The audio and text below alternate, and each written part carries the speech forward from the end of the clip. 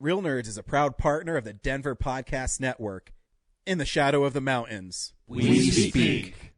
Hello, everybody. I'm JD Lopez, the host of Left Hand Right Brain. It's a free-flowing, wide-ranging conversation that I have with artists doing interesting and creative things here in Denver and beyond. We talk about their personal stories, break down their creative process, and what motivates them. Spoiler alert, it's mostly spite. We talk about all these things and more while kicking back, cracking wise, and always having a good time. You can find old episodes and everything you need to know at lefthandrightbrainpod.com. Oh, hi, podcast listeners. There's many ways you can listen to the Real Nerds podcast. You can subscribe on iTunes. You can also subscribe on Stitcher Radio. You want to send us a Twitter message? You can do that. It's so easy, at Real Nerds. Like us on Facebook, Real Nerds Podcast. You can visit our website, realnerdspodcast.com, where there'll be a lot of articles for you to not only read, but to listen to our previous shows. You can also call us, 720-6nerds5. Thanks for listening, and enjoy the show. I'm Andre Gower. And I'm Ryan Lambert. And you're listening to Real Nerds Podcast.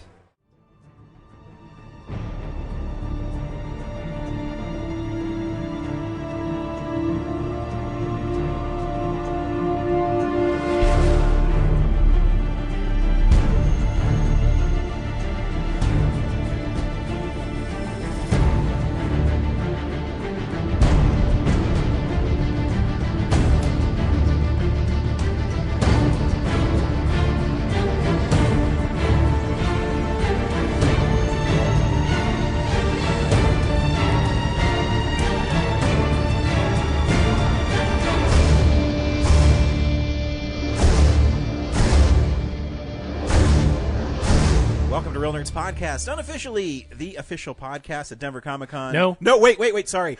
Denver Pop Culture Con 2019 and beyond. I am Ryan. With me is Brad and Zach and James. And every week on Real Nerds Podcast, we go see a new movie and we podcast our experience of the world. Yeah. Except this week, we're gonna finish off our yearly look back at movies in Filmsplosion. Wait, we're doing Filmsplosion? I went and saw a movie. You did? I saw a movie too, actually. I didn't. Kind of not a new one. So, for the whole month of September, first responders can see movies for free. Ooh. And I was like, man, I really should take advantage of this. And my wife got off work on of all people. Yeah, I know. And so I went to the Alamo and I saw A Simple Favor. So. Oh, cool. Yeah. Did you like it? Yeah, I loved it. Good. Oh, I'm so glad. I think Anna Kendrick's character, that might be my favorite character of the year. Oh yeah, love her. Oh my yeah. gosh. Anna Kendrick. Yeah, I mean it's Anna Kendrick. Yeah. But yeah. Oh, and I guess So. Denver Comic Con is no longer Denver Comic Con; it's Denver Pop Culture Con. Mm-hmm. Several reasons. Not for that. for the reason that you think. Like, well, there's a couple. Yeah. So, about 2-3 years ago, right, San Diego Comic Con sued WonderCon, Salt Lake City Comic Con for using Comic Con, right? And it's been in court for a long. Yeah, and they just settled in. Comic Con won, trying to claim that Comic Con is like a branded thing. It's our word, but like. Everybody knows there's a difference between, like, people who go to SDCC know there's a difference between SDCC and a regional Comic-Con. Well, like, the judge agreed with them. What are they protecting? I know, it's just stupid. So that judge has never been to a goddamn Comic-Con. That was one of the reasons. I read the article in the Denver Post, and I mean the major reason is because it's actually pop culture classroom. Yeah. And which I think is a really good argument because I do think a lot of people go and they don't realize what it's for. Agreed. Which is why, like when we moderate and stuff like that, I try to make sure that I mention that. And it definitely has expanded beyond just comic books, so maybe that's more appropriate. I mean, but that's every Comic-Con. To survive, Comic-Cons have to. Yeah. This old adage it's just too that bad. you can do just comic stuff is not going to work because if you want to be successful and bring other people in, you're going to have to do fucking... Well, and it's always... You have to do fucking? You have to do lots of fucking. fucking. Oh, my God. That's how we populate people. This sounds terrible. But, like, every Comic-Con is really just general pop culture stuff. Yeah. Like, that's... I think everybody kind of knows and expects that. The only reason it's lame is that It just doesn't roll off the tongue as easy. You've so much harder to you've say. all been to a San Diego con, haven't you? Yep. Or okay, I have not. Oh, well, the first time I ever went was in 05, and it was a lot more comic book centric. But then I skipped a year, and then I came back in 07, and then something happened in 06 that just blew it up out of the water. Because then suddenly, Well, I think when Twilight. the movie studios really started hitting it. Yeah. When did you and I And go? a lot of those are pulling out 2008. now. So. 2008. So me and Brad went in 2008, and we got our tickets like a month before the show. you guys were there in 08. I was there in 08. Oh shit! Oh, I'm so God. glad I wasn't there in 08. So glad we didn't meet up. Well, we were actively avoiding you. So. Yeah, we didn't want to talk to you. Well, there were signs in the bathroom like, "Hey, make sure you stay away from this guy." You know, it's interesting you This bring up hooded 2008 because our Filmsplosion is Filmsplosion 2008. Ooh, I did a segue and I didn't even know it. Yep. Good job, Zach. You're And now almost it's- getting it. and now it's dead. you don't bring. It's like telling a joke. You don't tell people that it's a joke. now You we're don't talking tell about people that segues. you're segueing because I do. That's my style. then people think No, you're it's not riding around empathetic. on a freaking scooter or something. Now we got to figure out how to segue out of a Segway conversation into a 2008 Filmsplosion. Did you know that the inventor of the Segway died on falling off a cliff on a Segway? In 2008, I didn't. Interesting that you should know that about It might be 2008. 2008. Who knows? Look I up don't know. Segway founder. Yeah, So yeah, it was a good year for movies. it was. I'm actually kind of interested. I think we might have a lot of the same films. Oh yeah. I'm kind I of think seeing some of- where yeah. they're going to end up because what's fun with this is Because you guys all have Twilight on your list, right? yes, Okay, good. Space chimps, guys. Come on. yes, Delco. because I think there's two really important movies that came out this year. And hopefully Zach will know how to rank them, and then we'll go from there. Hey, Yeah. what were you guys doing in 2008? Watching movies. I was in college. Man, I don't even know. I was in high school working at the movie theater, and this was the first year where I was working at the theater the entire year. So from week 1 of 2008 to the last week of 2008, I saw a movie, at least one each week in that theater. So this one was kind of tough because there's a lot of stuff that I enjoyed from a sentimental perspective, but I also had to be honest with ones I still enjoy. So only one of the films on my list is one I didn't see in a theater. So I'm pretty sure I was just fucking off with you, Brad. Like seriously, whoa. Comic-Con, doing little short videos. What was in these little short videos? And actually, in 2008 is the year I met my wife. So I was gonna say I was like hanging out with your wife. yeah, I think this is the year we made that Spider Fan video it is this year. because you're the year. applying for the next Spider-Man movie. Yep. Man, I For some remember reason, it that. didn't work, and ours was the best. Yeah. The one who won, I said, "What the." Spider fan video? They don't even have an animation of the dude going there. Was it like a competition from Sony or? Yeah. Oh, okay. It's To be like an that. ambassador for the Yeah. brand. where you went to Comic-Con to talk to Andrew Garfield or something because Yeah, interview him. or yeah, something like that. I forget. I didn't win, so fuck them. Fuck Sony.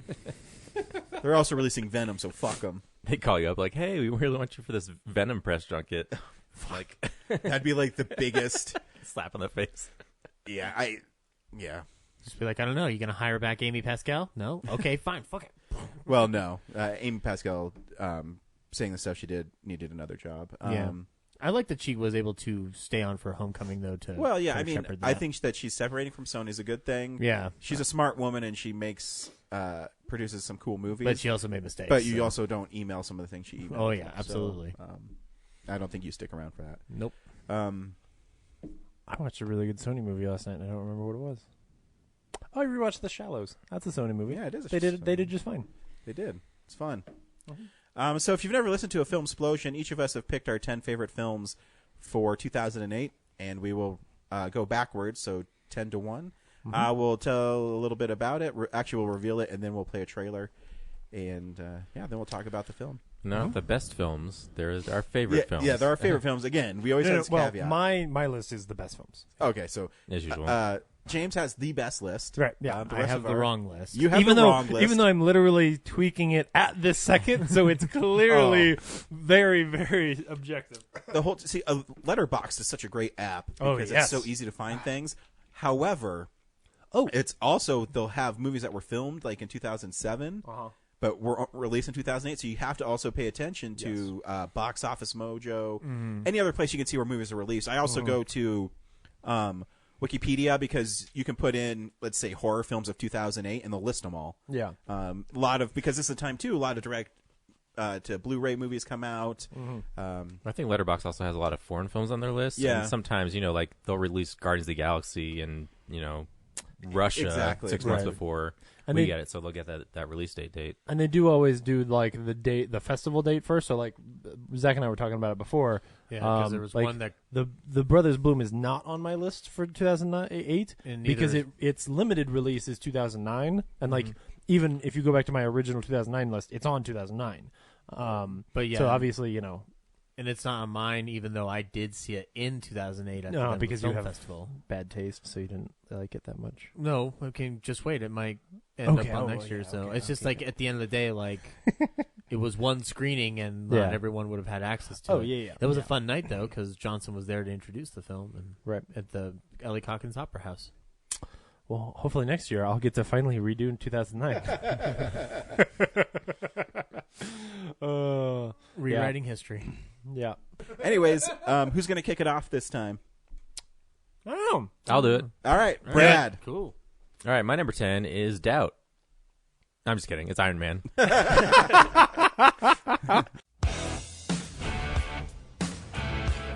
one's allowed to talk, is that it? You can't talk? No, you intimidate them. Good God, you're a woman. Is it better to be feared or respected? And I say, is it too much to ask for both? I humbly present the Jericho. To peace. Tony Stark. Now you work for me.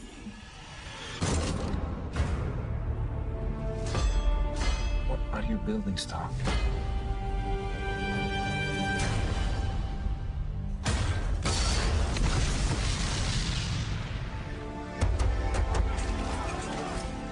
Your eyes are red. Your tears for your long-lost boss? Tears of joy. I hate job hunting. Yeah, vacation's over. Welcome home, sir. Boot up the scanner, will you? What happened over there? I had my eyes open. I want to protect the people I put in harm's way. A man with a dozen of these can rule all of Asia. Yeah, I can fly. Let's see if this dog can hunt.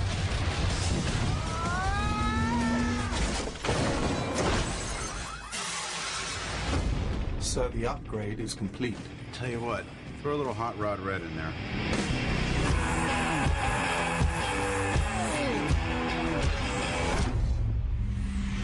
Damn. Good luck keeping up.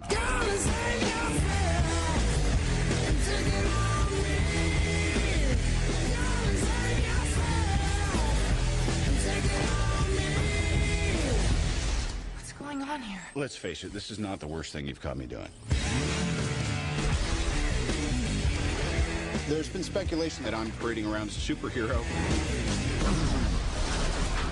I'm just not the hero type, clearly.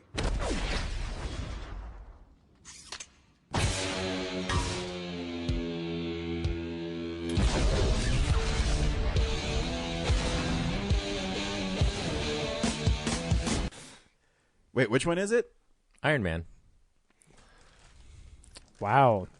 I know. Yeah. No, it's a good movie. I have a feeling, my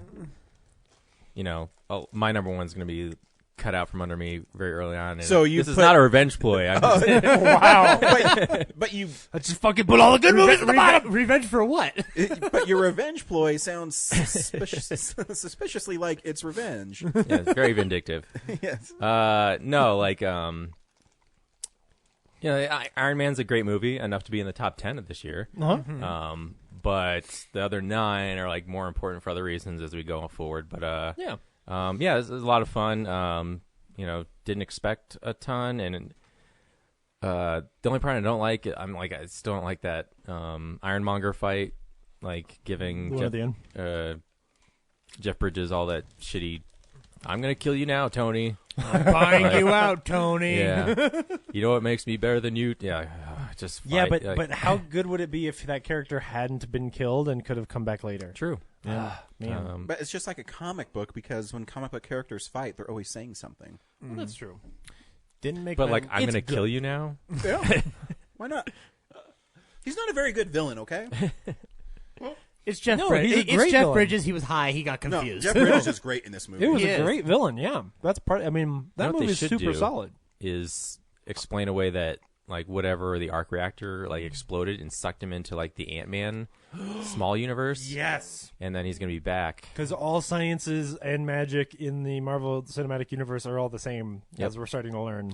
So, like the I- Soul Stone and the Microverse are the same place. Exactly. I love the moment when Tony and Bridges are on the red carpet and he's just whispering in his ear, "I'm the one who bought you out." Like, it's creepy. This didn't make my list, but I do love this film. I saw it opening day, and then I saw it again with my dad. This and the Avengers are the only MCU films my dad has ever seen. So Why do you treat your dad like shit? Take your dad to go see some more. This is not my fault. My dad has actively said I don't care about these. Oh, So I've tried to get him to watch Black Panther though, and I'm very close to getting him to do it. Yeah, that's so. a good one. Obviously, this is way higher on my list for two reasons. One, I talked about important films. This is one of the most important films of the year because it launched the Marvel Cinematic Universe. Right. It also brought Robert Downey Jr. back. I mean, he Kiss Kiss Bang Bang and a little other things. He kind of started that trail. And Zodiac, just say it right. Not a bunch of other Indie things. darlings. Yeah. But this film kind of, if you watch the special features or you listen to the commentary with Favreau, he talks about that he had to fight for Robert Downey Jr. to get this role. Yeah. And they had to take out insurance on him because he had past addiction problems. And not only did he take this role and make it awesome, he's now an ambassador for Marvel.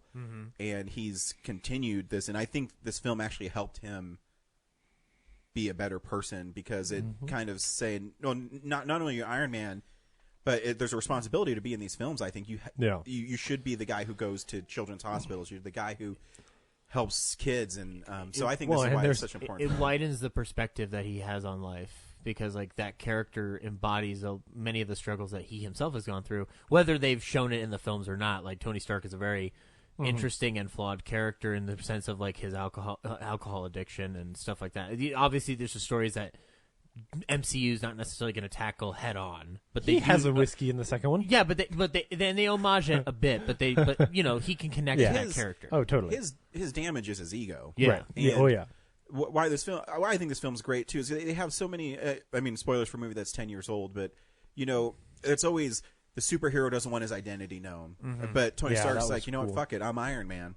Yeah. And just a little tag scene that I don't even know if they knew they were going to do Avengers, but they put Sam Jackson at the end, and it set a precedent for films that is amazing. I mean, we're 22 films in, 23. The most important stinger of all time. If you read the book The Big Picture that came out this year, they talk about the history of Marvel Studios and its development. They talk a lot about the making of Iron Man, and that post-credit scene is kind of like just they go over in detail. Like it's just something that they threw in as a what if. But there was like that Iron Man had to be a success, especially if Hulk wouldn't be, because it had to like justify that investment in creating the studio because it's all tied off on. It was a big gamble that paid off in stride. So, oh yeah. Yep. Good choice, Brad. Yeah. Yep. My number 10. Did you have anything to say about it? You guys got it. He doesn't like Ironmonger. True. Fair. Zach. All right. My number 10 is a film that was probably the one I saw the most in theaters this year. I loved it a lot then. I don't hold it in the same regard that I did back then, but it still means a lot to me every time I watch it and the memories of going to see it. It's a wonderful story about filmmaking and the passions between two other people. It's called Zach and Mary Make a Porno. What do you do? What brings you here? I'm an actor. Wow. Anything I've seen? Oh, all sorts of movies with all-male casts. All-male casts? Like Glenn Gary, Glenn Ross? Like Glenn and Gary Suckross's meaty cock. Is that like a sequel? You don't have the rent? It's your month. Why you always bending over backwards for that girl, knowing she ain't giving up no ass? We got a good thing going, man. Why complicate that with sex? What the? What happened to the water? They shut it off. Help me get this shit out of my hair. Just use the water out of the toilet. There's poo in there. I don't think we're gonna keep a roof over our heads. These are the exact circumstances people find themselves in right before they start having sex for money. What? You got an idea? We could make a porno. Not the idea I was looking for. Nobody wants to see us fuck, Zach. Everybody wants to see anybody fuck. I hate Rosie O'Donnell, but if someone said, I got a tape of Rosie O'Donnell getting fucked stupid, I'd be like, why the fuck aren't we watching that right now? The porn I liked when I was a kid, it was always a spoof of a popular movie. Lawrence of Arabia. Fuckback Mountain. Too soon? I got it! Star Wars. What? Han Solo ain't never had no sex with Princess Leia in the Star Wars. I'm just be honest, it's my first time.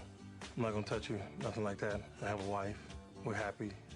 I mean, not happy, but it's cool. It's my job as the producer to see what you got, to make sure you're comfortable. I love the movies. Does she have a talent? It's a little something I picked up during bachelor parties. Her name Bubbles. You are my candy girl. We're doing it. It's happening. Wait, are we doing it? Well, you've never thought about the repercussions of sleeping with a chick you've known your whole life? What are you, slow? Yeah, but if we're getting rich, you just explain to your private beforehand, look, this doesn't mean anything. We're just doing this for cash. Wow. Yeah. I just can't believe. Hi. Hi. I'm a delivery man, and I have some cream for you. This is the worst porno I've ever seen. Sugar. Can he slap her ass a little? Don't be a fucking pervert, dude. You are my candy girl. Yeah. I was really into View Askew at this point. On the message boards, going to Comic-Con and watching Kevin's Q&As, and he talked a lot about this film, the build up and the lead up. The film itself is I think a very solid rom-com that probably should have had a bigger audience, but was unceremoniously dumped into October. Yeah. And and obviously it had to fight with a High School Musical movie in terms of box office and Saw movies and stuff like that. But it's Seth Rogen and Elizabeth Banks. They're two people who go to a high school reunion, and then their power gets shut off that same evening, and so they discover that they can make a porno and then sell it to all their former high school friends and whatnot that are on the newsletter, and ends up becoming more of a love story between them. I think Rogen and Banks are terrific. You could see that chemistry before in 40-Year-Old Virgin, and then it becomes apparent in this one how great they work off of each other. And then the supporting characters are fantastic. I think Muse is wonderful in this film. It's fun to see him not play Jay, but kind of play an amalgamation of Jay and other potentially dumb characters. I think Jeff Anderson is fantastic in this flick because he has one of the best moments in the film, and then follow-up to a moment. Yeah. Like that chick frosted me like I was a fucking cake. And then I love the line where he's just like, Rogen goes down to his editing bay and goes like, "You look like you got your shit covered." And he's like, "Please don't ever say shit covered to me again." Craig Robinson is wonderful in the flick too. He's got I love the "You want me to work on Black Friday" bit. It's really fun. This ain't Amistad, goddamn right. This ain't Amistad. I'll take my coffee black. And I think 350 white. And at the time that this flick came out, one of the ones that got the most attention was Brandon Routh and Justin Long playing a gay couple, and it is still fucking funny to this day. Oh yeah. One of the best titles that Justin Long gives for one of his pornos is "You better shut your mouth or I'm gonna fuck it." Yeah. And but like I said, I saw it a lot at the time because I could go for free, but it doesn't hold the same weight for me that it used to, and there's another romantic comedy on this list that I think holds more weight emotionally with me, but this flick still has very solid moments. I think the ending moment where he's rewatching the edit of the porn, and then Craig Robinson's talking about how this film brought them all together as friends, and Zach made Miri and Zach closer. It's a solidly told flick that I enjoy, and I wish I wish was a little bit more apparent in Smith's oeuvre because it is really good. So. But yeah, sorry. Rambler kept on. Yes, rambling. please apologize for liking that film. Yes, I shall. No, it's a good one. I haven't seen it in a long time.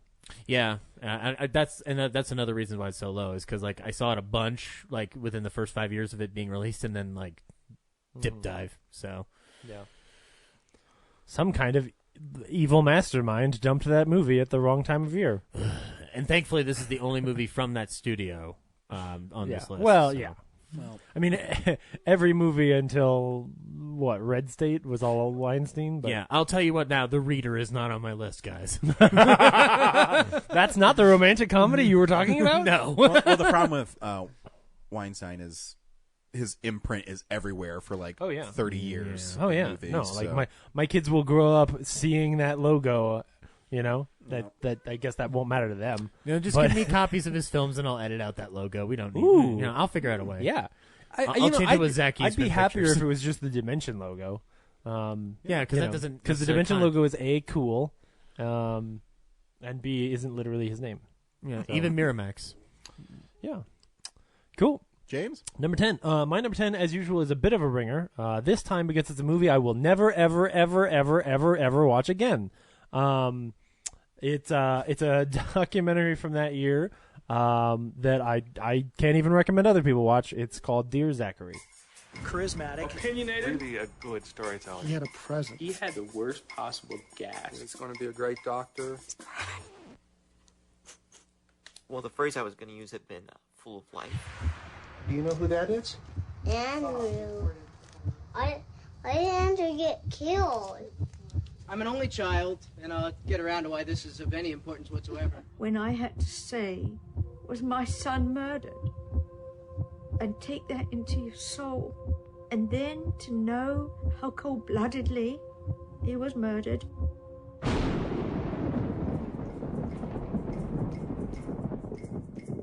He wanted to break up with her. Oh, she said, that's it then. She was dumped again. Unfortunately, she made it to Canada before they could arrest her. On the afternoon of November 7th, 2001, my sister called to tell me that Dr. Andrew Bagby, my closest friend since the age of 7, had been killed. My name's Kurt, and I'm a filmmaker. Andrew appeared in every movie I made growing up. Jesus Christ, really, Kurt, what do you want? I mean... No, I just need... I'm just... I decided to make a movie, to travel far and wide, to interview everyone who ever knew and loved Andrew. Kurt, I just got a call from Mrs. Bagby. The abbreviated version is that bitch held a press conference and announced she's 4 months pregnant with Andrew's baby. They can't prove it until the child's born. If it is true that Bagby's are going to sue for custody. She named the little boy Zachary. To seek custody of the only grandson they would ever have, Andrew's parents moved to St. John's, Newfoundland, where Shirley Turner was unbelievably allowed to walk free on bail while awaiting extradition. In order to see Zachary, Kate and David were forced to stomach a civil relationship with the woman they knew murdered their only son. I now had a mission. My movie might be one of the only ways Zachary could see and get to know his father. So I pointed the van east toward Newfoundland and set off on a quest to bring a man back to life. Since you've been gone, I've lost my cleverness.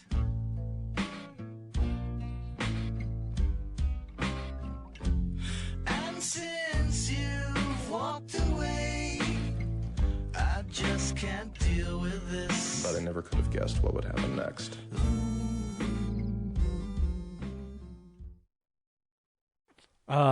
So yeah, this movie is emotionally devastating in a way that I have never felt from a film. You recommended it to me. It's not like it's the best documentary. In fact, there's a documentary a little later on my list from this year that is a better made documentary. But I've never seen somebody make a film where like there's like a visceral nature to the way the film is made. Basically, it tells the story of this documentarian. It's the documentary is made by a guy whose friend was murdered by his girlfriend at the time, who then it turns out was pregnant at the time that she murdered his friend, and then she escaped to Canada.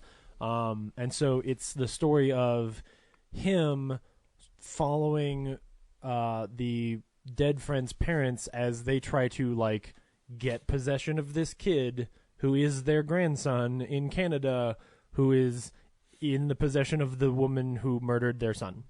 It is awful. It's a beautiful documentary. It really is. And the story that it tells is incredibly tragic, but good. Very powerful. Yeah, powerful is a good word for it. But I would literally never ever watch this movie again ever. Mm-hmm. Like you could pay me, but it would be a lot. It would be a substantial amount of money. $1 billion. Yeah. And I don't want to make too. It's just sad. Like it's not like you watch something disgusting happen.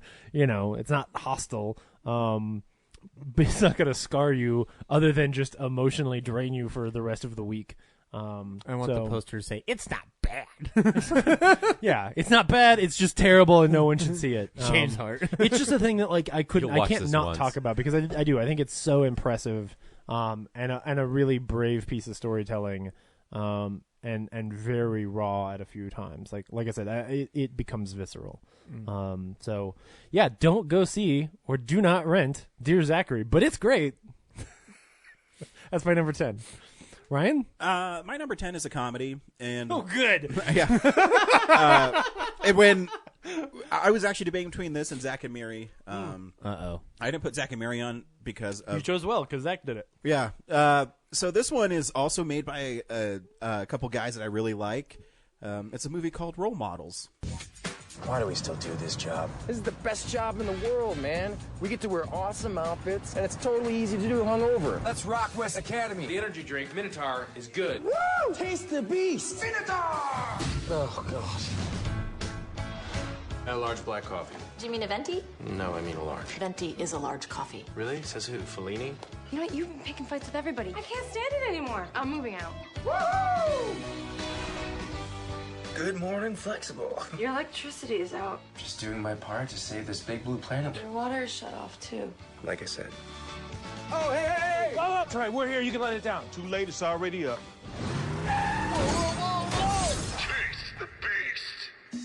Destruction of school property, vandalism. Shut up! They wanted to give you 30 days in jail. What? But I worked my magic on the judge. Instead, you have community service. You're going to Sturdy Wings. We bring adults and children together to enhance the lives of these children through one-on-one friendships. I already prefer jail. Your kid's name is Augie Farks. This is Danny. He wants to be your new friend. I wasn't really 100% yet. Don't judge me. No worries, my liege. Ronnie's one of our youngest. No one's lasted more than a day. But I think you're perfect because you're young and you don't want to go to prison. What up, Ronnie? I don't want to take my pants off. What?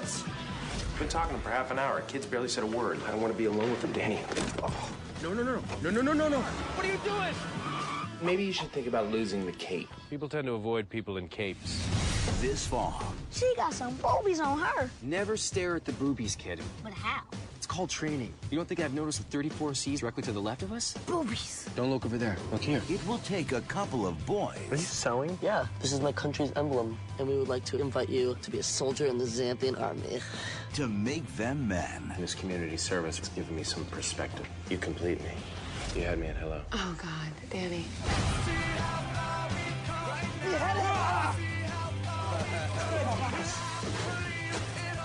Suck it, reindeer games. I'm not Ben Affleck. You white, then you Ben Affleck. You are white. It's true, I am white. Let's go. Role models. See you tomorrow, Ronnie. Oh, Yes, came out a week after Zack and Miri. Stole a lot of thunder. And did very well. You know what? Wayne Take made your it. fucking movie. So it has a lot of his guys from Wet Hot American Summer in it. Ken Marino also co-wrote it with Paul Rudd. In the movie, Paul Rudd and Sean William Scott play guys who pimp out energy drinks to kids to get them off drugs.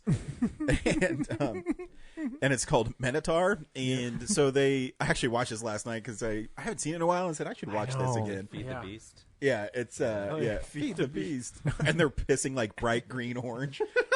And it has a lot of the humor that I love from the Wet Hot American Summer guys, where it's totally stupid, but it also has a little bit of sweetness to it. The little kid Ronnie, and it's really funny. Mm-hmm. And it also has a great message about accepting people for who they are. Augie, who loves LARP, you know, everyone makes fun of him for it, but it brings everybody together at the end is kind of cute. I should have rewatched this movie because I really did. It was on my. Interestingly enough, this is a year where I have a like top 10 list from 2008 on Facebook somewhere, and it's in there at like I don't know 12 something like that. I guess it was technically top 20. Yeah, I should have rewatched it. And Jane Lynch is great, and I love when they go in there and she's talking about how they take their feelings and how she does cocaine. She's like, just line them up and sniff them up your nose, and it's so bizarre. Yeah, but the same humor with all those guys. It's just fun, and I love the little boy keeps on calling Paul Rudd Ben Affleck. Yeah, come on, Reindeer Games. But he calls him by his names. Movies like Daredevil, Reindeer Games. Yeah, I forgot about that. And then he says, "Wait a minute, I'm not Ben Affleck." And he says, "You white? You Ben Affleck." It's a fun flick. It's fun. It's just I like movies that are fun every once in a while. I haven't watched it though since I saw it in the theater. Yeah, so, me either. I think I owned a DVD at some point, but I don't even know that I ever watched it. Yeah, it's fun. And then how Sean William Scott character Wheeler connects with Ronnie is through Kiss. It's funny. And oh yeah, that's right. He talks about how to check out boobs without women noticing. I love how is it Ronnie and Sean William Scott's both their LARPing costumes are Kiss? The whole group is Kiss at the end. Yeah, that's right. Yeah, man. Yeah. I need to watch that again. And there's like little funny character quirks, like Ken Marino plays the stepdad for Augie, and he's always in people's personal space, and like Paul Rudd mentions it really like offhand. It's really funny.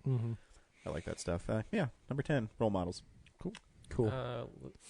Elizabeth Banks is on that one too, right? She is. Yeah. She is. Oh. She's great in that too. Yeah. Too, the scene where he's talking about Vente.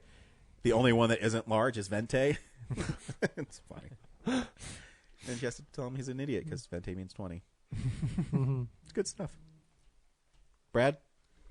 Oh, back to me, eh? Yep. He goes in a circle. I'm going to double check because I think I know what it is, but I might be off by one, so I need to get this right. Oh, what? That's great. I should have.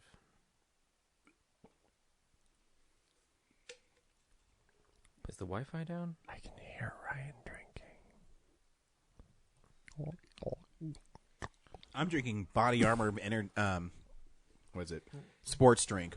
What makes this different from Gatorade is it's used with coconut water, so it has a little more vitamins in it. Well, thanks, fitness. Coconut water is one of the most disappointing drinks I've ever had. That's why because you get it seems like it should be great. Like it sounds so refreshing and wonderful, and then it's just not. It's just like dirty water. That's why you get it with Blackout Berry, where the the coconut is just sweet. Sweet. Huh. The Body Armor electrolyte water, just the regular water, is good. Are you not getting into it, Brad? It's like telling me I'm not signed in, but I am signed in, and it just won't even load the. Oh, damn it! I had it. Oh, is There we the go. Letterboxd app on iPad on iPhone also fucking up? What? Vindicated. No, There we go. I just Vindicated. I just used my fingerprint and I opened it and it's still there. So. See, this is why you guys do your lists analog. Why do you have to put your fingerprint on Shut the up, front Zach. of the phone? Because that's where the Fine, I'll go back to writing my mine's on the back candle row like of my Brad. fingernail. See? It's really great. It's really great. All right, my number 9. Oh, good. Let's get back like nothing ever happened. My number 9 is pretty awesome, awesomely violent. My number 9 is Rambo.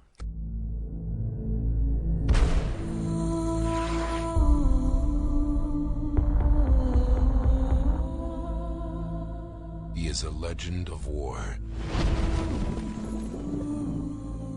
A soldier without a country. You know his name.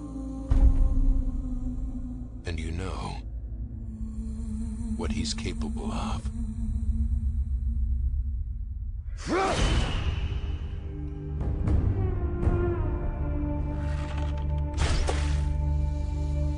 I was told it might be possible to rent your boat. We need to get upriver. Where? Into Burma. Burma's a war zone.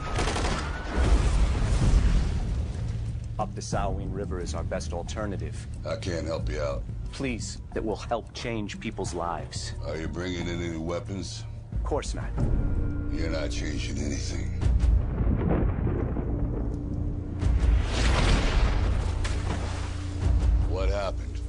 everyone knows. You know what you are, what you're made of.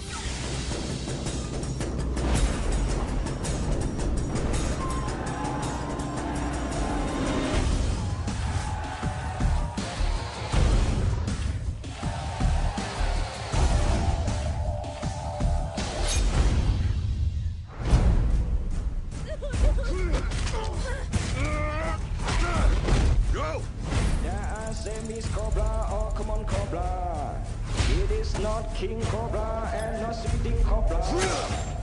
And we cannot obey and to show with the Speeding Cobra. War is in your blood. When you're pushed, killing's as easy as breathing. Live for nothing. Or die for something. Your call. Oh shit! So close to being on my I'm list. so glad. Oh, for the scene where he jumps up on the Jeep and just wastes a dude with the gun. Yeah. Oh, it's almost UHF level, like just more and more Cambodians running over a hill as he mows them down. Oh gosh, yes. Is Sorry. Burma Cambodia? I thought it was in Cambodia. Okay, never mind. It's in Burma. Whatever. Yeah. Or Myanmar, whatever. Some Pacific area, ocean. Aren't they getting they're getting invaded by Cambodia? I don't know. It's Cambodians. Let's just say I don't know. So the fourth installment of this franchise that has a horrible naming system. It's the worst. Rambo has been distancing himself from the world, and then this group of what do you call them? Julie Benz. Yeah, people who help disenfranchise people around the world, and some kind of missionaries, but I don't think they have a religious. Yeah. Or no, are they're not is it they're a religious group, or is it like a Greenpeace? I think it's they're helping the village. I think it's a religion. Are they actually? I think it is. Oh, because at the end the pastor is being dumb and isn't or whatever. Or no, they're pacifists. The pastor who's a pacifist ends up beating that dude to death with a rock, and you're like, yes. Yeah, because Rambo's like, you're gonna have to fight. It's like, no, there's better ways to do this. It's like, you don't know nothing. Yeah. You've never stood on a 50 cal and shot 75 men in a row. You don't know. So these pacifists try to enlist Rambo to be their tour guide of Burma, and he doesn't want to go. They're like, okay, well, we'll go anyway without you. We'll find someone else. And he's like, oh, these people are going to get killed, so I guess I'll go.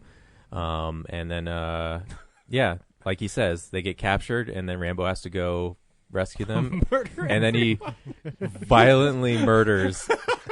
You watch 3 rated R, fairly tame Rambo movies, and then suddenly this fourth one's like, let's go Saving Private Ryan on this. And show heads exploding and guts falling out, and Stallone directed this one, right? Yeah. Okay, yeah. It's like the first 20 minutes of Saving Private Ryan, except that Rambo's the one who kills everyone. Rambo's the entire U.S. forces. Yeah. First Blood Part 2's my favorite Rambo movie. This is a really close second, though, because not only is it like super over the top, but it's actually kind of a cool story. Yeah. Oh yeah. I mean, it's pretty. I don't know. I mean, yeah. I saw it once. I need to rewatch it. It does though. It feels like the way you remember Rambo movies, and not the way Rambo movies are. Mm-hmm. Well, the first Rambo movie. It's a dramatic, like he doesn't story. kill It's anyone. a beautiful PTSD PTSD. No, he throws a rock at a helicopter, and the guy falls That's to right. death. He does not kill anyone in the first Doesn't he Rambo set movie. traps and they get killed? Yes, but They get just maimed. get they get memed. Like the actual death count is It's is the corrupt 0. cops in the town that are blowing it out of proportion. Yeah, because right. they're just pushing him around, and they because he does blood. kill a. They say he kills a cop, but he throws a rock at a helicopter. Mm-hmm. He doesn't kill a cop. Yeah, the cop who was improperly trying to murder Not that him. you should right. The cop who was trying to murder him. It's a wonderful story about coming home from war that turns into something absolutely ridiculous by the end of its run. Yeah. That's not a bad. It's not a bad thing. It's not the end of the run. I'm pretty sure they're going to start shooting the 5th Rambo soon. Oh, are you in it? Is that how what you know? What are they going to call it? They Are you should have supposed to called 5 this in one front of replacing the R, so it's just 5 ammo. Fambo. Vambo. It's Vampire Rambo. I think it's They called, should call it Rambo 2. I think it's actually called Rambo Last Blood. Fuck. Yes. I'm not Yes. kidding. I think I read that. That's- At least that's the title they're going with currently. Oh my goodness! I think Rambo: The Last Blood is pretty good. I really This is wanted them The to Last call Blood. this one John Rambo because this was the same year or the year after. I think Balboa. they came out with Rocky Balboa. That was And the I original like, title. Oh, yeah, like that made sense. Like, cool. Yeah. We're gonna reboot these two with just the dude's name. No, this one's supposed to be John Rambo, and then Yeah. they're like, Then it would have been great if this one was John Rambo and then the next one was Rambo 5. That then it continues to be the worst named franchise of all time. Like even Fast and Furious doesn't have anything on Rambo. Fast and Furious is pretty clever with it compared to what Too the Rambo fast. is. But at Too least the furious. numbers stay in order for the most part. Yeah. Other than 4. Oh, yeah. Like First Blood, the first movie isn't called Rambo. First Blood, and then the second one is Rambo First Blood Part 2. So now it's Rambo. And then it's Rambo 3, even though there's not a Rambo 1. 2. If you've ever wanted There's a to- Rambo 1. There's no 2. If you want to know how the Wait. marketing No. system works, look at the Rambo yes. franchise. Right. There's no There's a Rambo First 2. Blood Part 2. There's a Rambo 1. There's a First Blood Part 2, but there's no Rambo 2 and no First Blood Part 3. Yes. Yes. Got it? No. I don't know what the fuck you just said, little kid. But you're special. Zach, what's your number 9? Good pick, Brad. Alrighty. My number 9 is a comic book film, and it is one from a director that I continually love to enjoy, and it also Christopher Nolan. It also makes you love Barry Manilow a lot. My number 9 is Hellboy 2: The Golden Army. Oh. Now for our next item, the Royal Crown of Bethmora, a piece from a long-lost culture. Lost?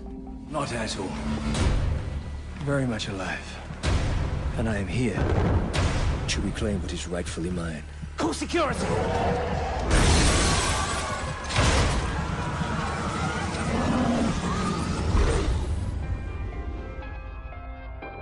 When our world is threatened, I have returned to wage war and reclaim our land. by forces beyond our understanding,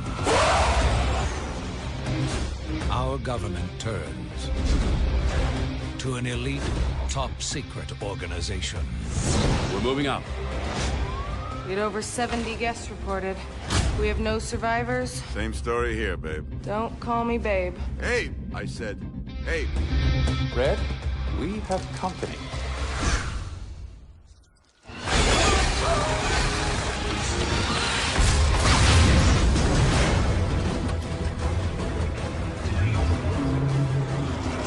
I have a suspect. The Royal Seal. I'm Princess Nuala. My father died to uphold the truce with your world. I will call upon the help of all the children of the earth. The good. The bad. Give it up, Nasty, we can see it. See me? How? How do you see me? And the worst. The Golden Army, the unstoppable force. Oh, crap. Kill them. Wouldn't do that if I were you.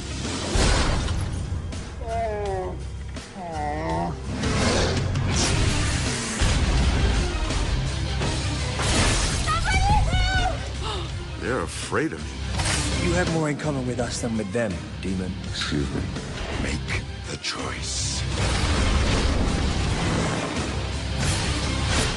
You woke up the baby.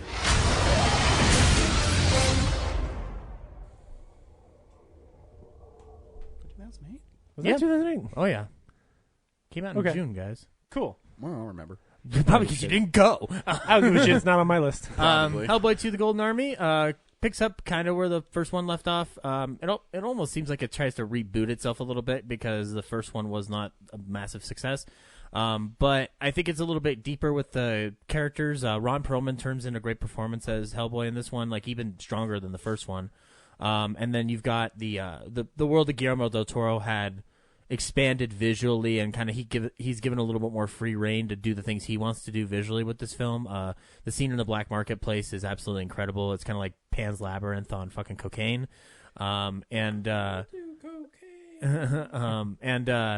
Doug Jones is finally allowed to use his own voice and isn't dubbed by David Hyde Pierce in this one. So he's playing Abe Sapien both in costume and with his voice. And two of the best things about the movie are how Red deals with his relationship with Selma Blair's character. And one of the scenes involves Hellboy and Abe Sapien, who are both kind of like pining for the girls that they love, drinking beer and singing along to Barry Manilow's "Can't Smile Without You." And then this film, which has been up to this point like a kind of like a fun kick-ass monster movie, ends with the announcement that Selma Blair's character is pregnant, and it just ends on a freeze frame of Hellboy smiling, which is really weird for a comic book movie, especially of this nature. But it's a clear example of how fun Guillermo del Toro can be when you go see his films. And Jeffrey Tambor's great in it. You know, I mean, like his character's kind of fun to play with in that series. John Hurt makes an appearance at the beginning, so it's kind of like fun to see that they continue like trying to utilize people even if they've been killed off in the first one. I know we're not going to get a third one. I know we're getting that Harbor reboot, but I'd love to see what a third one would have been. But I think it's kind of like the Tim Burton Batman thing where you get two pretty good films out of it, and then you can kind of move into the direction you want to go to. So, but yeah, I saw it more than I thought I would in theaters that summer. And they were trying to promote the hell out of it because it didn't do well at our theater.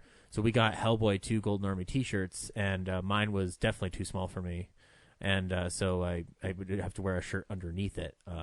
I don't know if I have it anymore. I need to look in storage. The shirt or the shirt underneath it?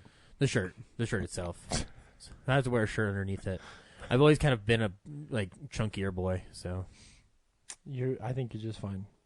Oh, thank you. Do you, boy? Thanks, girl. Yeah, just be you. All right, but yeah, Hellboy 2 Golden Army. Cool.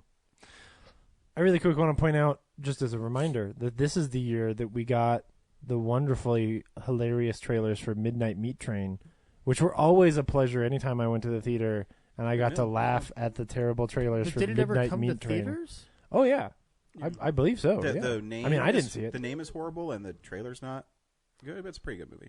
The trailer's bad, and like I remember seeing it for the first time, and when the title Midnight Meat Train came on, I was like, no, you didn't name a movie the Midnight Meat Train, because that would be insane. But they did.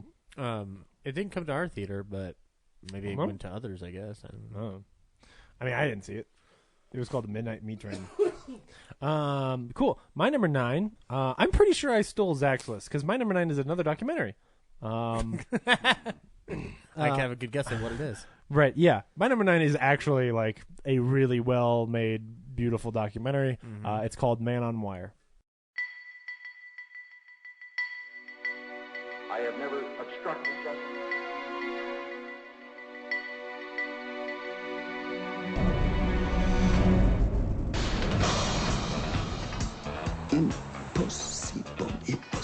Impossible.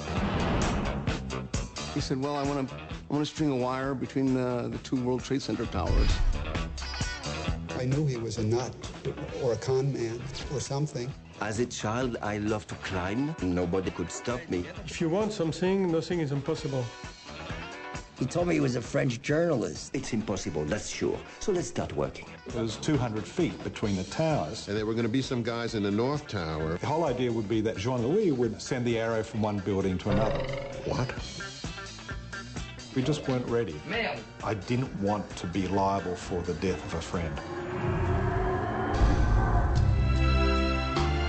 Why did you do this? Police took a humorless view of the act. Why did you do it? There is no why.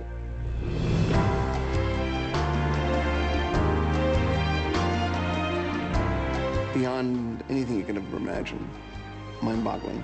I saw his face changing. Now I'm going to perform. This is probably the end of my life, to step on that one. Death is very close. Et donc je criais, regardez, regardez, et il a salué.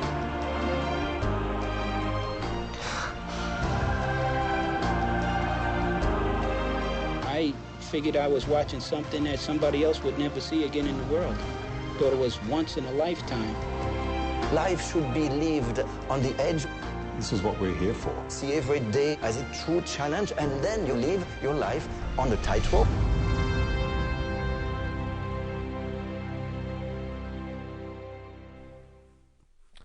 This came very close to my list. Yeah. It's like at number 11 or 12. So, Man on Wire is it's the documentary version of that not real great movie that Robert Zemeckis made a few years ago about the guy who strung the Frenchie high wire between the Twin Towers. That movie's more adorable than you think it is. It's adorable, sure, but it's also like it's as CG as the Polar Express, which isn't what I needed. I'm wrong. It didn't even make my top 20. Oh well, that's too bad. I do like it though. It's great. So it's a documentary that follows this French guy, Philippe Petit. Yes, that name, and he's always wanted to like just do things that like really make people inspired, that are artsy, that like draw a lot of attention, that make people feel good about stuff. And so he decides that he's going to string a high wire between the Twin Towers and walk across this high wire. And it's a documentary that feels like a heist film, as they tell you the story of like how they trained and how they planned for it, and everything that they had to do to like sneak in and hide from guards and pretend to be like service guys and get up this elevator and finally get up there and they got to shoot an arrow from one building to the other to get the rope across, and then of course he finally gets out there and it's this majestic moment. And I think the thing that spoilers for a movie from 10 years ago that talks about history. The thing that I think is such a beautiful move in the film is that when you get to the end, it has this really melancholy moment where you realize like this guy did this actually beautiful piece of art on a pair of buildings that aren't there anymore. And so it's almost like you lost something else, and it's obviously in comparison to all of the people who died, not that big a deal, but it somehow just hits an emotional place where you're like, man, like here's one more thing that we kind of lost, that you just don't think about. And it is just a really beautiful, like, story, actually, like what he's trying to do and why he's trying to do it. And, you could say it's also just because he wants to be famous, but at the same time, like when you see these people looking up there going like, holy shit, like there's this guy out there, and they kind of just, once he was out there, kind of just had to let him do his thing until he was done, which is a really funny moment when he'll like get close to the edge and the cops will try to grab at him, and he's like, what, you're not coming out here, like, come on, nobody is as crazy as I am.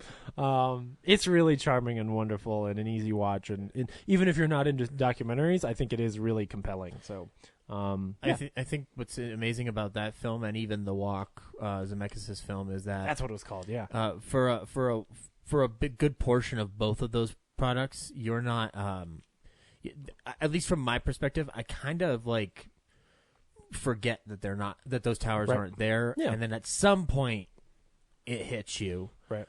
That they're not there even before they reveal it on screen. For the audience who's never who might not remember it right away either, but like it's a powerful story. I didn't see it in the theater. I actually saw it like a couple of years later, and like I don't know, like I mean, it's a pretty solid doc. It's it's easily one of the best documentaries made in the past 10-20 years. So.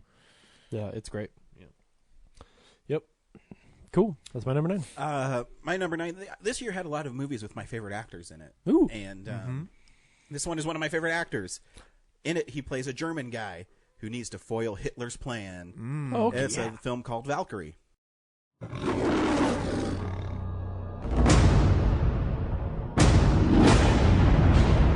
Gentlemen, we can save Europe from total destruction.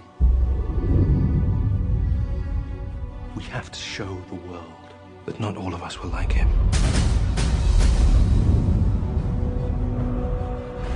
It is too great a risk. It doesn't change what we must do. What did you have in mind? You could serve Germany or the Fuhrer. Not both. It's just that talk that had you sent here, Colonel. What I said was much worse.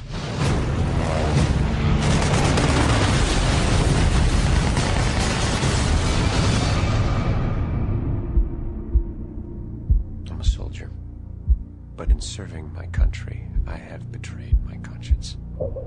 We need to reorganize. There has to be a chance of success. That's why you're here. Hitler's Germany has seen its last sunrise. Can I count you in? Any problem on Earth can be solved with the careful application of high explosives. The trick is not to be around when they go off. 10 minutes. 1 for the checkpoint. 2 for the walk. 1 to the bunker, 6 to get out. Plenty of time. But remember, nothing ever goes according to plan. Operation Valkyrie is in effect. If they catch you, they will pull you apart. If I fail, I'll come for you. All of you. I know. Do you realize what you've done? We've been discovered. Every second we stand here is a second lost. If you want to live through the night, you'll do exactly as I say. What makes you think you're stronger than the very momentum of history?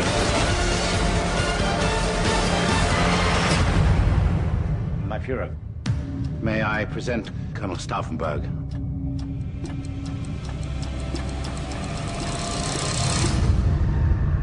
Valkyrie.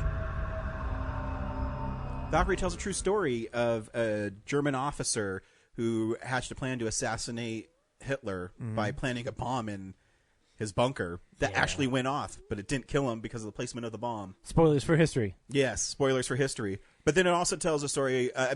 The tension is amazing, and it's told in a way where you actually, I think a lot of the German officers started feeling once they started getting into the war, because you have to follow orders.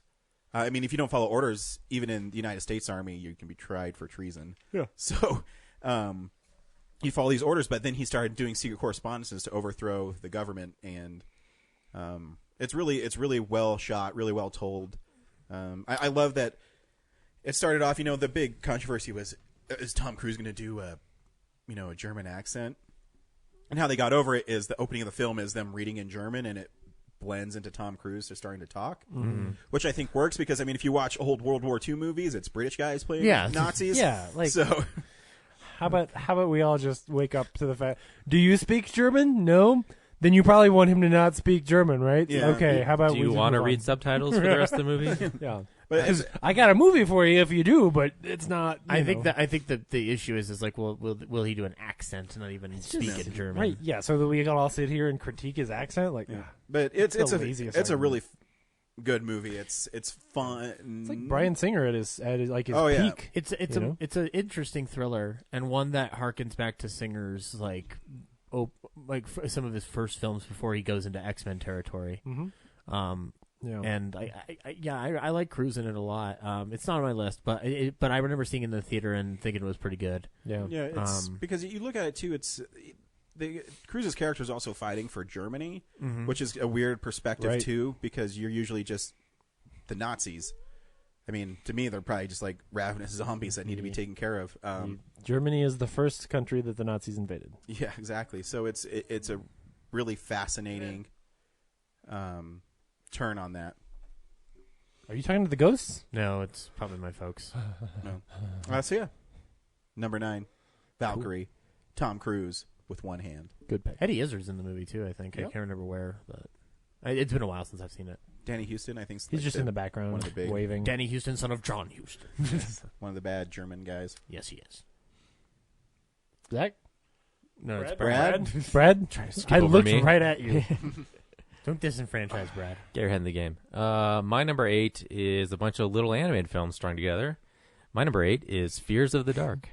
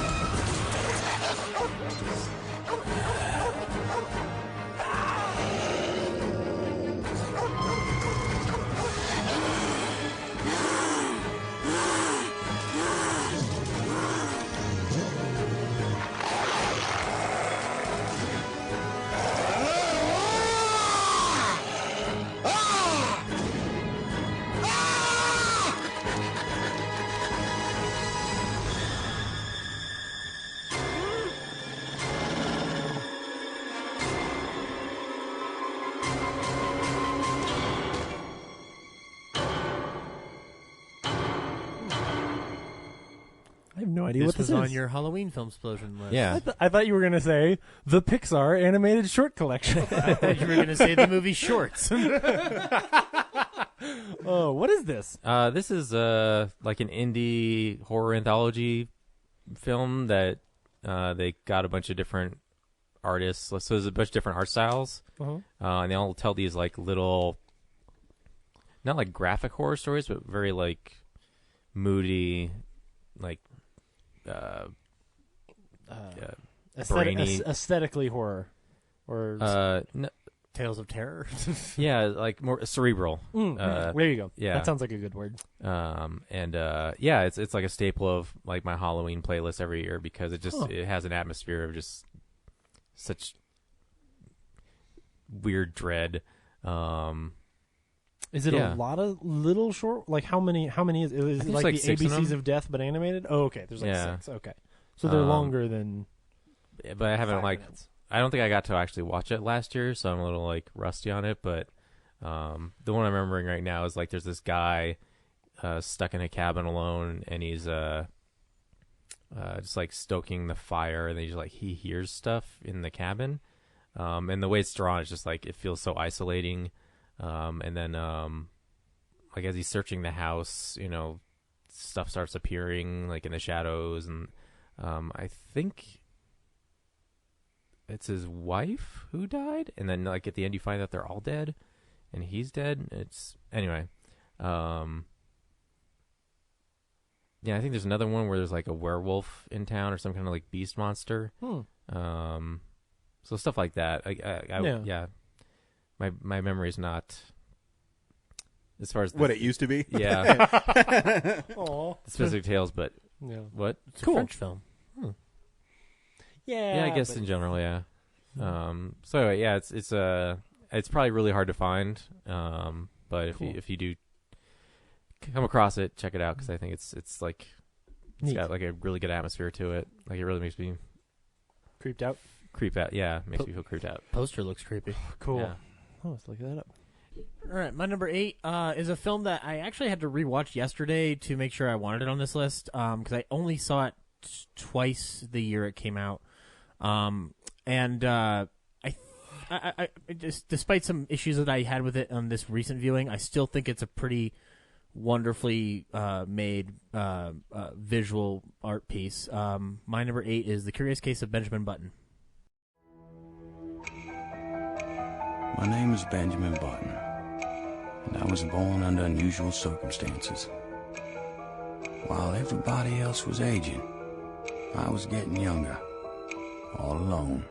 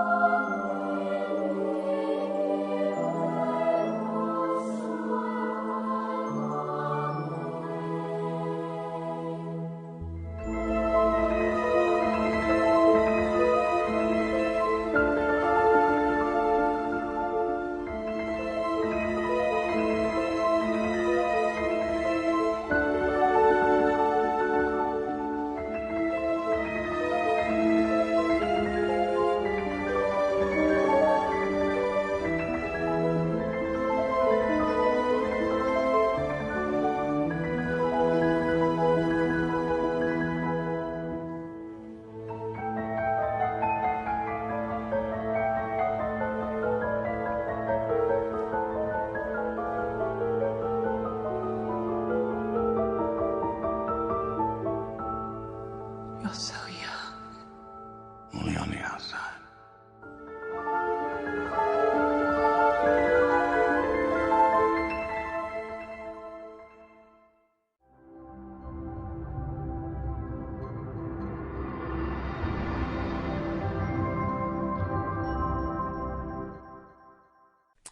I like Kate Blanchett. Yeah, or also known as Weird Forrest Gump. It tells the story of a guy who's born old and gets younger as he ages. It's based on a short story by F. Scott Fitzgerald. The first time I saw it, I I loved it, but I wasn't like it. I don't think it would have ever made a list. But I watched it I've watched it over I watched it twice when it came out, but it still stuck with me. Like, I don't know how else to describe it. Like, it's not a Fincher film I go back to, obviously. Yeah. But rewatching it yesterday, like, it's a lot more intelligent than I remember it being, even though the story that they're telling is fairly standard Hollywood romance across the ages thing. I think, though, the difference between it and a Forrest Gump type of thing in terms of how because they're very similar stories. Mm-hmm. Benjamin Button's a lot more intelligent with the way it tells its story because it's got a different director behind it doing different things. They weave history in throughout that film pretty well, whereas Forrest Gump kind of like throws it in your face with the whole integrating Tom Hanks into footage with John F. Kennedy. This film kind of does a better job of they're at Cape Kennedy at one point, and all you see in the background is a rocket going off, but they don't like make it a big deal. They have him in the war, and all they do is just play the Pearl Harbor announcement, and then that's when they go off to war. But they don't shove history directly in your face. Like they kind of weave it in. Are you telling us subtly. you don't like Forrest Gump? I don't really like Forrest Gump. No, we can tell in we your just your critique of it. Yeah, man. And this never this heard doesn't make Forrest Gump any called sense. Stupid though. Yeah, it's just man. And it's shot beautifully. I think this is when Fincher started really working with that digital camera, because he starts off with it in Zodiac, and then this is where he kind of uses the shit out of it. This is the film where, if you read the history of it, he started doing like those 100 takes per scene kind of thing, and he did it on Social Network where he did like fucking like hundreds to get that first conversation right. Mm-hmm. And Brad Pitt's great in it. Kate Blanchett's wonderful in this flick, and she's wonderful at everything. She's so pretty. I mean, there's another movie in there here this year that I would argue against that, but I mean, it's not like the most like it's not one that's like the most populous choice, but and it didn't do well when it came out. But I think it's worth noting because and it's a good technical achievement. That the CGI for Brad Pitt's young and old face is actually still holds up pretty well on that HD TV. So, and Taraji P. Henson as his mother Queenie is still an amazing performance that's worth watching. Yeah, it's one that I need to revisit. I know it was actually pretty high on my list from 2008. Mm-hmm. So I must have liked it. Yeah, but I can't barely remember anything about it. It's a long movie. That's the thing. Like that's what I realized. It's hard to sit down and just watch it casually. It's also a surprisingly under-discussed Fincher film. Mm-hmm. Like I've watched a lot of video essays and read a lot of stuff about everything else of his. Shoot, even Fight Club, which I don't care much for, and yet I just don't see a lot of people talking about Benjamin Button. So it's interesting because it's based on a short story by Fitzgerald. It's probably one of the best Fitzgerald adaptations ever made because nobody can get Gatsby right. That's part of it. Bam! And I wasn't a big fan of Amazon's Last Tycoon series, but it just feels like it feels Fitzgeraldian throughout the entire thing. Like since it's a short story, you can't go off of much, but its mood and its tone and its storytelling, outside of its similar elements to Hollywood films, feels very much like a Fitzgerald story of that, like examining the lost generation. And it just, I don't know, like it works for me. So cool. I enjoyed watching it again yesterday. So I'm going to dig into that Criterion bonus disc, though, because those visual effects shots are pretty fucking cool. That's a weird one that debuted on Criterion. Yeah, they must have made a pre-arrangement with that or something. Because, but I mean, it's just as solid a Criterion as any. And also Tilda Swinton's in it. I forgot about that, and she's got a really interesting role as a woman who swims the English Channel and almost makes it, and then she may have completed it years later. So yeah. James? And Mahershala Ali. Sorry, I blocked out. What? Man, as long as the case of Benjamin Button that my number 8. Man, honestly, the next 8 films are all just great. The other 2 weren't. Well, they're documentaries, so it's different. Oh yeah, I forgot your number 10 wasn't. Yeah, right. My number 10, bad. My number 10, bad film, no one should watch it. My number 8, man, I feel like I'm going to start sweeping late, but not for like top of the list stuff. My number 8 is Tropic Thunder.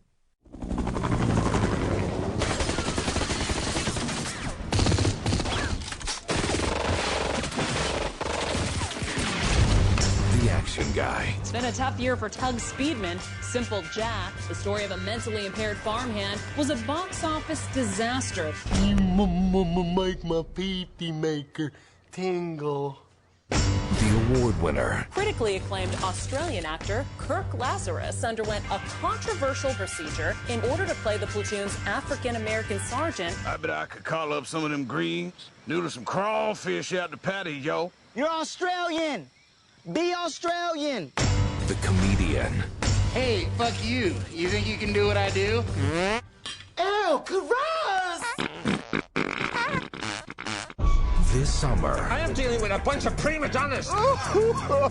Sorry, can we cut? What is going on here? The scene is about emotionality. Oh, shit! That's the signal. Go, go, go! Mother Nature just pissed her pants, dude! You want to make this movie right? You must put those boys in the shit. Take them off the grid! The movie they think they're making. We have rigged this entire Valley of Death with hidden cameras. Isn't a movie anymore. I'm gonna make it. So what? Let's go and make the greatest war movie ever! This feels pretty real! Yeah, exactly. Let's use it! Yo, asshole! This motherfucker's dead. I think I can spot a prop head when I see one. Oh, Jesus. Ooh, Oh, my God. Yeah! Yeah, man! There were times when I was doing Jack that I actually felt retarded, like really retarded. Ironical. Exactly. An imbecile. Yeah. Like the dumbest motherfucker that ever lived. When I was playing the character. Maybe I just knew I had to represent. Hot damn. Because they had one good part in for a black man, they gave it to Crocodile Dundee. Pump your brakes, kid. That man's a national treasure. I'm sorry, a dingo ate your baby. You about to cross some fucking line. It's time to go home. I have a son now. You can call me Papa. I was wrong! Tropic Thunder. Yeah, you did. Yeah, I adore Tropic Thunder. I think it's hilarious. There's another comedy higher on my list that I just emotionally connect with more. Like, that's the thing. As hilarious as this movie is, I don't like connect to it as much as some other stuff on the list. So everything else is a little bit higher. But it is. This just feels bad because genuinely, like, the next 4 films I could just swap out for any, I could swap them in their places. Big ass titties. Everything about that movie is just top of hilarious. my list doesn't even matter anymore. Yeah. Right. Oh, yeah, man, I didn't think this would be so high on it's other pretty people's high lists. on mine too. Revenge of Brad already took one of mine away. Now I got you. Man. But anyway, yeah. Tropic Thunder. I think it's great. I'm sure we'll talk about it some more, and simply quote it a lot because it's hilarious. Mm-hmm. It's a good one, right? My number 8, 2 is a Halloween favorite of mine. I really like the simplicity of the story this movie tells. It's just because they were home. My number 8 is The Strangers.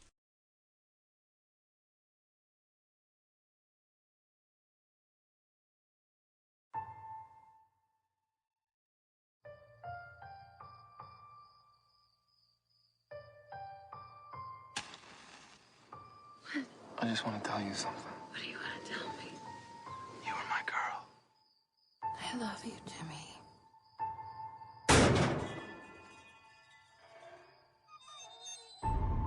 What is that?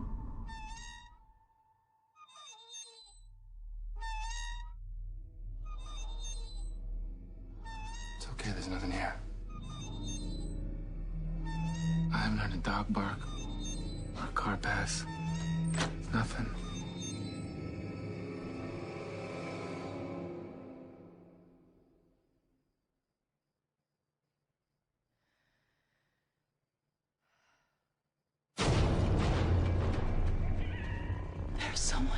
babe.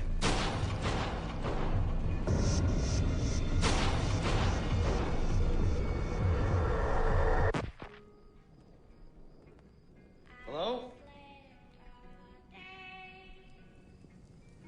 What is it? It's my phone. Oh my god. We gotta get out of here. Now open the door, and I just want you to run, okay?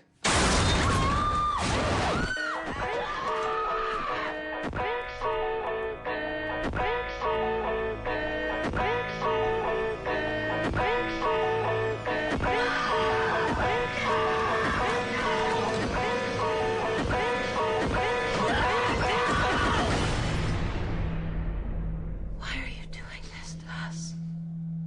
Because you were home.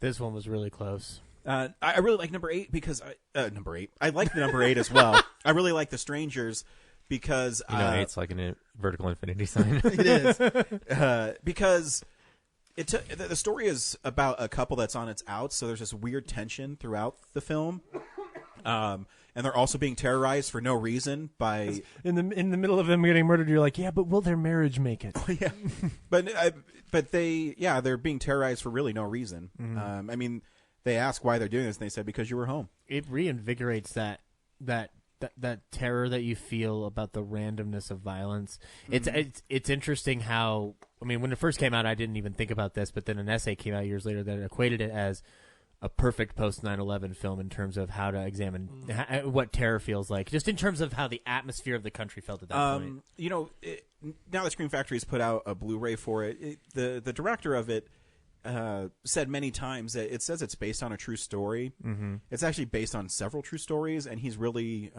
pulling from the Manson murders, where it's people, I'm just hanging out, and someone shows up at my door and murders me. Yeah. Feels like a true story. Yeah, and so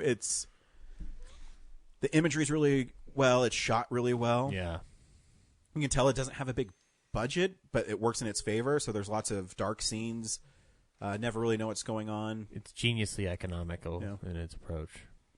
The scenes with whenever they're outside trying to get to the car is fucking. Oh god, it's good stuff. So yeah, The Strangers. I remember when we went to that Halloween party and I put that burlap sack over my head like the Scarecrow, and people thought I was the guy from The Strangers. Yeah, they did.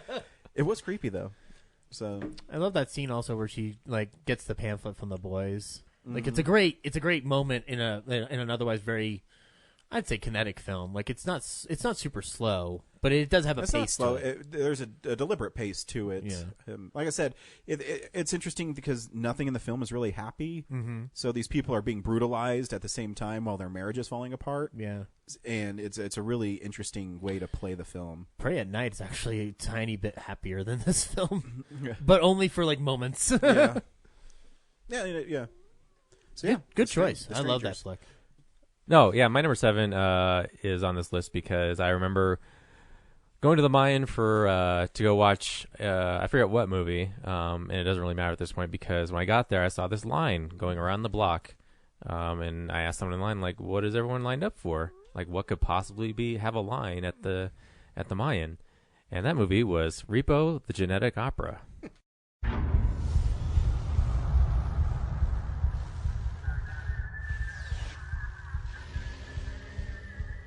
By the middle of the 21st century, organ failure had become a worldwide epidemic. But GeneCo was there to satisfy the demand for organ replacements. The problem is, if you miss a payment, GeneCo sends out the repo man. And when he finds you, your time is up.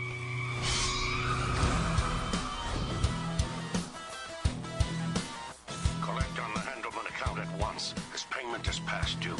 Everybody, oh yeah. Stand up. People. Woo! Everybody.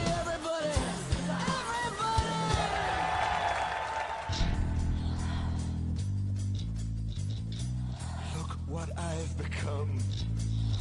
It's me she must escape.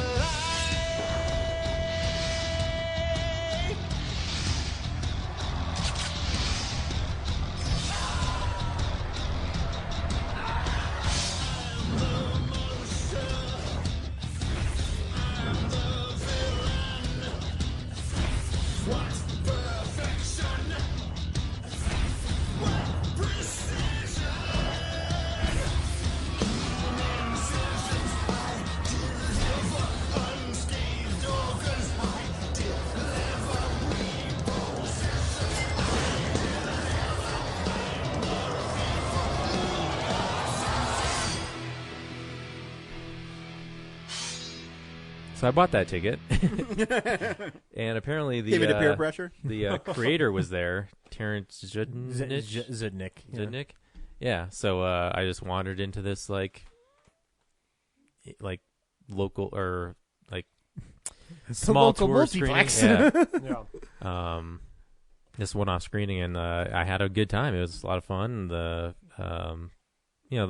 plot is pretty simple. There's this girl whose dad is keeping her like locked away because she's got like some kind of blood disease, and so she can't like be exposed to the world. And they live in a world where the government is they're harvesting people's organs if they don't pay their like health insurance. Yeah. Something like that. Yep. Which I think we're on our way to that. Pay for your health insurance with your health. Yeah. And so and eventually the girl's dad is a doctor, and he's fed up with it, so he just starts like murdering the people who enforce that policy. And then it's a musical, and it's very stylish. And the director, he did the third or second Saw movies. Yeah, Darren Lynn Bousman did 2, 3, and 4. 2, 3, and 4, yeah. And that's also kind of like I like the film. It's not on the list, but I do like it. It's a film that's expanded in its own fun little art house way. Like they're not sequels, but there's like spin-offs like the Devil's Carnival and stuff like that, where it's like short film experiences that then lead to the thing that this director's been doing lately, which is the not augmented reality, like it's like this like immersed reality shows and whatnot, like the Tension Experience, which are fun to think about, but I would never want to do. So there's spin-offs of this? Yeah, it's something called the Devil's Carnival, and another one that they did where it's like a traveling show, like they show a short film, and then it also becomes part of a interactive experience. Mm-hmm. So I was about to say, like 10 years later, I haven't really thought about, like, I'm surprised there wasn't like some kind of sequel to this. Yeah, well, I mean, it did not. Yeah, it didn't light the box office, but they were like they had to pull off an arm and a leg to get it out the way they wanted to, which was the road show, because Lionsgate wasn't going to do a wide release; they were going to dump it on DVD, and then it's weird because it was supposed to come out in 2007, and there were trailers for it as far back as then. But yeah, no, it's a fun flick. I like Bill Moseley in it. Ogre from Skinny Puppy's in it too. He's pretty good. Bill Moseley's in it. It's easily the best. It's easily the best Paris Hilton movie ever. And Anthony Stewart Head, really good in the film. Hottie and the Naughty. All of these are the weirdest compliments. That's her movie, right? Easily, yeah. Well, I'm sorry, that one movie easily she the did best with Jason Mewes. That's funny. Cool. Cool. Zach? My number 7 is my more favorite romantic comedy from this year. It's a flick from a guy who I've really grown to love and admire in terms of like the films he makes and stuff. And also it has a wonderful use of puppetry. My number 7 is Forgetting Sarah Marshall. Hey, you got here fast. I got a surprise for you. Peter, as you know, I love you. Are you breaking up with me? Pete, are you, We're leading different lives. It's like you're standing on the dock and I'm in the lake. Sarah, I swear to God, I'll jump in the lake like a merman. Do you want to put some clothes on? Would you like to pick out the outfit that you break up with me in? Sexy crime fighter Sarah Marshall's been spotted cozying up to singer and notorious Lothario Aldous Snow. She's dating somebody. And until I do the same thing, I'm gonna feel like I want to die. Hi. Hi. Hi. Hi. Hi. Do you mind not saying that? Do you want to gag me? Kind of now. I had sex with this woman who I barely even know. I'm really scared that I have an STD, Doc. Peter, I'm a pediatrician. Have you noticed you're sitting on a fire truck? Everywhere I look, I'm reminded of her. Why don't you go on a vacation? I could go to Hawaii. Welcome to Turtle Bay and enjoy your stay. Peter, what are you doing here? Came here to murder you. This is a disaster. Go someplace else. I'm not leaving here. It'll look like I'm running away. Wait, why are you whispering? You're not following them, are you? Get out of there. Peter. You okay? Got hurt, but I know Sarah, and I'm pretty sure I just ruined her day. I'd like to grab some dinner, please. Is your girlfriend joining you? No. You just by yourself? Yeah. Do you want like a magazine or something? It's gonna be boring. I just would be so depressed. Wait. Why don't you come over and sit with us? Did you see her boyfriend? He is ridiculous. I like her hair. I wonder if the carpet matches her pubes. This spring, Get out of your head. It's really nice out here. Are you gonna jump or what? Come on, Peter. I can see your vagina from here. I'll jump. Universal Pictures presents My homie over here on this honeymoon. Are you giving to a hard and rough? The wife wants me to do certain things. No. God would not put a playground next to a sewage system. a comedy about getting left behind. You need to get back on that board. Oh, wow, you got coral on your leg. Can you get out of my leg, please, hotel man? You sound like you're from London. And coming out ahead. I think it's good you're getting out there. I think you need to move just a tiny bit further away from the microphone. No closer. Oh. Now a little further. Okay. Closer. And then... Oh, I know what you're doing. You stop that. Forgetting Sarah Marshall. That's a great necklace, Liz. Did you have that a second ago? Oh, that's gross. That's a really good one. Yeah. Forgetting Sarah Marshall, like TV composer, has a girlfriend who's famous on a TV show. She dumps him, and then he goes to Hawaii. CSI Miami style show. Yeah. Great. Jason Bateman's her partner on it. Jason Bateman's always really good at playing like a douchebag. Yeah. There's a great scene where he's trying to score and he just keeps putting a Seinfeld score underneath this movie, I was really into Apatow at the time. Like, I think this, because after Superbad and Walk Hard and Knocked Up the year before, I got really into Apatow, went back and started seeing everything of it, and I watched Freaks and Geeks for the first time this year, and that was the first time I was, like, really aware of Siegel other than Knocked Up. Like watching this flick is I think that script is like extremely heartfelt and immensely adorable. Mm-hmm. And I think it's extremely mature. Like it's I feel like it's what that movie The Breakup wanted to be but couldn't be because it's The Breakup. And Siegel's an amazing leading man for the flick. Stoller, who directed it, does a great job of utilizing their location with Hawaii to kind of tell an old-fashioned romantic comedy mixed in with the Apatow vibe and style. Mm-hmm. Russell Brand's fantastic in this. His interaction with Jonah Hill's so good. They give him a spin-off movie that's just as funny. I like the soundtrack to it is great, and I love the stuff that Russell Brand does for it as that pop star. It's a really great film. It touched my heart a lot when it came out, and I went to it a couple times in the theater. I was like a uber comedy fan back in this time, and like I was like fanboyish about it to like a super nerdy degree. And this was definitely one of the most anticipated films that year, other than Zack and Miri. But this one sticks with me more. Mm-hmm.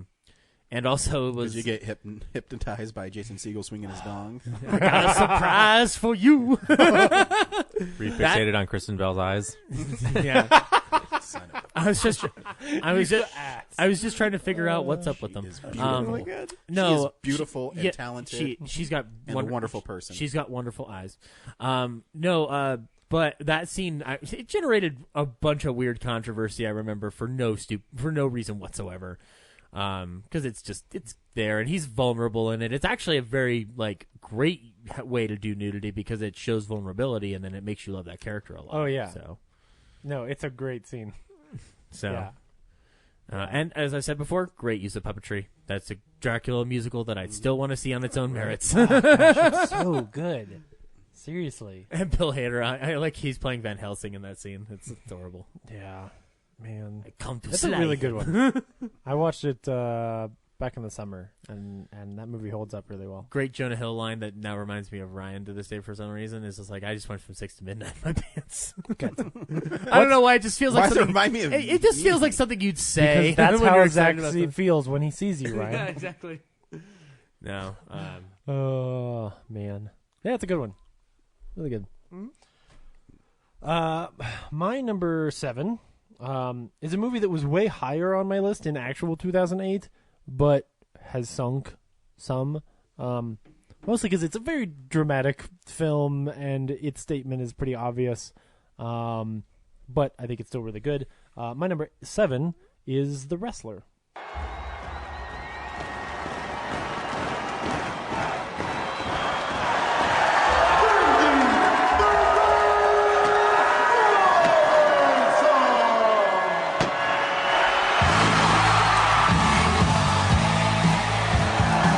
Great to meet you. 1, 2, round.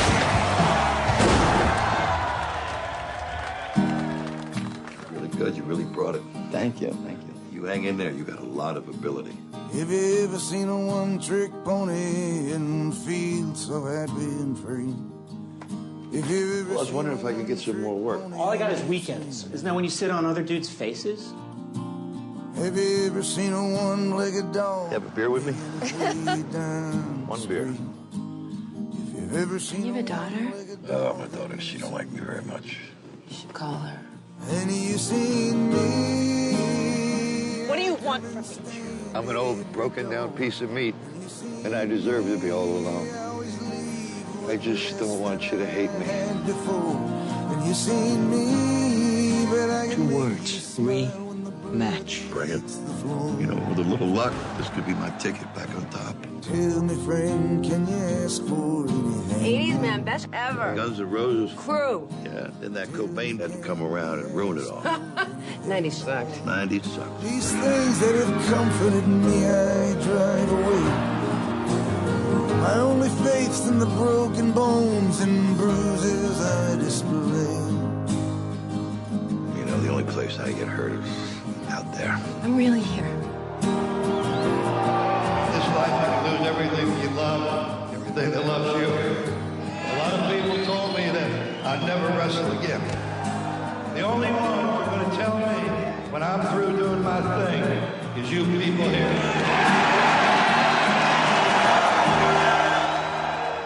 Now, what do you think? What do you think about this? Eh? That'll work. Come here.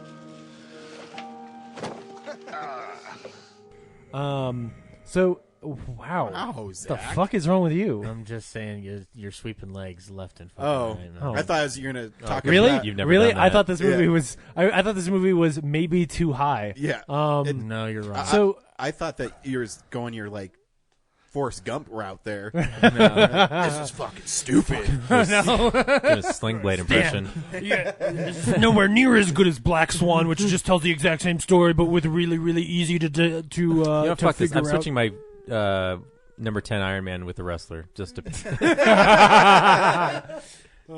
you off more.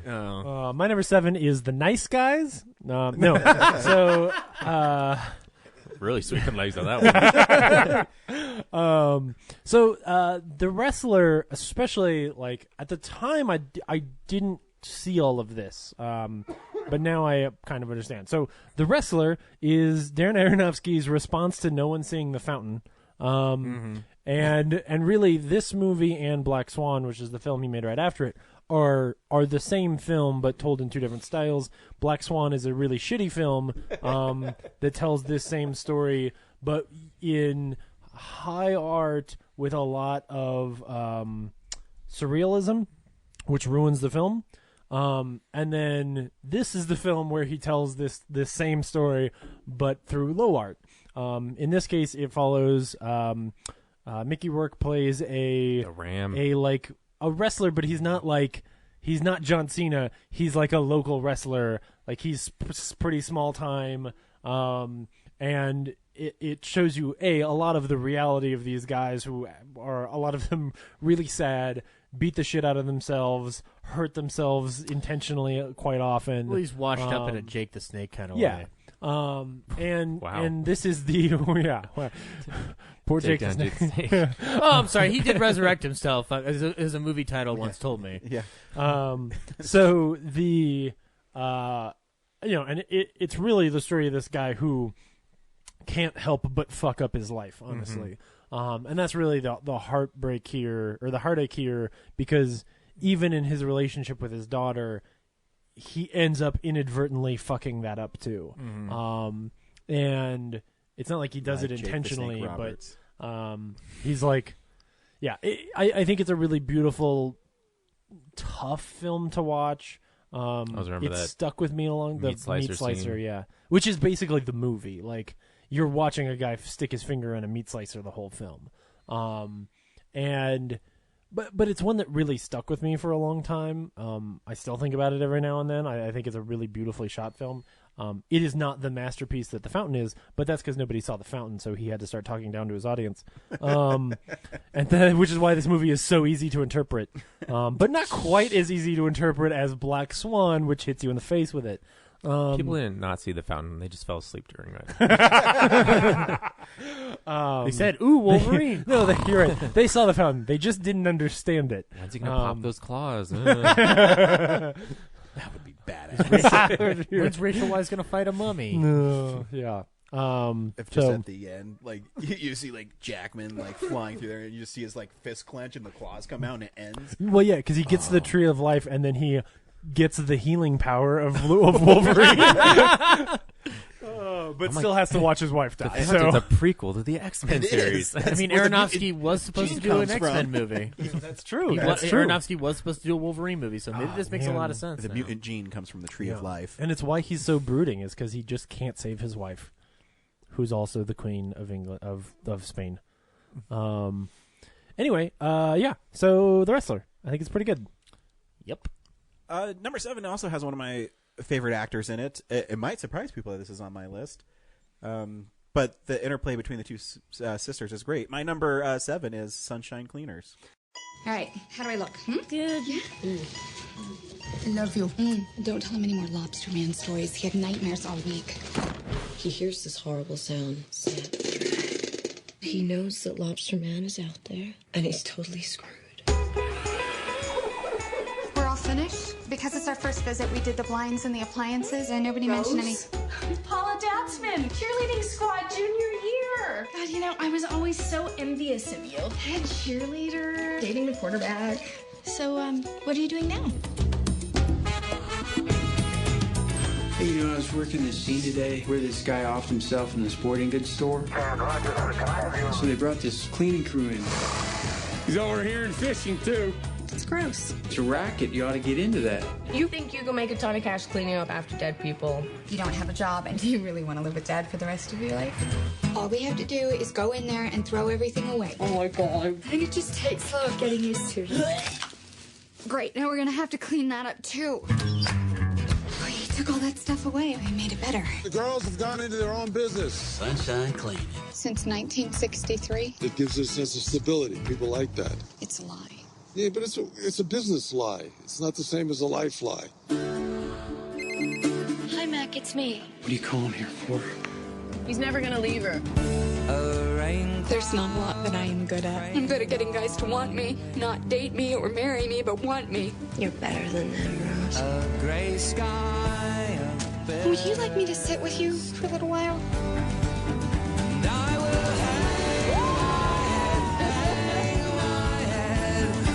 You are strong.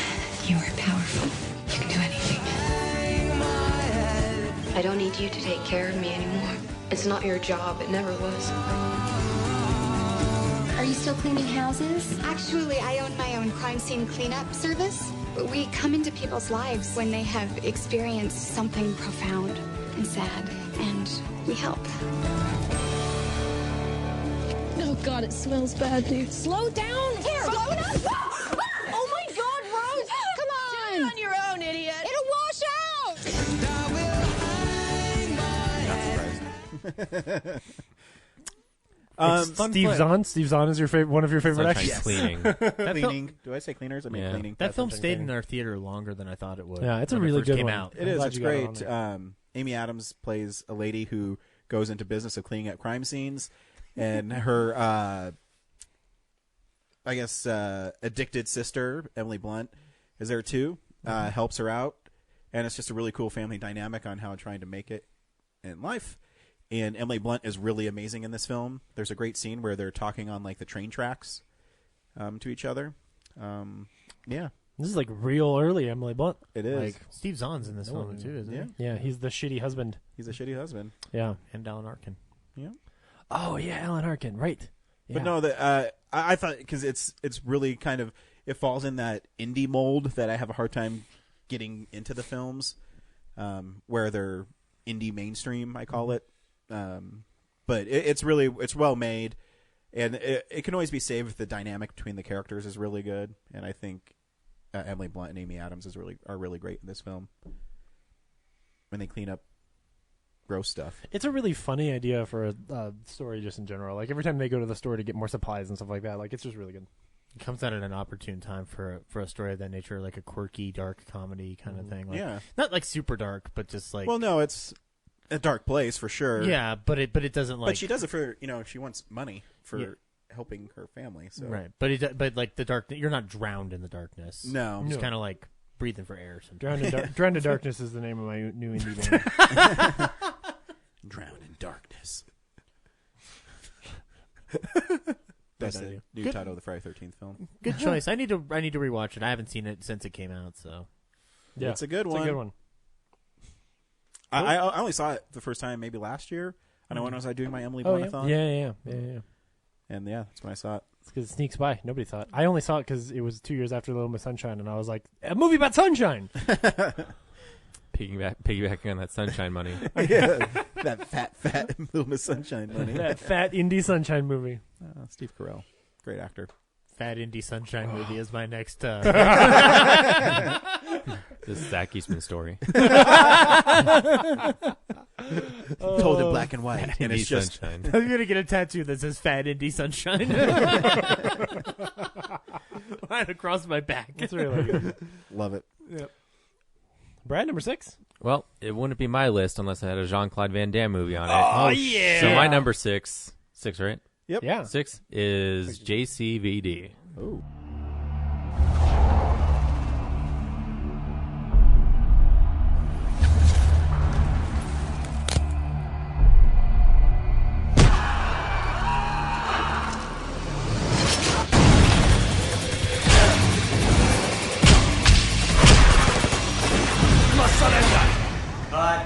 The window didn't explode right. I'm 47 years old, and it's very difficult for me to do everything in one shot. 他也不明白，这不是他是真坑啊。 We have an actor here who films no responsible parent would ever expose their children to. I lost my daughter. You're gonna get over that. The check you made bounced. I'll get the money, okay? Tell the producers I need some money up front. Listen, John Claude, they took somebody else. Oh. Steven Seagal? He promised to cut off his ponytail. Jean-Claude Van Damme. Ah, Monsieur Van Damme. Yeah. Petite photo là. Bonjour. Okay, good. Jean-Claude Van Damme.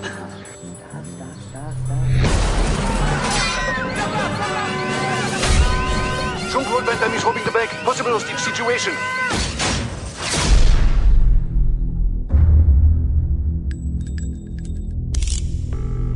Monsieur Van Damme?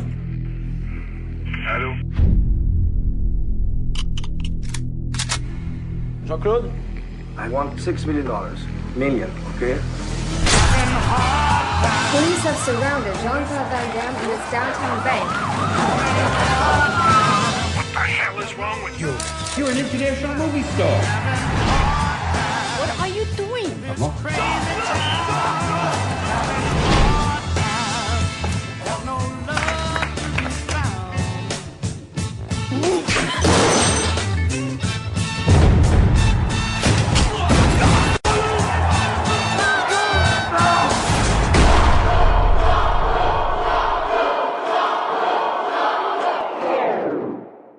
It's like the Jean-Claude Van Damme movie. This is a good fucking flick. Yeah.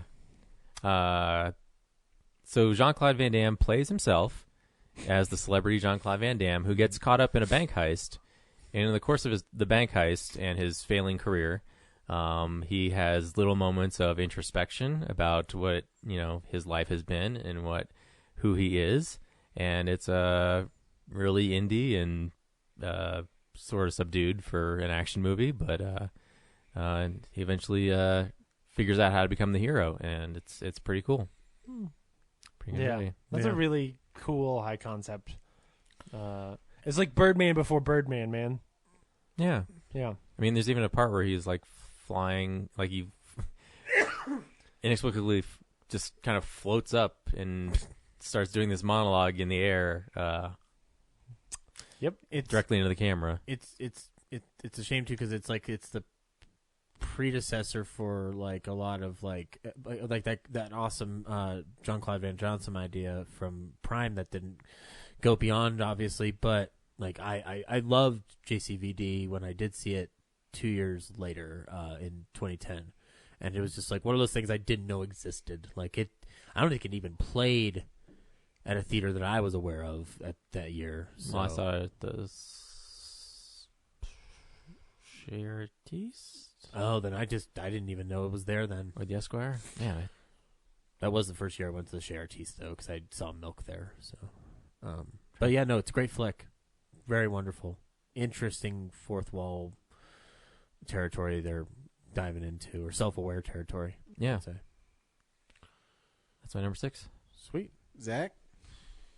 All right. My number 6 is a film that I love from two brothers. It's also a film. Two Brothers. It's also a film that my whole family went to see the second time I saw it, and we shouldn't have brought my sister. My number 6 is Burn After Reading. Madola found like this CD just lying in the locker. On the floor there? Yeah, and it's these files, man. I'm not comfortable with this. It was just lying there.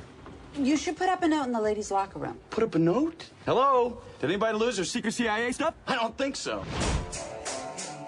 Osborne Cox. Who am I speaking to? What you're engaged in is blackmail? I'm a mere good Samaritan. Give me the CD or bust the money! I've been working on It's not gonna go off, is it? Well, let's get in the other room and find out. Oh. You're part of a league of morons. You can be a spy too, madam. I am very surprised you did not give us that reward. What is it? What is it? Yes. That's fantastic.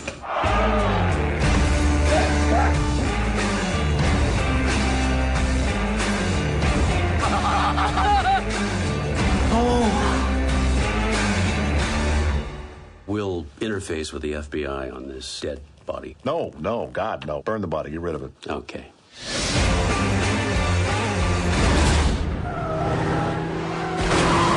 That'll give him something to think about. The reason my sister should the reason my sister the same way. The reason, No. I'm glad. It's not on my list. I'm glad you got it on the list. The reason my sister probably shouldn't have seen it is because there is a scene where George Clooney shows Frances McDormand a dildo chair, and my mom felt awkward. So okay, sitting next to my daughter, or not to my daughter, to my sister. So I run into my guys. I have some news. So I run into my mom last night getting food just by chance, and we were talking about this, and she was talking about movies from this year, and she's like, "Man." She goes, Burn After Reading, and I'm with Brooks, and I'm like, and she goes, man, Burn After Reading, so good. But you know I have a problem with that film. Is it Brad Pitt getting shot? And no, it's the dildo chair. Okay. So weird, I forgot about this dildo chair. Oh yeah. It's the whole movie. There's this subplot where George Clooney's building something in the basement. And you think it's like weaponry or something, right? And it's a rocking chair that when you sit in it and rock back and forth, a dildo comes up between the legs of the chair. And then when that's what he's building in the basement the whole film. And then when he finds out his wife's been cheating on him and breaks his heart, he starts smashing it around, but the dildo's the only thing that remains intact. I sort of remember it. When you first said it, I thought it was like, the Game of Thrones chair just made out of dildos. Yeah. This is my least favorite Coen Brothers film.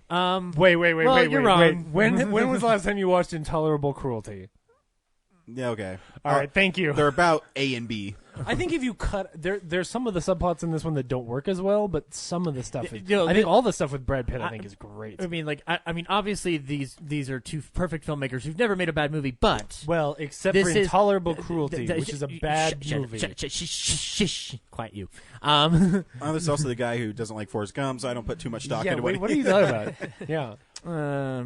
Whatever. Anyway, there were 4 other better movies from '94. Anyway, name them: Shawshank Redemption, Quiz Show, Pulp Fiction, and then what is that? No, Pulp fourth Fiction one? is not better than Forrest Gump. And I love Pulp Fiction. Okay, but anyway, I love that they've integrated Pulp Fiction into the Brett Kavanaugh Senate hearings. Yeah. It's been really funny. Yeah, that's really good. But Burn After Reading, I probably should say 1, it's the Coen brothers, but 2, it's a loose story dealing with the lives of people living in Washington D.C. and like some of them work for the CIA, some of them work for the State Department and stuff like that, and some are just work at a gym. And some of them work at a gym. The main, like, I guess there is no real through line through this movie. It's kind of like an ensemble piece where everyone kind of collides hilariously together. If there is a through line, it's the discovery of the CD that was left at the gym, and Brad Pitt's character thinks that there's CIA shit on it. His name is Chaz, by the way, and he's a fitness nut, and he's an idiot. It's really great. He's an immense idiot, and played to full effect very well. And then so the whole idea that was sold on the trailer is that it was stolen from this guy named Oswald Cox, who's played by John Malkovich, who's a man who's been fired from the CIA for drinking too much. Actually has a great line where he's just he's like, I have a drinking problem. You're a Mormon. Next to you, we all have a drinking problem. But anyway, yeah, Burn After Reading. It's certainly not the Coen brothers' best film, but it's still a fun film and it's still a good film. Mm-hmm. And I like the whole idea. There's only 2 scenes of it, but it's supposed to tell a broader story of the fact that the higher ups at the CIA are watching all of this unfold and they're just marveling at the idiocy around them. Like J.K. Simmons has a great moment where he's just like, report back to me when it all makes sense. So, I've equated it to an adult Looney Tune cartoon to a degree. So, but yeah, check it out if you haven't seen it. Burn After Reading. Don't worry, next year the Coen brothers come up with a masterpiece. So, wow, yeah, that's true. Pretty bold statement to make on something you haven't seen. 2009. That was really good. Great. My number 6. Nope. Eternal loser. 6. My number 6 is a movie that apparently Henry gave 2.5 stars because he's wrong. It's a charming little gem from that year that no one saw, but that you should, called Miss Pettigrew Lives for a Day. I don't know what I was thinking, entrusting my children to someone with your hair. Miss Pettigrew was a nanny who couldn't keep a job. She found you rather difficult, Miss Pettigrew, and that is a recurring theme. I'm afraid we have nothing suitable for you at the moment. So when the opportunity arose, she stole someone else's. I believe you were expecting me. What time is it? 5 minutes past 10. Oh, God. Bill, it's time to wake up, darling. I can get your boy up. They just need to know who's in charge. First door at the top of the stairs. Get up. Oh! He's a much bigger boy than I had expected. Oh, you noticed. He's here. Who? Nick. Another man. Well, of course, another man. Since when did girls smoke cigars? If I want to smoke cigars, I'll damn well smoke cigars. Well, they're yours. You betcha, baby. With Nick, I get this magnificent flat. And with Phil, I get a chance to be a star. Michael wants to marry me. Another man. And with you beside me, I feel strong, firm. There is something so sensual about fur next to the skin, don't you think? Miss Pettigrew is my new social secretary. After the lingerie show, we go shopping. That scarf looks perfect on you. I, for when I'm not running around town with Oliver Twist's mom. A little powder. Close your eyes. Okay, open. This is me. As nature intended. Now. I'm crazy about you. I want you to marry me. He is Possible. magnificent. She'll help one woman choose her destiny. Today, Phil announces who gets the lead in his play. First stop, West End. Next stop, Hollywood. No more games. Just me, or that's it. Let's go, Alicia. Sock him in the jaw. What? seem to have made quite an impression on him. Yes, I do, don't I? Focus Features proudly presents... Some music, please. Have you ever been in love at all, Guinevere? That was all a long time ago. Academy Award winner Frances McDormand. Miss Pettigrew. Miss Pettigrew. Miss Pettigrew. Academy Award nominee Amy Adams. You know how close I am to having nothing? Choices just have to be made or you will miss out. In a comedy Men are so untrusting. I can't think why. about making all your dreams come true. The woman can do anything. Must be extraordinary being you. Miss Pettigrew lives for a day. I did see it, and Henry is wrong. Thank you. Yeah. So Miss Pettigrew Lives for a Day is a movie that stars Frances McDormand, who plays Miss Pettigrew, and it's in England in like World War II-ish. I think even World War II is happening. Mm-hmm. In fact, yeah. Anyway, it's right before World War II. That's right, because there's that scene with the guy that she kind of likes at one point. And they remember how hard World War I was, Mm-hmm. and then all the young people like are kind of excited as World War II is coming in because they think like, oh, it's gonna be whatever. And then, but like the older people remember like, no, it's not actually fun. I think, or I might be confusing that with that movie where Judi Dench makes ladies get naked. What's that movie called? Anyway, Miss Henderson Presents. Miss Henderson Presents. Right. Saggy boobs. But no, it's not. She doesn't get naked. She gets attractive young women naked. No, you're wrong. To show Bob to the Hoskins soldiers. gets naked. That's why it's called saggy boobs. Anyway, Miss Pettigrew Lives for a Day. I don't remember it immensely, but I remember liking it. Yeah. Or having fun walking out. Oh yeah. So Miss Pettigrew at the very beginning gets fired from her job, and when she really shouldn't. But anyway, so she's like not sure what she's gonna do, and she ends up sort of randomly getting paired with this woman and sort of becoming this woman's like helper, maid, whatever. And it's Amy Adams, who's like a local singer and like sort of up and coming celebrity, and Amy Adams, this is like that early Amy Adams, like charm turned up to 11, like just adorable. You can't help it. What year? Did Like she Enchanted level. What year did she do Junebug? Oh, that was before Enchanted. It's like so 2006, 2005. Yeah. So, like that. but yeah, this is after Enchanted. So like, it's we're after. on. Yeah, she's already won the Oscar, but she's like, this is didn't right win. around. She was nominated, right?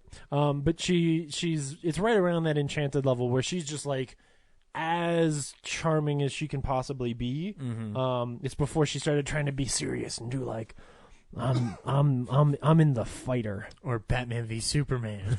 Oh, it's called Batman 5 Superman. I just call it Batman Superman. Actually, because Ryan is right. That's what it should be. No, well, anyway. But that's just two names. Steve Johnson. Like, anyway. Hi, my name is Batman Superman. Looking at your resume here, Mr. Batman Superman. Batman Superman. Yes, my parents are very eccentric. That's the name of my next kid. Batman Superman. Dude, you gotta name your next kid Chupa Batman.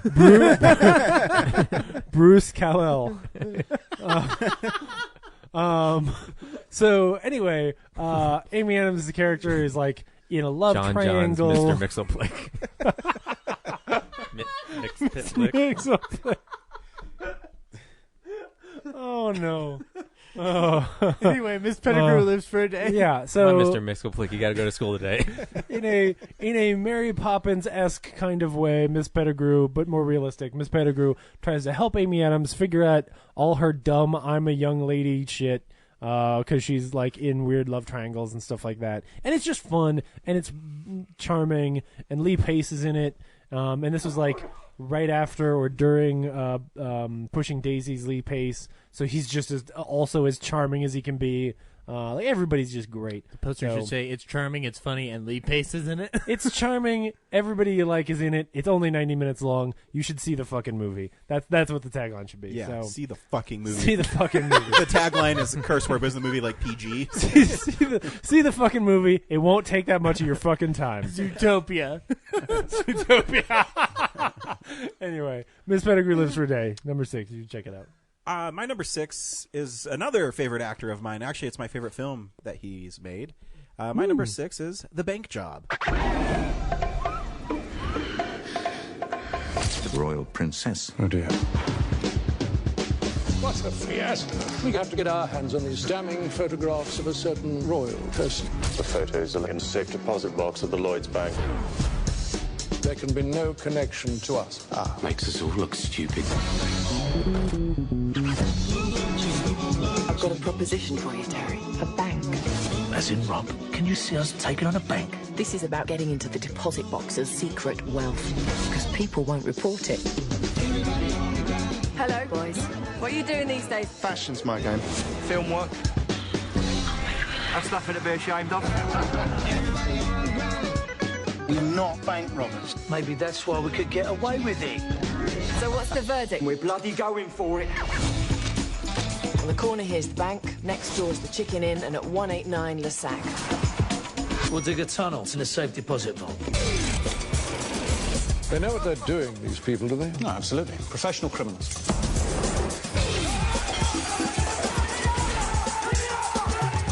All clear on the Western Front, guy. Over. No names, Eddie. Sorry, Dave. Over. Time to get paid for all our work. We're in. Let's make some money. Look at this. 47. Sounds like a good year to me. Oh, no. Where'd these come from? You better come clean and tell us what this is really about. If you would like to give us an itemized list The whole point of having a safe deposit box is so that people like you don't know what's in it. You stole from me and from friends of mine. Get my pictures back. Not every customer's satisfied. We have to find those villains before your honest colleagues do. You've opened Pandora's box, you dumb. You could get seriously nicked in. Peace and love. Too much of that, we'll both be out of a job. Haven't had this much excitement since the war.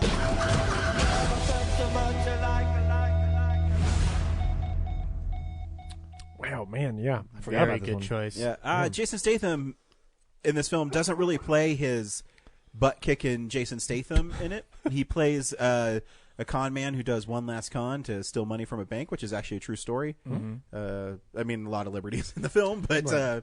Saffron Burrows wasn't there in real Saffron life. Burrows was not there in real life because she was eaten by a shark. We all know that. But he hires. It's just basically a bunch of dudes who buy an office next to a bank, and they decide they're going to dig underneath to the vault. And it gets really dark when they start figuring out everybody what's happening. They kill a lot of people in it. Yeah. I need to know if you're robbing a bank. I need to know if you're robbing a bank. I need to know your ATM number. What we're saying is this is the movie that links the Meg and Deep Blue Sea. Yes. Okay, I just want to point that out. Yes. It does. It's interesting that because Statham started off with Snatch and Lock, Stock, Two Smoking Barrels and stuff like that. So like he goes into this film like it's not it at this point he's been making like The Cranks and like all the other stuff.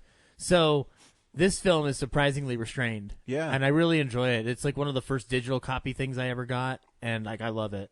It's fucking fantastic. I think maybe why it's my favorite Jason Statham film too. I mean, it's a well-made film and I enjoy it a lot, but it is really kind of against cast for him. He's more of just a dude. He's not the superhero guy in Crank or the Meg or it's devoid whatever. of one-liners, so instead he has to kind of create a character a little bit. Yeah, it's a movie where, like, if you read the synopsis, you go, yeah, that sounds like a Jason Statham movie, and then you watch it and you go, like, oh, in the execution, it's a totally different tone. It's basically a crime thriller. Yeah.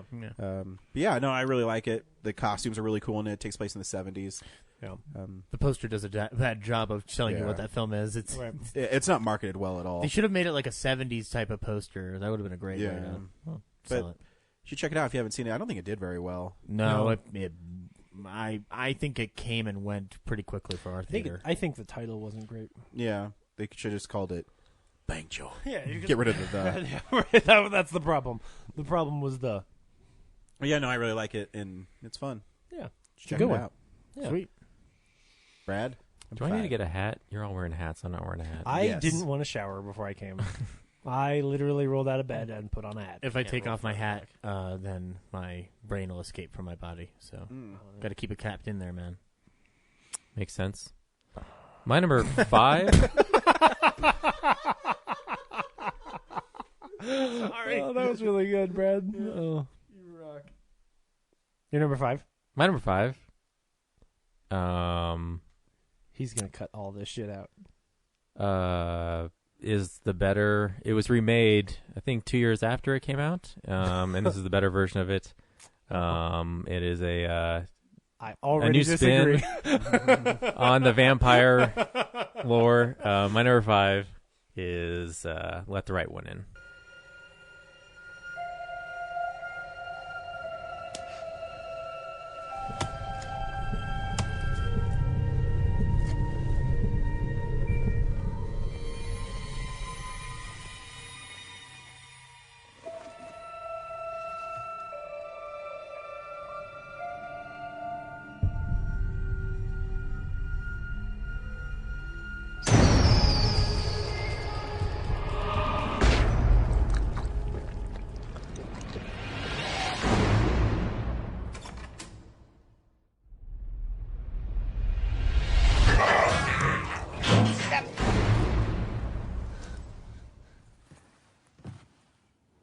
Är du vampyr? Hade du tyckt om mig ändå?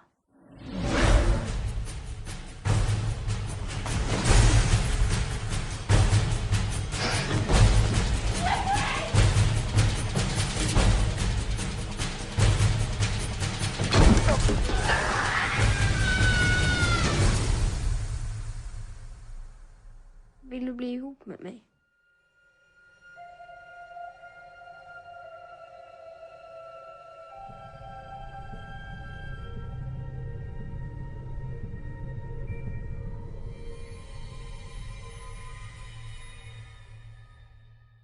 Controversy. I'm gonna flip this fucking table over. No, I'm just kidding. It's yeah, a good movie. Yeah, Let the Right One In. I think a great movie. Swedish. It's maybe? Swedish. Yeah. Swedish. Because look at that little boy's haircut. Yeah. A lot of blonde people in this movie. A lot of blonde people. There's, a lot of big bowl haircuts. But the vampires. There's a movie that aren't came out there. a couple years later. I think it's better. It's called Let the Right One In. Or Let Me In. Let Me In. You're right. No, Let the Right it One does- In is the but best you know, one. You know what? Doesn't have as good a title. That's the problem. Yes. Yeah. So yeah, there's this little boy in some like Swedish town who's like, I forget, he's either bullied or he's just like really lonely. Isolated He's youth. just really Isolated, lonely. Yeah. I mean, he is bullied because like the pool sequence is him getting bullied. Yeah, that's right. You know, oh yeah, which now I remember the end. is one of the yeah. things that's better about that. The Swedish version is the pool sequence in the Swedish version is fucking good. Yeah. But yeah, then this like mysterious little girl shows up and he becomes friends with her, and then She's starts just to find adorable. out that she's a man eater. Yeah. She's a vampire. Spoilers, She's It is an interesting take on the vampire tale. Oh yeah, where it's really great. you know, a little girl that's stuck at being a vampire. It's a dense fucking movie though, Yeah. even beyond its genre tropes, because it's by the time you get into the last 30 to 45 minutes of that flick, and like stuff starts getting revealed about what kind of like creature she is and whatnot, and why she's hanging around with that man. Like it's all creature very wasn't the disturbing. word I thought you were going to say there. No, so and her she's got like a.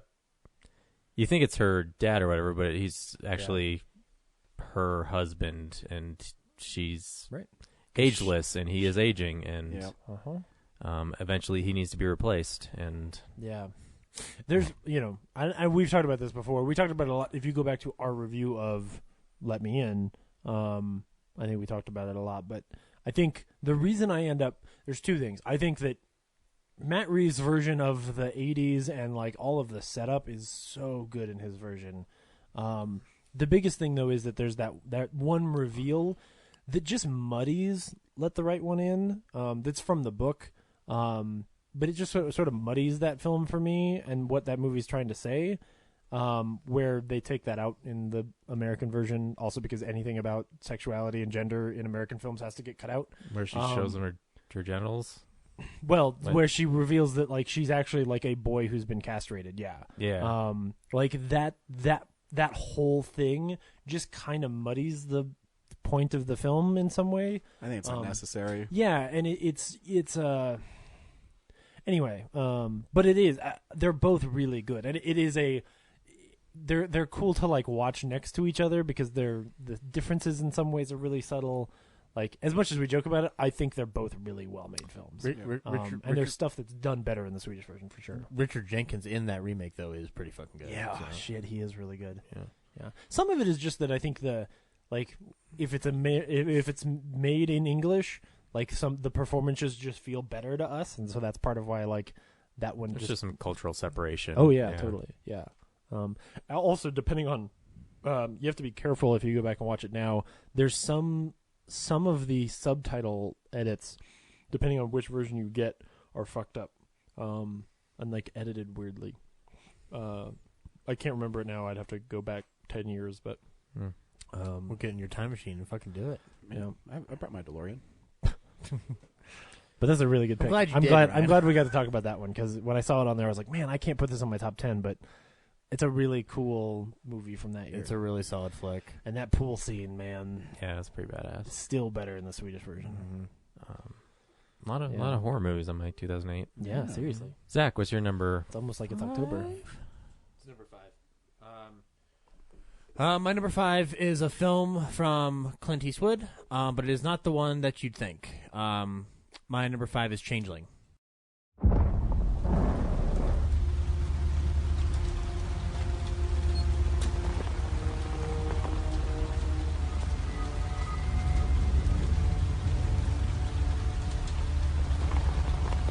My name is Christine Collins.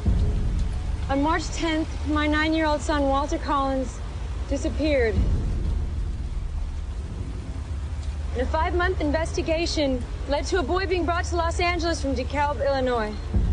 The LAPD told me and all of you that this boy was my son. He was not my son. Is this Mrs. Christine Collins? Yes. I'm the pastor over at St. Paul's Presbyterian. I've made it my mission in life to bring to light all the things the LAPD wish none of us ever knew about. This police department does not tolerate dissent, and you are in a position to embarrass them, and they do not like it. I just want my son home. Why are you doing this, Mrs. Collins? You have stopped looking for my son. Why should we That be is your looking for responsibility. someone we've already found? The mayor wants this to go away. You can't do this. No. You are to convey the prisoner to the Los Angeles County General Hospital psychopathic ward. By signing this, you certify the police were right in sending you here for observation, and it absolves them of all responsibility. I won't sign that. Orderly! What the hell have you done with Christine Collins? I know my son is out there. I can still feel him. Your son, unfortunately, would not be the first, but if you do it right, he may very well be the last.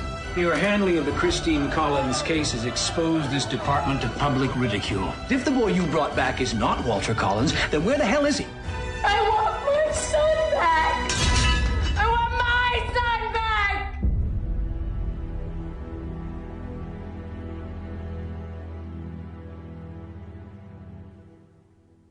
Do you have more than one film this year? Yeah, Gran Torino. Oh, that's right. Oh, yeah.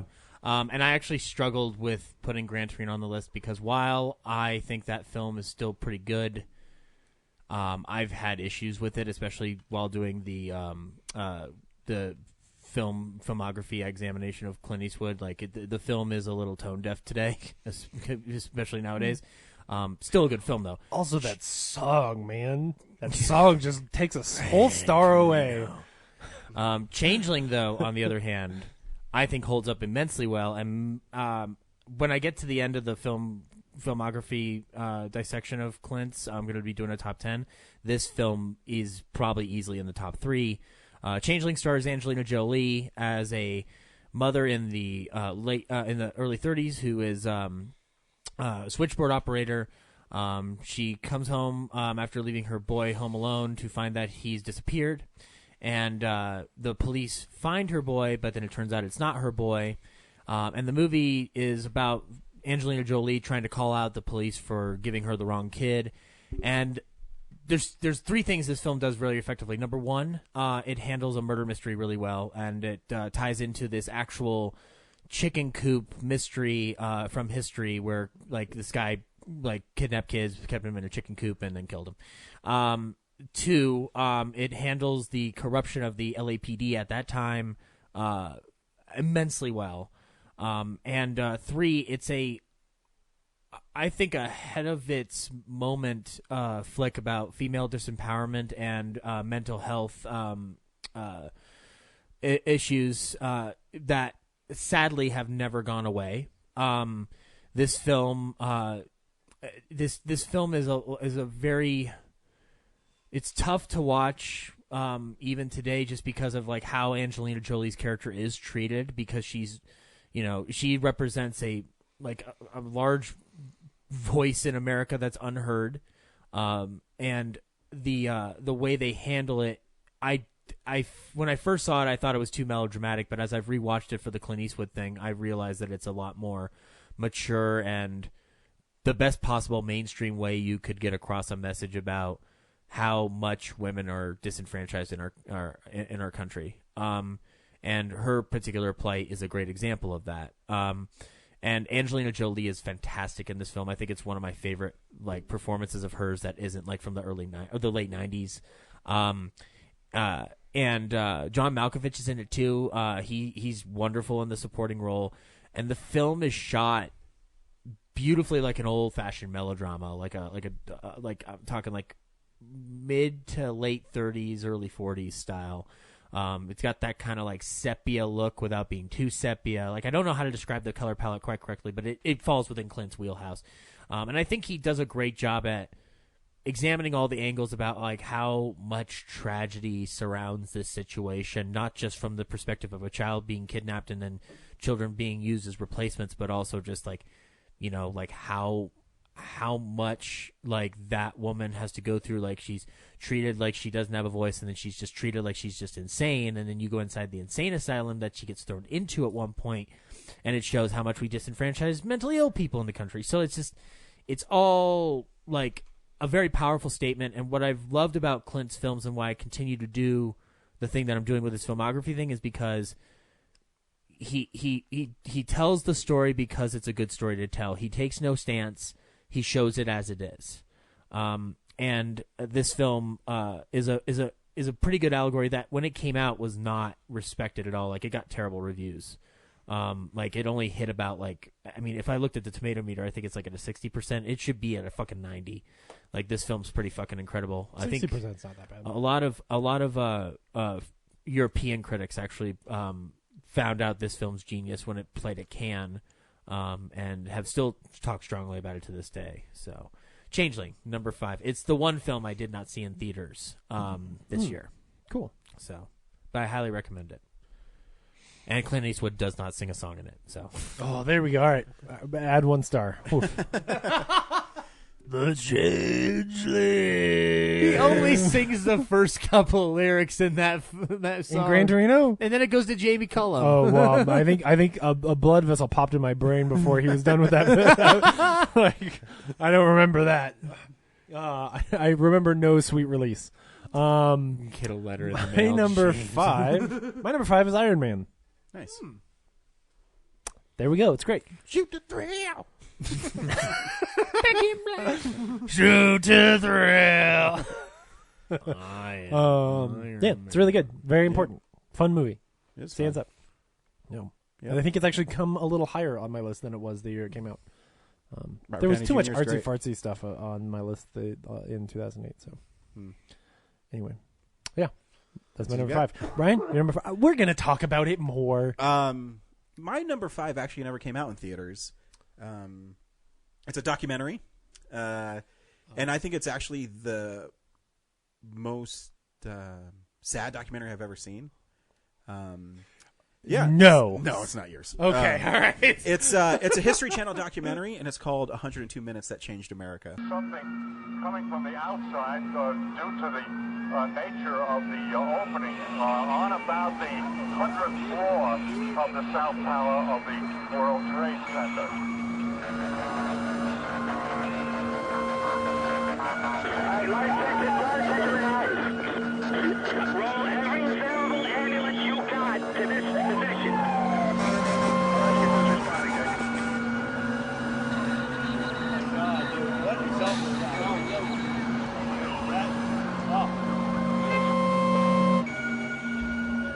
It's unbelievable it woke us up. We're freaking videotaping it. Yeah. I have no clue what it is. There's just black smoke and what looks like paper, but... Oh my God! Oh my God! Oh my God! What? Oh my God!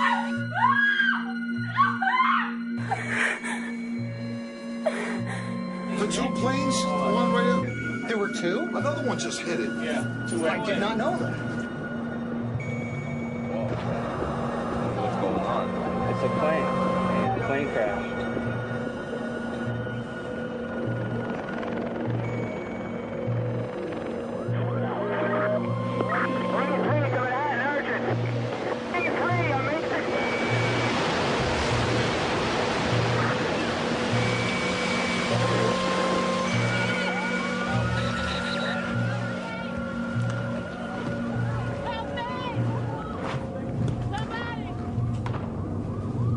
Oh my God. Oh my God. I thought you were going to say Fatty Sunshine, the Zach Houston story. Yeah, that's a really sad one. No, this one is Fatty Sunshine. What did we call it earlier? I forget. Fat Indie Sunshine. Fat Indie Sunshine. It's Fatty Sunshine is now. my rap name. Yes. Fatty Sunshine is Fatty Sunshine. Opening Sorry, up for Ryan. Eminem, No, Fatty it's all right. Sunshine. 102 Minutes That Changed America details the time when the first plane hits the World Trade Center to the time the second tower collapses.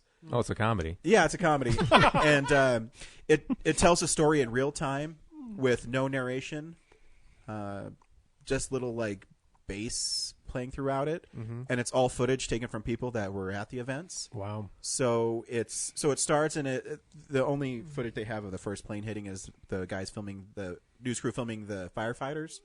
So it starts from there, and it's 102 minutes of excruciating pain. Sheesh. Because you have people, when it first happened, it's people going, "Well, man, how'd that plane hit there? We don't know what's going on." And then they intercut it with first responders responding, and so it's people that are not going to make it. And the most powerful part is, when the second plane hits, there's these girls screaming in their apartment that are filming it, and then as they're going, they show the first responders running up to the World Trade Center. You just hear, and it's people like hitting the ground, and the faces of the first responders, and there's no narration. It's a brutal watch, but it's really well made, and it's 102 minutes long, so it never leaves New York. It has news reports cut into it, so you know what's going on. So you're aware of like the Pentagon. And You're aware of also the Pentagon and United 93. and United 93, but it's devastating. It's a tough thing to watch, and footage of people just falling from the building. There's this one part where this dude is filming this man who's trying to go from one window to the next, and he just falls. And they don't make it. They don't I don't know. They don't like freeze it or anything. You just see him fall, and you just people how they deal with it, and people's faces. I think so compelling.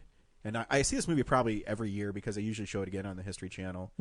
But it was like made by History Channel. Yeah. Oh wow. I've never seen this. I'll have to check it out. Yeah, you should. If you want to be depressed and not feel good and be well, sad. that's my daily routine, Ryan. This is the saddest film explosion ever. Yeah, but it's sad, and I think that the event is so. It changed everything. I don't really like the title that much, but it changed how everybody perceives not only the United States but the world, and how vulnerable people can be, and And it's tough. I mean, you're watching 3,000 people murdered. Mhm. You know, and there's I always keep that in mind. I remember a mom of one of the victims on the second plane that hit, and she said, because there's so much footage of that one, she says, every time they show that, I know my son's being killed. And things like that is, you know, so when you see it, it's tough, and it's yeah. So let's hope the next one's not as depressing, but it's a really great film, and it really puts you into what was happening then. And that's an awesome choice. I have to check it out if it's on. I'm sure you can get, if you go to historychannel.com, I'm sure it's on there. Sweet. Or you can probably even go to On Demand. It's probably there. I can get that nice Road Truckers. I'll be set for the day. Yeah. Yeah, make sure you sandwich that in between, like, American Pickers or something. Yeah, don't just watch getting this. super stoked about Ford Fairlanes and stuff, and then then get really depressed. That's actually a good idea. American Pickers right after that, just a marathon to get that. Yep. Because that's how America changed. Yeah. Oh. So Brad, if your number 4 is Schindler's List, I'm leaving. So my number 4 will make you cry. No, just kidding. My number 4 is really creative and a wonderful celebration of the power of film. Thank God. And the power the film has on community. My number 4 is Be Kind, Rewind.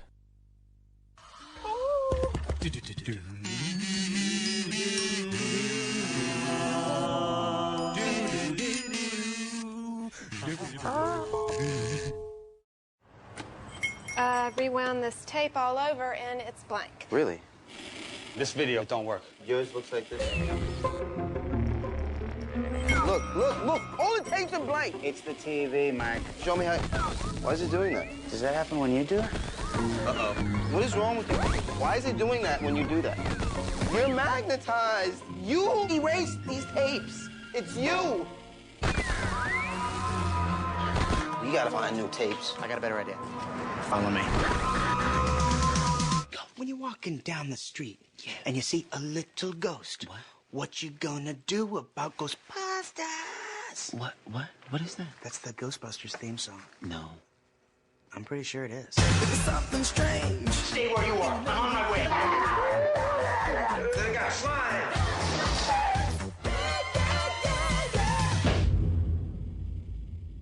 That wasn't bad. What else y'all got? I will shoot you, and I know robot karate. Nothing from nothing leaves nothing. These are not just simple remakes. What's happening to her?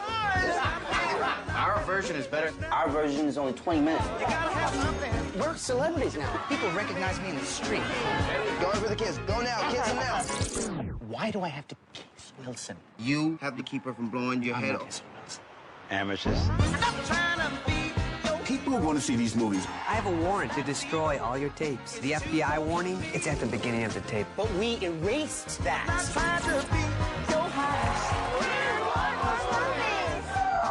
Damn, they're good. They can shoot any style. You name it, we shoot it. Be kind, rewind videos, a la carte. Nothing from nothing leaves nothing. Two movies with heart and soul. Driving Miss Daisy. Okay! This is not the spot. Are you deaf? Knock it off! Don't you talk to me like that! Go like the wind, run. Run, okay. No! Wait! Oh, let's make my list too. It's a good film. Yeah. Yeah. So Jack Black and Mos Def, they work at a video store, or they work at a video store. Yeah. Yeah, because Mia Farrow runs it. No, she owns the building. Danny right? Glover runs the store. Danny Glover runs the store. Yeah. Right. And so it's going out of business, like a lot of things in the neighborhood. Mhm. And so Especially in 2008. when when Jack Black is suddenly like magnetized in a weird freak accident, he wipes so good. He walks into the store and wipes all the tapes, and to resolve the problem, so that Danny Glover doesn't get pissed off, they decide to reshoot all the movies that he wiped from memory. Yeah, through a process now called sweeting. And so yeah, they remake like Ghostbusters and RoboCop with like cardboard and with like with a Super 8 negative camera. $10 budget. Yeah, Like. and the locals aren't cinephiles, so they just assume that this is how that they are just in the movies, and that is how these like national recognized movies have always been. Yeah. And it brings the community together, and the store does better, and they can't fight progress, but at least they made the people in the neighborhood happy. Yeah. It's who's the director of it again? It's the guy who Michel Gondry. Michel Gondry. Yeah. It's I saw it at that Regency Theater in that mall that was across from the $2 theater on Hampden, the Elvis Theater. Oh yeah. It was across the street. It was in a mall. And it was like I was the only one in that theater, and it was fun just to watch it on your own kind of thing. Like, but it did not expand to my theater at the very least. Like, it's a solid flick. Yeah, I like Danny Glover in it a lot. I love Mos Def, and I love Jack Black in it. It's a fun film. Yeah, it's a little indie darling, but but it did not do that well. Sadly, when it came out, should have been bigger. I think. Yeah, it shows the power of like two friends start making a movie, and then other people think that's cool, and they join in, and eventually it expands and grows. And it's like how making movies how fun making movies with your friends can be. It's an allegory for the Denver film community. Not lately, but yeah. No, it's a great one. Yep. I'm glad you got it on the list. Mm-hmm. Very good choice. Surprisingly, not as many repeats as we were thinking. I know. Everybody snuck little weird things in there. Well, then hang tight. My number 4 is a repeat. It's The Wrestler. Oh, great. Cool. Moving on. Well, we already talked about that, so James, would you...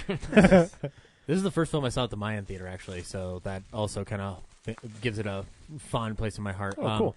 I love the flick. The wrestler body slams the competition. You know that's somewhere on a review some poster has it. Body slams you with drama. A grand slam, something like that. Whatever they body slam in the Oscar race this year. It delivers a top rope drop of thrills. We're really ramming this thing home. A total emotional takedown. Your emotions will be pile drived. Can you smell what Mickey Rourke is cooking? I don't want to. But 'cause it's probably crack. Wow. But yeah, I really enjoyed it. Like the hype for this film, like coming out of its festival run, was like pretty big. Like Does it have a bird on it? What? Does it have a bird on it? He's referring to Iron Man 2. I want my bird. But hey, this movie is how he got into Iron Man 2. Yeah, like no one wanted Mickey Rourke's weird face in their movie at all.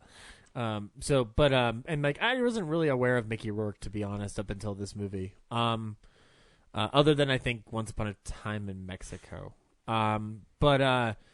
It's sad. I was gonna say, man, I'd like to well, that movie. I mean, but when he was when he had a bigger film career without his beat up face, I was a very young kid. So yeah. But yeah, no, I dig the film. I like the story it tells about this like washed up wrestler who's like doing these small Elks conventions and like barely making ends meet, and then kind of getting a shot to kind of come back into style and trying to reconnect with his daughter. I like those types of stories. Like this, it's a character filled with regret. And those are stories that I like watching because it's an interesting theme. I think Marissa Tomei is wonderful in the film too, as the stripper that he hangs out with constantly.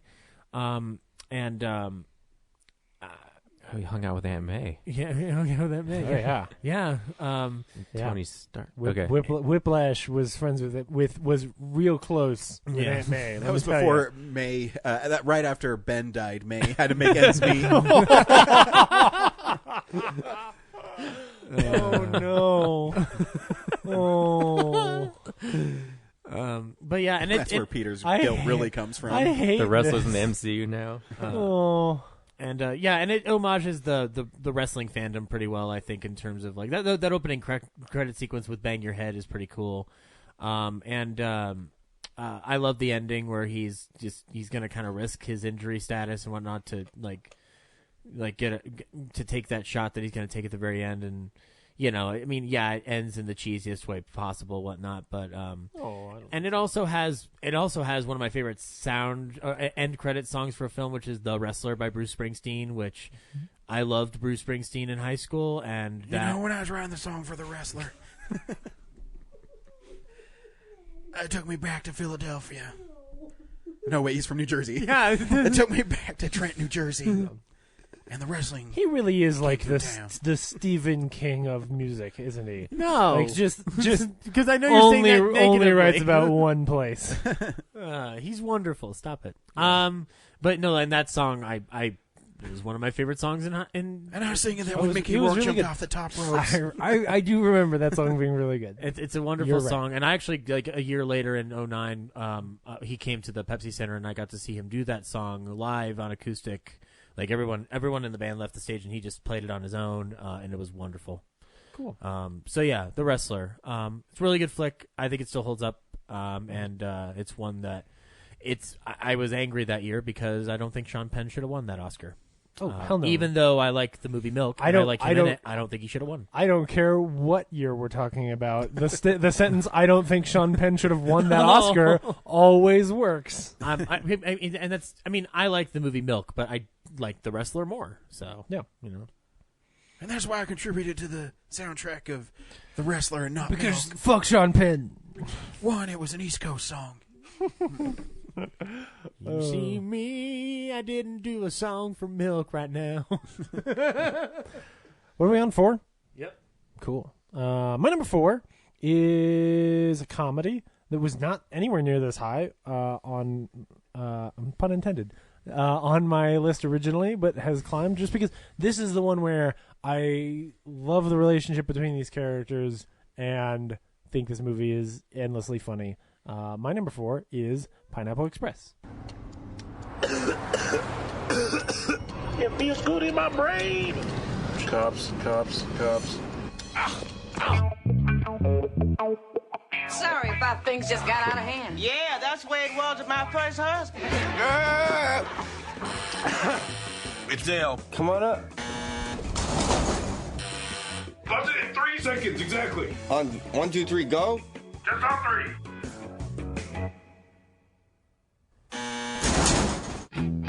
It's been 2 months you've been coming to me, right?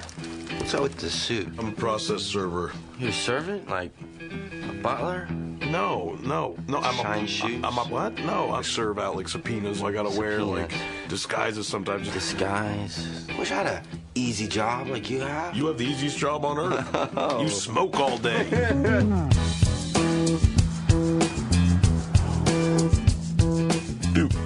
Dude.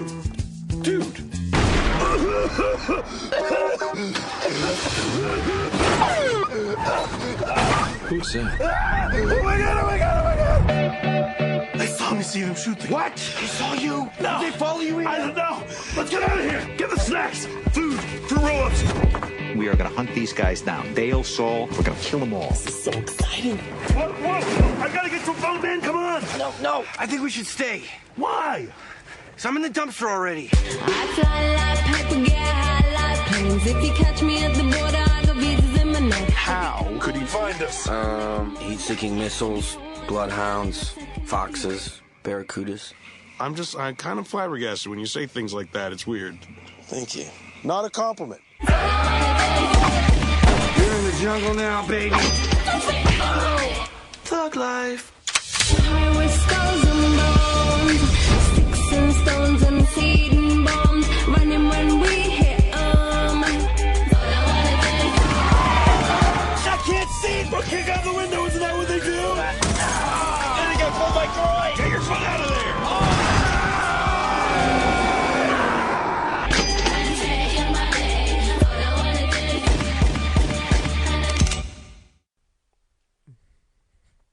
I used to use this gun when I was a prostitute. Gosh, like, not only is this a movie that I just think is like, there are so many moments that I just died laughing in the theater and still think are hilarious. When he tries to kick the windshield out and he gets his foot stuck in the windshield, it just doesn't get much better than that for me.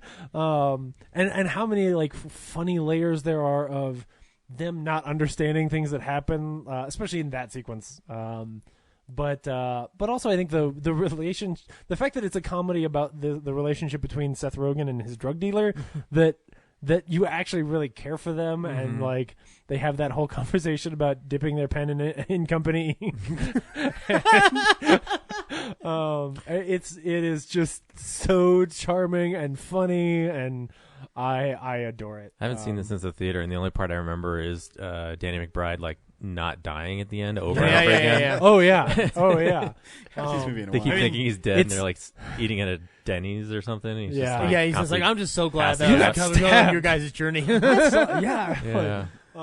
It's the movie where the line "You used to be ruthless" comes from, and I seen it because Craig Robinson is hilarious. I this was one where when I first built the list, like of course Tropic Thunder and this were like right next to each other, and I was just looking at them like, no, like I have so much more love for Pineapple Express because of that sort of emotional story of these two guys.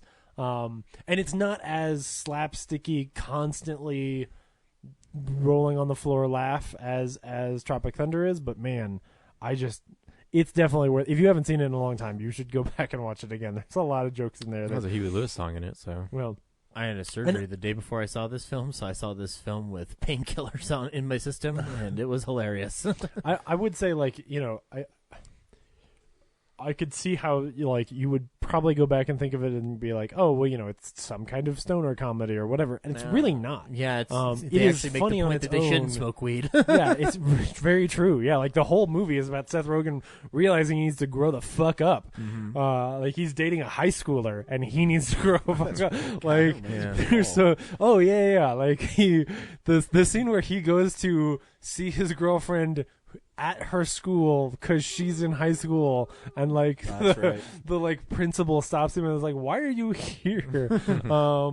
It's really good. Also, Rosie Perez has like a Gary Busey-esque type like non-stop fighting machine cop. Gary Cole as the villain, I think, is really good. Oh the two of them have some really great. Kevin Corrigan is together. funny as fuck in that movie with Craig Robinson as like these two fucking like low-level thugs. And it was some of the earliest I think I'd ever seen Danny McBride. Like this was when he first, coming out of Fit Fist Way, like was starting to pop up in those movies. Yeah.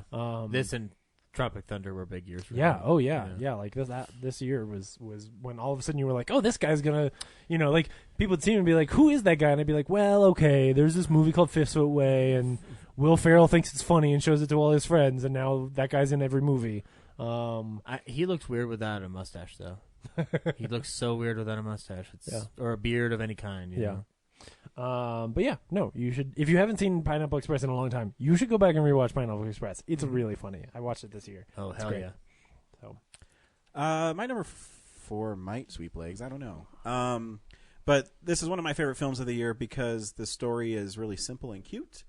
And it deals with a couple of people. So it's not The Dark Knight. It is not The Dark Knight. I want that on the poster. But no, it's a movie studio that's on top of their game, and it's WALL-E. 700 years into the future, mankind will leave our planet, leaving Earth's cleanup in the hands of one incredible machine.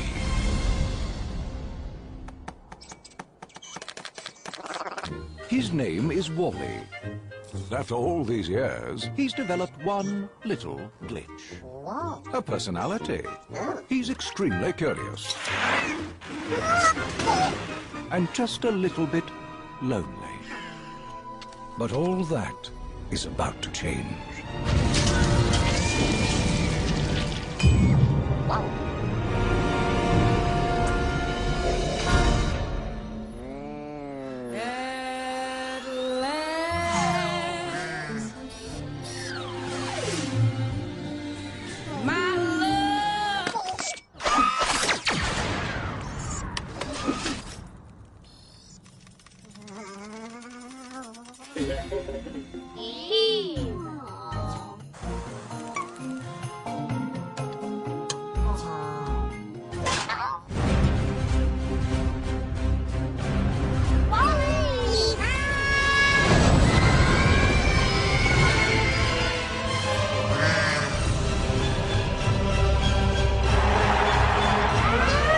Arrest that robot!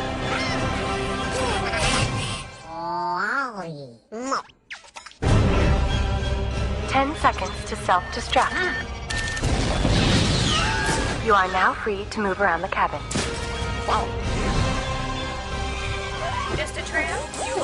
gorgeous.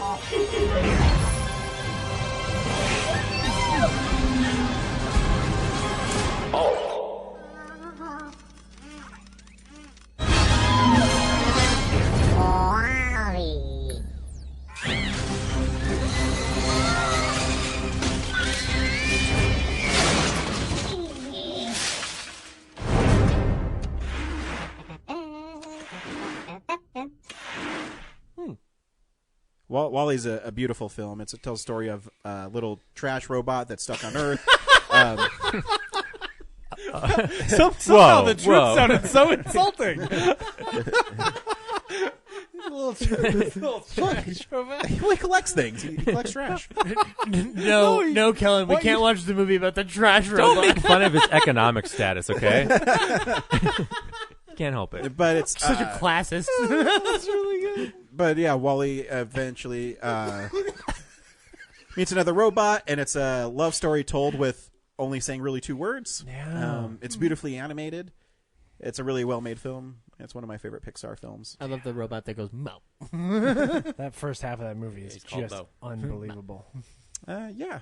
No, I know a lot of people don't like it when it kind of goes into the human part, but I still think it's pretty good. Oh, I love that because that's where we're headed. But yeah, it's still beautifully animated for a film that, 10 years isn't that long ago, but how far movies have on the Pixar side have advanced. Yeah. But on that one, they say that Pixar went back and reprogrammed their rendering software because of that movie. Wow. Like they programmed the camera and everything. In order to make the movie or after making that movie? To make the movie. Oh, okay. Roger Deakins was a visual consultant on that film. Oh, shit. Yeah, they made it more like mathematically accurate to using a real camera. Oh, yeah, I remember. I think it's on the special features of the discs. Yeah. It's. And when you watch, you can tell. When you go back and watch Toy Story, it's still a great film, but you can see it's a little more crude. Because they're still working with that tech. Yeah. Not in a bad way, just where they are now, where it's. Oh yeah.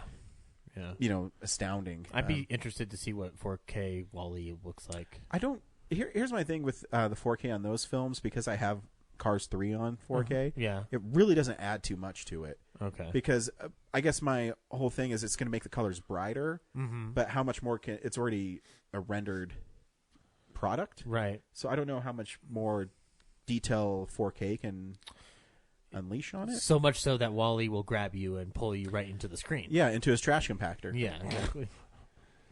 Well, he is a trash robot, as you He said. is a trash robot. He's cute, though. Yep. He prefers to call it his garbage body. Yeah. And he watches old movies. Oh, yeah. Oh, gosh, it's so good. It's a cute movie. Yeah. Fat Indy Sunshine has a garbage body. It's one of the few Pixar films I still don't own, that I it's on my, Disney Movie Club, hey, add this to your next order list. It's like every time that, Solo comes out, I'm like, okay, Solo, and I'm going to go get this for fucking nothing. So it's coming. Sorry, Brad. Brad, number 3? My number 3 is a repeat. It's Zack and Miri Make a Porno. So. Oh, wow. really? Nice. Yeah. Yeah, Wow. if this was 2008, it would have been right around there, right around that placement for me. So, why do you like it? I think it's a lot of fun. It's also like now it seems like thinking about it, it seems like the most maligned, like most forgotten Kevin Smith film. I think Cop Out's more maligned. Most forgotten, yeah. Yeah, I guess. Yeah, I guess Cop Out I barely even think about as a Kevin Smith film. Yeah. Because he didn't write it. But I think Zack and Miri's thing also is that its 2 leads are so recognizable now for other things that it kind of tends to push Kevin's name out of that conversation a little bit. Yeah. No matter how many great supporting characters from the View Askew universe are in it. I mean, yeah, I think it's a great film. It is kind of like a remake of Clerks in a weird way because of just like the whole, or like the story of the making of Clerks, where it's just like, oh, we're gonna make a movie inside the store where we work, but it's done in such a beautiful way, like for a Kevin Smith film that I mean I really enjoy it, and it's got a great soundtrack too. It's one of the only movies to ever use the song a song by Live. The band Live, because they don't usually license their songs out. So, Maybe they should. I've never heard of them. I only know one song. What's their big song? I think it's the one that they play in Zack and Mary, which is "Hold Me Up." But yeah, I don't know. And then also I get them and Creed mixed up a lot. I Alone. Yeah, something like that. Fuck you, Ziggy's a comic. It's right next to Family Circus. I need to watch that movie I again. get them and Creed makes up a lot. But yeah, it's nice. It's the other about making a movie that with your friends. That's yeah, it's a good pick. Yeah, cool. Zach, my number 3 is a repeat. It's Tropic Thunder. I think it's my number 3. Yeah, it's my number 3 as well. Awesome. Cool. I got to see this early, along with my number 1, and I think Ben Stiller. Like, I'm not a big Zoolander fan. I like the movie, but it's not like among my favorite things ever. Yeah, I like Zoolander because it's silly. Yeah, but this film's pretty fucking genius. Like, it's just straight up next level genius. Yeah. Starting off that flick with the fake trailers and I remember seeing this a real movie when I was watching it. Yeah, just jabbing like fucking like just jabbing the bear of Hollywood with like those fake trailers that represent the different actors, and then also booty the sweat. booty. I love that pussy. Hell yeah, I love that pussy. Hell yeah. But and it just the way it functions as a wonderful Hollywood satire, while also being a laugh out loud goofy comedy. Like it balances a lot of balls in the air. This is my favorite Robert Downey Jr. movie this year. Even though I love Iron Man, but this performance is just straight up brilliant. Well, yeah, it's brilliant when you're playing an Australian who's playing an African American. Yeah, that's like an Inception level of genius. I'm a dude playing a dude disguised as another dude. And he got nominated for an Oscar for. Yeah, for blackface. Yeah, first time since the Jazz Singer. Yeah, Jolson was never nominated for that. I know. Get your history right. But actually, technically, still true. The first time since the Jazz Singer. One of the best scenes in the movie for me is and it shows why Robert Downey Jr. probably should have won if it wasn't for another performance this year, obviously. Because he does this thing where he's stripping down. He's like, I'm not Kirk Lazarus and I'm not John Glenn. Like he starts like going in and out of accents. Yeah. And then he just finally breaks down and he just goes, I don't even know who I am anymore. The whole film is super smart, and that's why it's on here on my list, because I mean, even Ben Stiller's performance as he's a big action guy. Tug Speedman, yeah. It plays a lot of the sensibilities that people expect from Hollywood, and how it just kind of turns it on its head. And yeah, I mean, Robert Downey Jr. is amazing in this film. Yeah. And also, this is my favorite Tom Cruise movie this year. When I first saw this, I did not know that was Tom Cruise. Do you know he's not credited in the movie? No, he is at the very end. Well, he's not.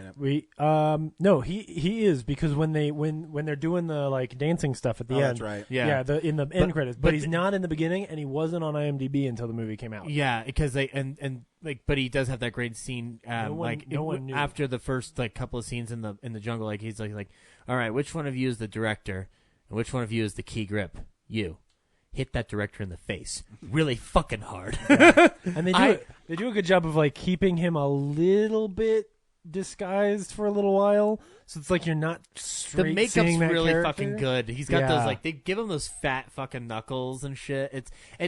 I'm glad he got a Golden Globe nomination for this, actually, because that's like, I was like, that should have been like super awarded in a couple of different areas, because it's a pretty fucking genius level like take on Hollywood executive type. It's bold, especially at that time when like you want to keep your job around Hollywood. Don't make fun of your bread and butter, but there it is out front and center. And he wasn't doing a lot of and still doesn't do a lot of comedy. Yeah, like, no, I mean, like he did early on in his career, but he moved out of it because he does action and drama really well. It was a reveal where when they do show that it's Tom Cruise in the credits, I still remember people like I lost my shit reacting, and because they watched the whole movie and didn't know. Yeah, like all of a sudden they it said Tom Cruise and they were like, what the fuck? Like, I have to imagine that some of the people in the audience thought that Tom Cruise had really fallen off the wagon and got fat. Like, that was the only explanation. It was a great, wonderful surprise. Yeah. And I love Matthew McConaughey in that movie. Another great performance in that. Like one of the greatest wide shots in history is him going, "I got the TiVo." Yeah. Oh yeah. And my favorite Jack Black movie probably, other than the one that Brad mentioned, because that scene where he's tied to the tree and he's just going, "Man, I'll suck your dick. I'll cradle the balls, work the shaft, and swallow the gravy." Yeah, Tropic Thunder, really smart Hollywood satire that still funny as fuck. I mean, and if you like Tropic Thunder, then you'll understand Robert Downey Jr.'s explanation why Forrest Gump is a great film. Yeah, very true. Yeah, absolutely. Before we died. You know what? Yeah. I hate I Am Sam. I don't hate Forrest Gump. I just don't like Forrest Gump. I Am Sam's a terrible film. Simple Jack. You know, I don't. That's the one part of the film I still don't know how to feel about. Like, is this offensive? I don't think so. It's offensive. That's okay, though. Yeah, because it's doing it for a reason. I get it. Yeah. Well, but it's offensive because he's doing Hollywood's is being offensive. yeah. Right. Like what he's doing is offensive. Super terrible. Yeah, it's offensive the way that everything that happens in It's Always Sunny is offensive. Yeah.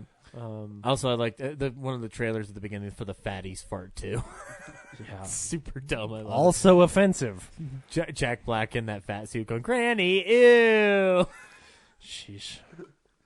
Remember when the Nutty Professor was a thing? Yeah. Yeah, and not just a thing, a big fucking deal. The Clumps was a like blockbuster. My God. Anyway, that's my number 3. The Norbit? It's full of stars. Yeah. Oh no, we don't have to talk about that's Norbit. how much America changed in a very short period of time. Was that when Norbit came around, they were like, "Wait, this is bad, isn't it?" 9/11 changed keep everything. making fat suit comedies? Is that 9/11 Yeah. changed that, man. Right? Yeah. Oh, anyway. Cool. Is it 3? Yeah. Okay. My number 3 was my number 1. In 2008, my number 1 was obviously, well, the truth is that anyway, we'll get to where I move some things around. So anyway, my number 3 is Slumdog Millionaire.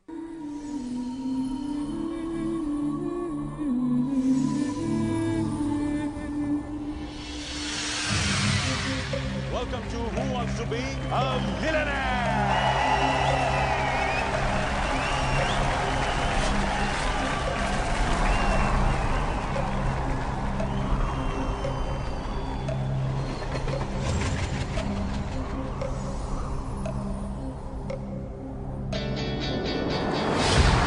Are you ready? Yes.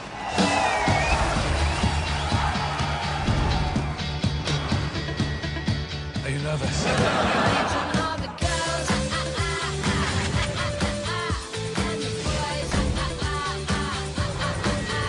Is the right answer?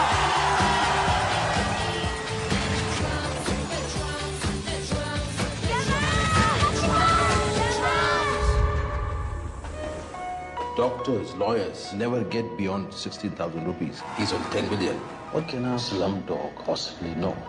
We went on the show because I thought she'd be watching. She's my destiny.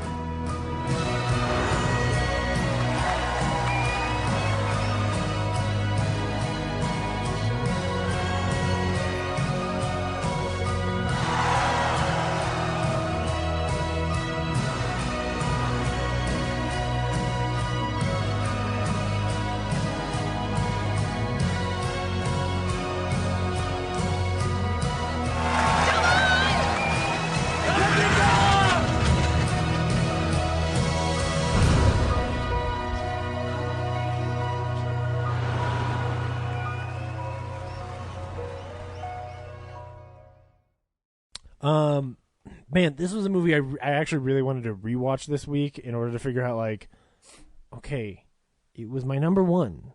Should it still be my number 1?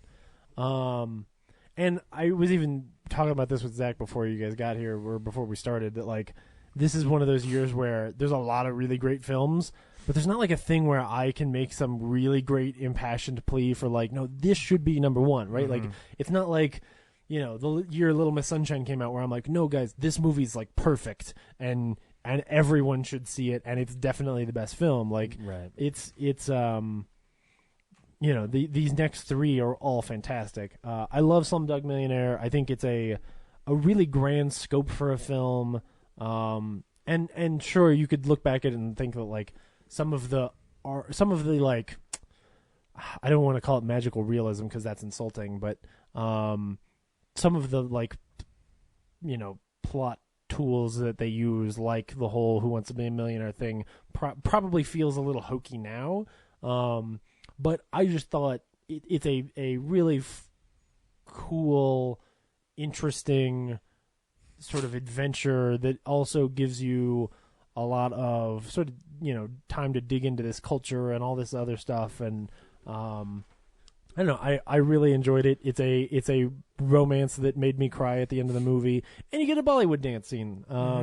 I adore this movie. I still do. And I have the soundtrack, and every now and then it pops on, and I think it's fun. And you shimmy. You can't see that. I shimmy a little bit. Yep. James is shimmying. Yeah, my voice is changing through the mic because I'm doing so much shimmying back and forth. Was very close to my list. Didn't make it. But first time I saw this was at the Esquire at the Upstairs Theater, and it was in November of 2008. Yeah. And it was a third full. I went to go see it 2 months later at the Landmark Greenwood Village Theater, and that thing was packed. It was a slow build. Oh, yeah. Like, the word of mouth was the reason this film got as big as it was. And it's a great flick. I enjoy it. It was definitely a My Big Fat Greek Wedding kind of movie, if you know what I mean. Yeah, I think it's I don't know if it's as like lighthearted and on its feet as My Big Fat Greek Wedding. I mean, because it's a movie There's that a lot of dark stuff in that movie. Was out for a very long time. Yeah, and I mean that's part of what's really great about it is you do get to see how terrible life is for really impoverished people in I mean, I don't want to call India a third world country now, but at the time that kid would have been a kid, I think you would consider it one. Mm-hmm. He's certainly living in third world countries environment. What? And I think it's really fantastic. It's a wonderful flick. So yeah, Dev Patel and Frida Pinto are great in it. Mm-hmm. Yeah. So yeah. My number 3 was Tropic Thunder. It's one of maybe Robert Downey Jr.'s best performance. It's my favorite Ben Stiller movie, followed really closely by Heavyweights. And yeah, I would totally agree with that. Yeah, and it's definitely because Jack Black's in it. It's Jack Black's best movie. Oh wait, no, maybe Bernie for me on Jack Black. High Fidelity is still real fucking good. Yeah. Like I said, he's in it, and it's a good movie, so it counts as one of his best movies. Yeah. Oh, cool. Brad, number 2. My number 2 is a repeat that I adore. It's WALL-E. Nice. So, yeah, just absolutely love that first half of the movie. The second half's fine. It's just like the movie could have just been him compacting trash for because he's a trash robot. Oh yeah. For an hour and a half, and I would have been with no dialogue, and I would have been like, "This is fantastic." But there is that beautiful scene. I love when him and Eve are outside the fire extinguisher. Yeah, with the fire extinguisher, and moving their hands across the stardust and stuff. It's beautiful. Yeah, music's wonderful. Yeah, you should remake the poster, Brad, and just call it Disney Pixar's Trash Robot. I just keep imagining WALL-E with like a red hat and a beer in his hand. Oh, I went to the literal sense that he collects trash. You went to the that he's like white trash robot. Yeah. I didn't even think that. I was just like, no, he's just a garbage person. I was thinking garbage person. Yeah. So great choice. Not garbage man, because garbage men and women are wonderful people. Oh yeah. Yeah. I don't want to do the job, so thankless job. Hats off to them. I'm severely indebted to them each and every week at my store. But yeah, it's one of my favorite movies of all time. So. Great film. Cool. Yep. Go on. Zach, do you remember your number 2? I do. My number 2 was my number 1 for years until the past 3 or 4 years because of just like one that I was would think about so much though. My number 2 is a Ron Howard film that is severely underlooked, I feel, other than also Rush, I guess. But it's a movie about a rivalry. Rush is a great film. Yeah. No, but this is kind of about a rivalry. Not really. It's about a butting of heads. Yeah, it's about a butting of heads. It's called Frost Nixon. Good evening. I shall resign the presidency at noon tomorrow. This is an historic day, the only time a president has ever resigned from office. Knew about the Watergate cover-up. The man who has committed the greatest felony in American history will never stand trial. I've had an idea for an interview. Richard Nixon. You're a talk show host. I spent yesterday watching you interview the Bee Gees. Weren't they terrific? Why would I want to talk to David Frost? I got $500,000. Really? Frost has hired 3 crack investigators. Can I be crack one? Can I be deep crack? Can I shake his hand? After everything he's done in this country? Are you kidding me? Oh, pleasure to meet you. Mr. President. That was devastating. I mean, I don't think he's ever going to get over that. Frost is just not in your class, sir. You're going to be able to rebuild your reputation. This entire project is a joke. I do hope that isn't coming out of your own pocket. I wish my pockets were that deep. I'm in this for everything I've got. There's a reason they call him Tricky Dick. Stand by to roll tape. You had a pleasant evening last night? Yes. 4, 3, 2. Did you do any fornicating? And Cue David. The American people need a conviction. I'd like to give Richard Nixon the trial he never had. Democracy depends on it. We're not going to let that happen. We're going to make them choke on power and glory. Why didn't you burn the tapes? I didn't want to take any questions on Watergate. shut it down. I will ruin you if it takes the rest of my life. What have I done? If in this interview Nixon exonerates himself, 4, that would be the worst crime of all. 3, 2. Cue David.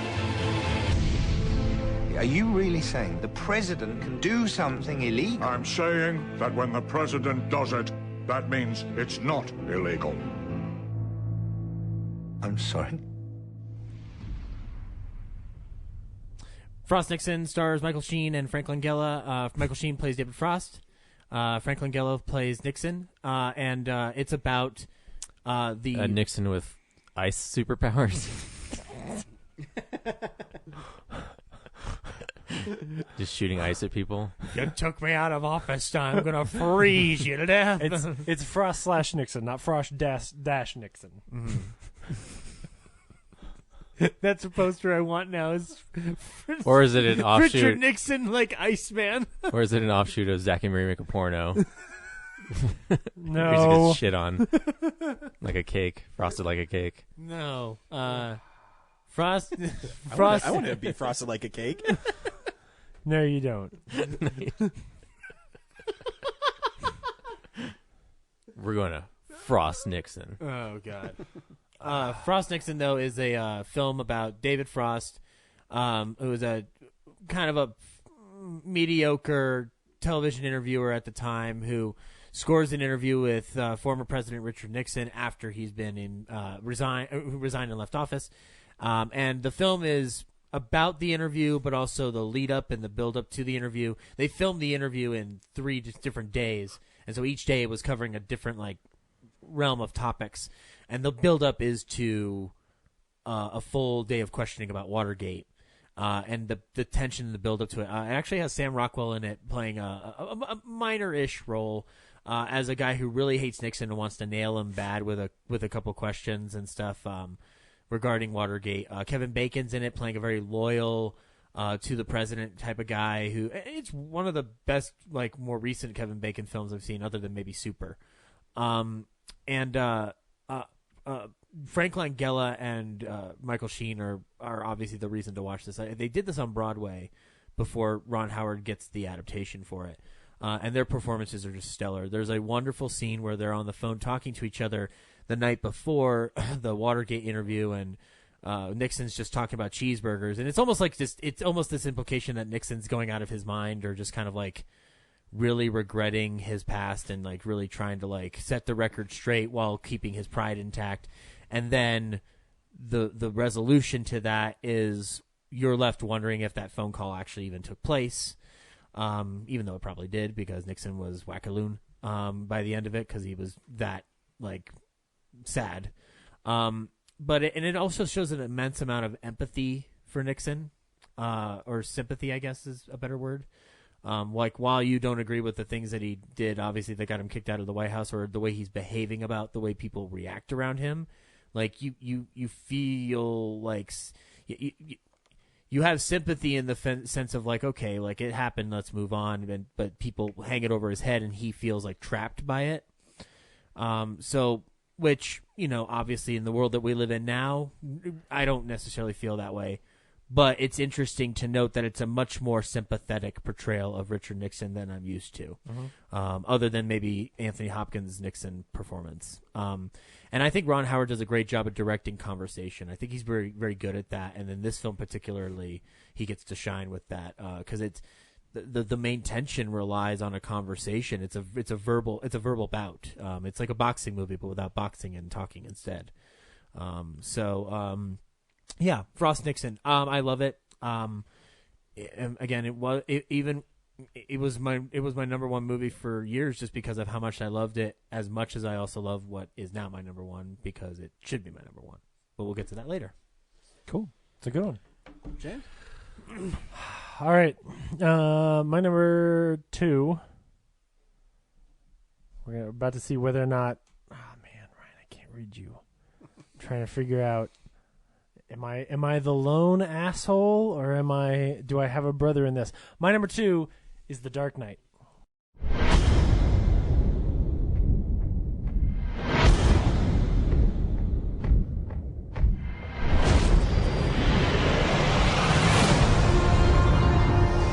Where do we begin? A year ago, these cops and lawyers wouldn't dare cross any of you. I mean, what happened? So what are you proposing? It's simple. Kill the Batman.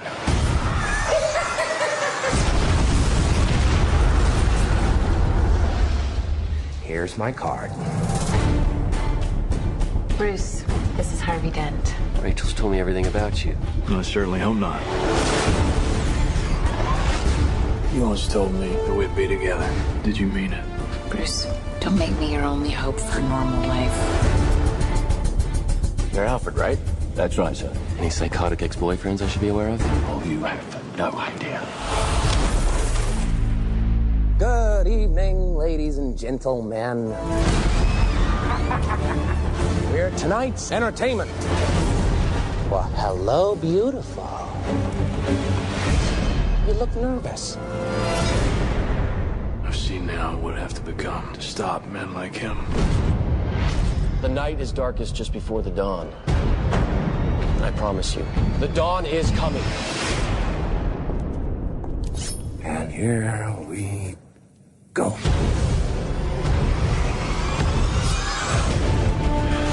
Come on.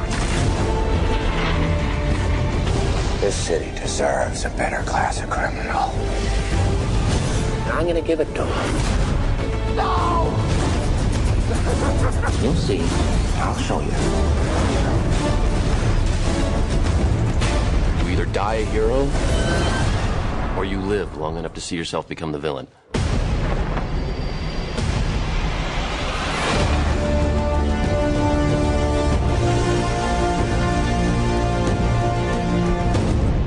Will you be wanting the back putt, sir? Middle of the day, Alfred? Not very subtle. The Lamborghini, then. Much more subtle. God damn it, I'm a lone asshole. Shit. This is Roger Rabbit all over again. Fuck. You're just wrong. You're just wrong. Son of a bitch. All right, well, we'll move on. Ryan, you're number 2. My number 2 was a repeat from a really long time ago. Right. My number 2 is Iron Man. God damn it. I like I said when Brad revealed it 2.5 hours ago, it's I think it's one of the most important films of the year.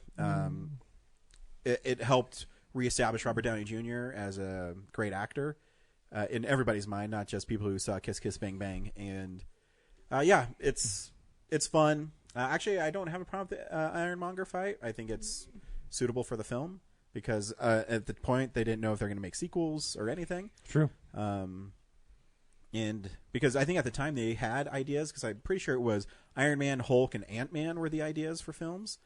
And they only started filming Hulk as soon as Iron Man was done. Partially because they had to get it off the ground as quick as they could because they did film the scene with Thunderbolt Ross and Tony Stark after they filmed the whole film. Mm-hmm. So so I think it's important. And I think it's as a comic book fan. I mean, there's one film obviously that's way better this year, but way better is harsh. But I mean, a lot better. Probably one of the best superhero films of all time comes out a little later, 2 months later. Yeah.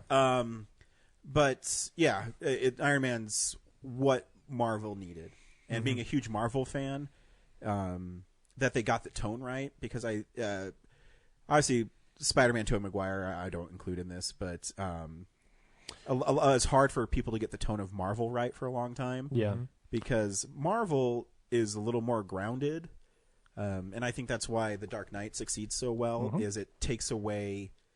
It's not a mythology. It's movie. not, and it's not a Tommy Lee Jones gonna sneer really close into the camera. Yeah, it's boiling acid. Because I want to say, how long does it take before Batman shows up and Batman Begins? It's a long time. About an hour. About an hour. So Nolan established that, and Iron Man too. It's you got to know Tony Stark before you like Iron Man, and Tony Stark at the beginning is not that cool. He's kind of a jerk, and he learns what his weapons are doing, except for that scene where he's fighting Gary Shandling. Yes, that's a pretty great scene. even like the Mark I suit in the desert isn't really Iron Man showing up. It's just like, oh yeah, this is what I can do. Yeah, his interaction with I can't remember the guy's name, but the guy he's in there with the cave. Yeah, in the cave is wonderful moments, and he's just like you're gonna go home and see your family. Like, I am going to see my family. Like, it's a great scene, and it's an interesting take on Tony Stark developing weapons that are used by the terrorists. And I mean, I think still is one of the coolest shots in any film is when Iron Man shoots that little missile and he turns and walks towards the camera, and then there's a delay and it blows up. Yeah, it's pretty awesome. It is. It's great. Iron Man. It's a good one. But the science in that movie doesn't make sense. Oh, my friend Brandon used to go crazy. Yeah, I remember. Oh, you're sitting through the credits and we're like, that was pretty fun. Yeah. And then Brandon's like, but the science. What? He can just fly right away? Yeah. Not right away. He has to learn how to do it. What I've always told Brandon, I said, just always think of Team America's montage song. Right. And just showing lots of things happening all at the same time. And that's called a montage. Does And your friend Brandon not know what a montage is? no, he's a goofy scientist who just didn't understand that some dude could make self-propelled boots, I guess. I don't know. Eventually someone's going to do it. Yeah. I want to be a goofy scientist. That sounds awesome. Well, the one part where he is in the Mark I suit and he like crashes into the sand in the desert probably should be dead, but he has padding in it. Yeah. From all the foam that the terrorists gave him. Yeah, the sand is really soft. Yeah, it's sand. Yeah, it's sand. It was heated up by the sun. Exactly. And it gets softer. Exactly. Right, yeah. There's science. Science, yeah. Don't poke holes in it. Hot metal is I as rarely- comfortable as a pillow. I rarely provide examples of my PhD, but I felt right now was a good time. It's a good time, too, to set the record straight. So we'll go to Brad, but I guess we'll just use Brad's number one for the consensus number one. Yeah, everyone but James can cheer for this. Pariah. James is. I don't even know what James would have picked. I'm trying to think. Anyways, maybe he put Iron Man first because I haven't heard Iron Man on his list yet. No, I did. It was he number did. 5. Number 5. That's right. Anyway, so Brad, your number one. Obviously, The Dark Knight. Same is here. our That's a number great one. movie. Yeah, it's a great movie. It's the number one movie of that year. Although thinking about it, it's like that year, it felt like this is the direction of superhero movies, and then this is surprisingly right after this, nothing for very DC much is not, the direction of superhero movies. Iron Man and the cinematic universe take over at this point, but The Dark Knight itself is amazing. The Batman Begins was sort of well received, and it was a monumental task to make people sort of forget the Jack Nicholson Joker. So the controversy surrounding Heath Ledger months before, was like, wow, that's not an expected choice, and he knocked it out of the park. A Wizard magazine, remember Wizard? Anybody? The comic book pricing guide. They had a whole article about Heath Ledger being the Joker and if it's a good choice. Yeah. That was a big deal. And it's again, you really have to base it on when you see the film. And actually, yesterday I was watching on YouTube. They had from script to screen, and they had the interrogation scene.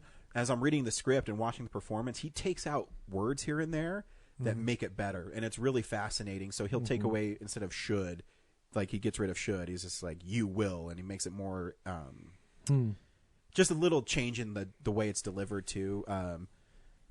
They had a part where he's supposed to laugh like maniacally and then start like sobbing, and he does that. Yeah, he does. Yeah, it's really interesting, and you can see an actor that saw it on page and made it his own. And often lost. I mean, I think Christian Bale's really good in it.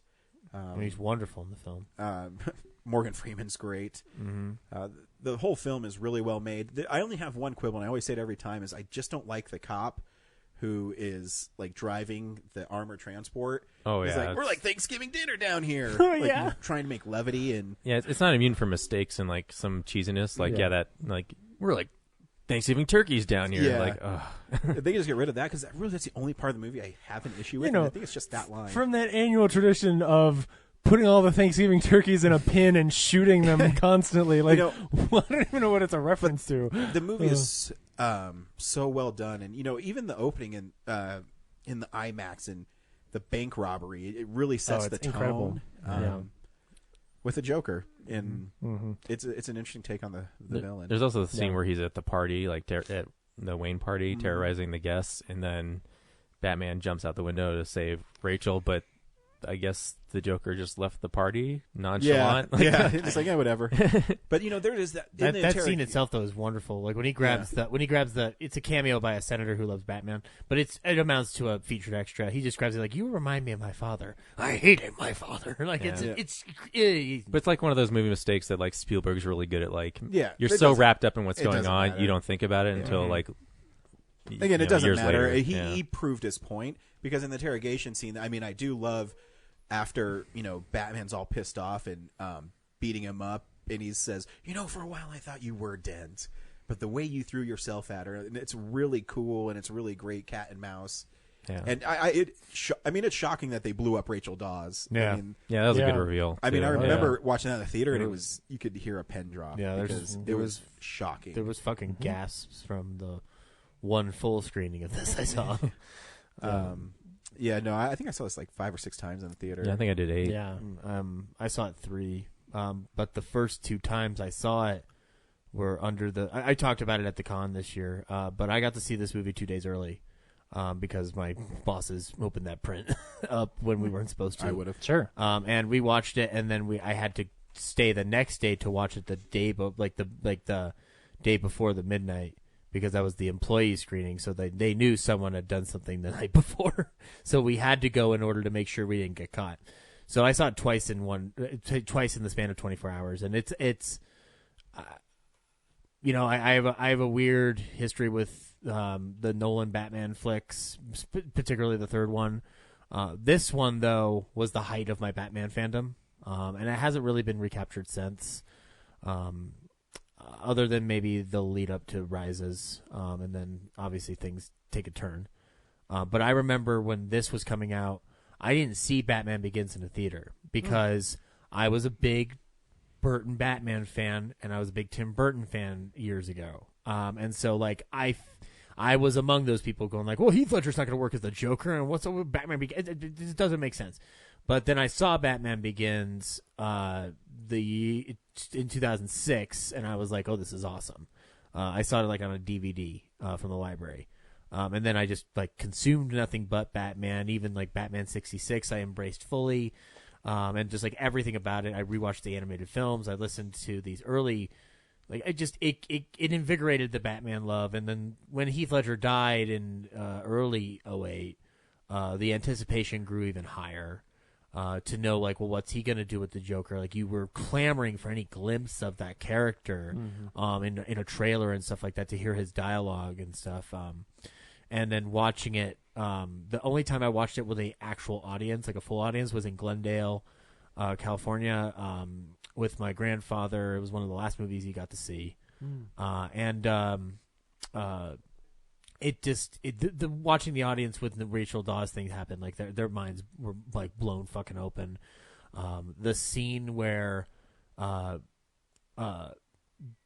Joker and Dent are in the hospital, and he's doing the whole Agent of Chaos speech and introduce a little anarchy. Like there's nervous chuckles because it's creepy as all hell.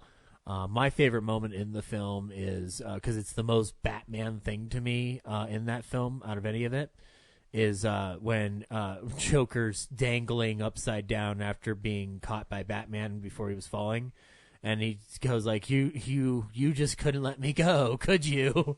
This is what happens when an unstoppable force meets an immovable object. I love that interaction between them because it's the closest I feel it gets to what we think in our heads of a Batman Joker face off in terms of like them talking to each other.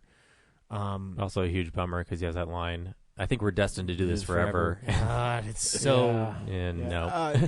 Too, what's lost in it is Harvey Dent's arc. Which is and not amazing in the film. Oh, it's and great. When you watch the film as many times as I have, there's little things. So in the Agent of Chaos scene where he puts the gun to his head, if you watch the Joker's hand, he actually puts his finger in between the hammer. Mm-hmm. So if you pull the trigger, it would have not have shot him. Yeah. And there's like little things like that you don't notice that they've put in the film. You don't notice the first couple times, and it's just and Harvey Dent's, when he becomes Two-Face, I think it's actually pretty scary because he has It's terrifying. He has this great moment where Batman believes in him. Where do you want to meet? Where my family died. And I mean, who would have expected that Aaron Arkin could have been such a powerful Aaron villain? Eckhart? Aaron Eckhart, yeah. Aaron Sorkin.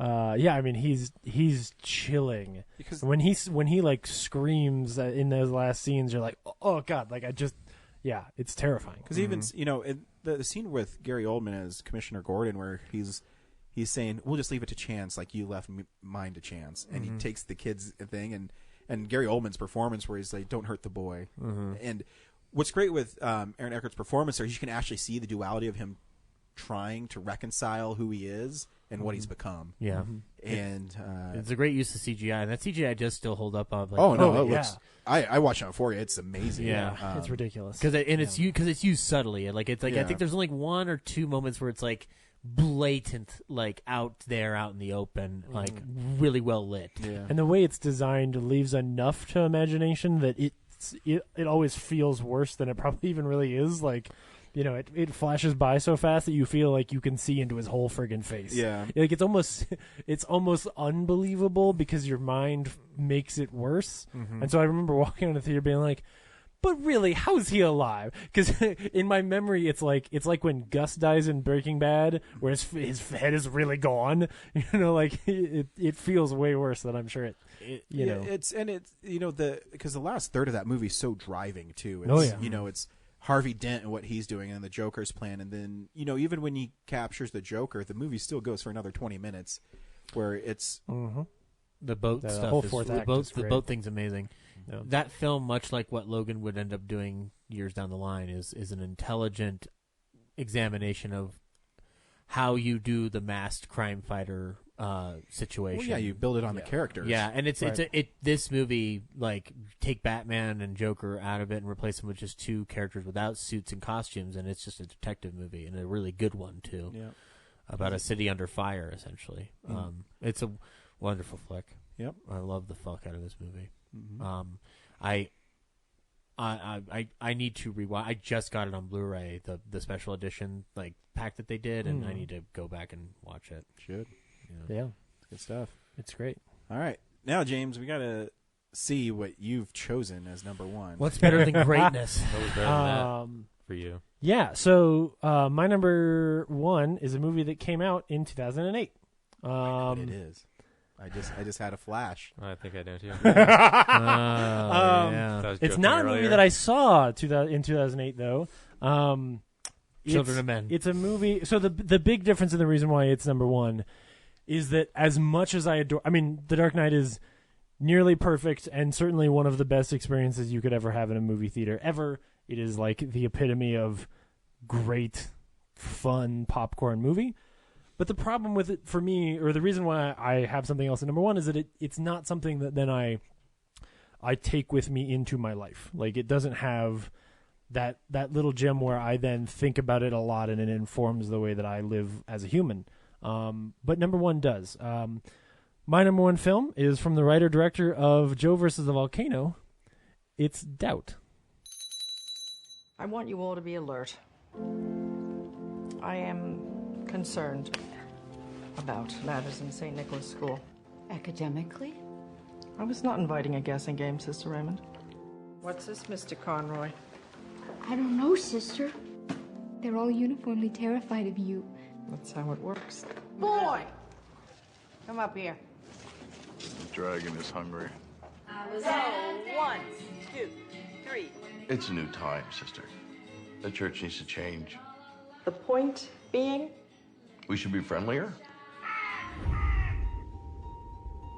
Father Flynn, he called Donald Miller to the rectory. So, it's happened. We are going to have to stop him. Ourselves. What happened in the rectory? Happened?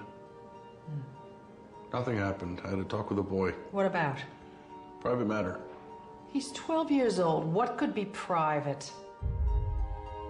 You haven't the slightest proof of anything. But I have my certainty. I can fight you. You will lose. Why you gotta know something like that for sure when you don't?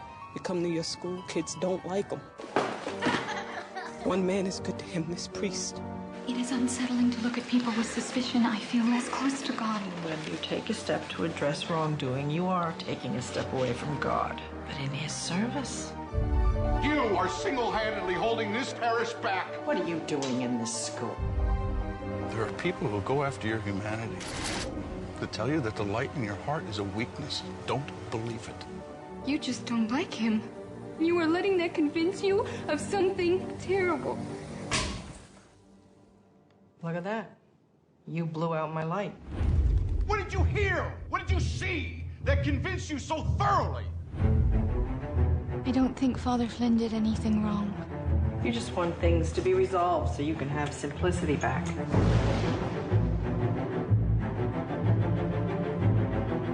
Doubt can be a bond as powerful as certainty. I'll throw your son out of this school. You hurt my son to get your way. You have no right to act on your own. You have no right. I will do what needs to be done. You should understand that, or you will mistake me.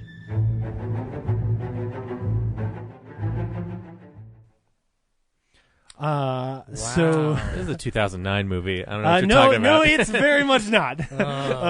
So it took this long to come to head on with his this 2009 discussion? Filmsplosion? No, it's on his 2009. That's right. Yeah. That was our big fight because he's like, well, I saw it in 2008. I'm like, yeah, but it was in theaters in Denver. Ryan, I think we should put them in a cage and make them fight it out. Right, exactly. Like, this goes back to, like, pre-real nerds fights. This was really close to being on my list, too. Mine too. And because that when I need to sleep, I put this film on, and I'm able to fall asleep. You son of a bitch. I'm not. No. That's not my reason. Right? No, this film's fucking powerful, though. Yeah, just off the bat, I don't know that there are two such powerful performances this year as Philip Seymour Hoffman and Meryl Streep. Mm-hmm. I mean, this is a simple little film with a simple little problem at its core. I don't know if it's that simple. No, I mean it is. It's. I guess in the grand scheme, yes. Yeah, like all it's really about. So Meryl Streep plays a nun. Philip Seymour Hoffman plays a priest. Amy Adams plays another nun. And it is as simple as... And they all walk into a bar. No, right, yeah. It is as simple as Meryl Streep thinks that Philip Seymour Hoffman is abusing one of the boys in their school. Mm-hmm. And she believes it so much that she almost villainously... Like, the whole film is this balance between if he is, then he's the villain. Mm-hmm. If he's not, then she's the villain. Mm-hmm. And you don't know, and you spend the whole film trying to figure it out. Doubt about who's the real villain. Yeah, well, but it's more. It's almost like than that's that. part of Like, the last line of the movie. Yeah, this is this woman who is very self-righteous in her beliefs. in a religious institution, which who would expect such a personal trait, who then drives that in such a way that it allows her to potentially do some really bad things to people. I think it's an incredible movie. I think it's one that I will revisit for the rest of my life, and that is something that I think about quite often. Also gave us Viola Davis. Yeah, oh yeah, She's yeah. only in it for 10 minutes. The scene with her is heart-wrenching. It's enough. It was enough to get her an Oscar nomination. It's that fucking good. Yeah, and she's only in the movie for 5 minutes. Yeah. And that reveal, I mean, that alone is such a powerful subplot to that film, that also kind of twists and fucks with your own stigma and expectations of how does that impact that main mystery. That reveal makes you wonder, does that condemn Philip Seymour Hoffman? Does it actually help him?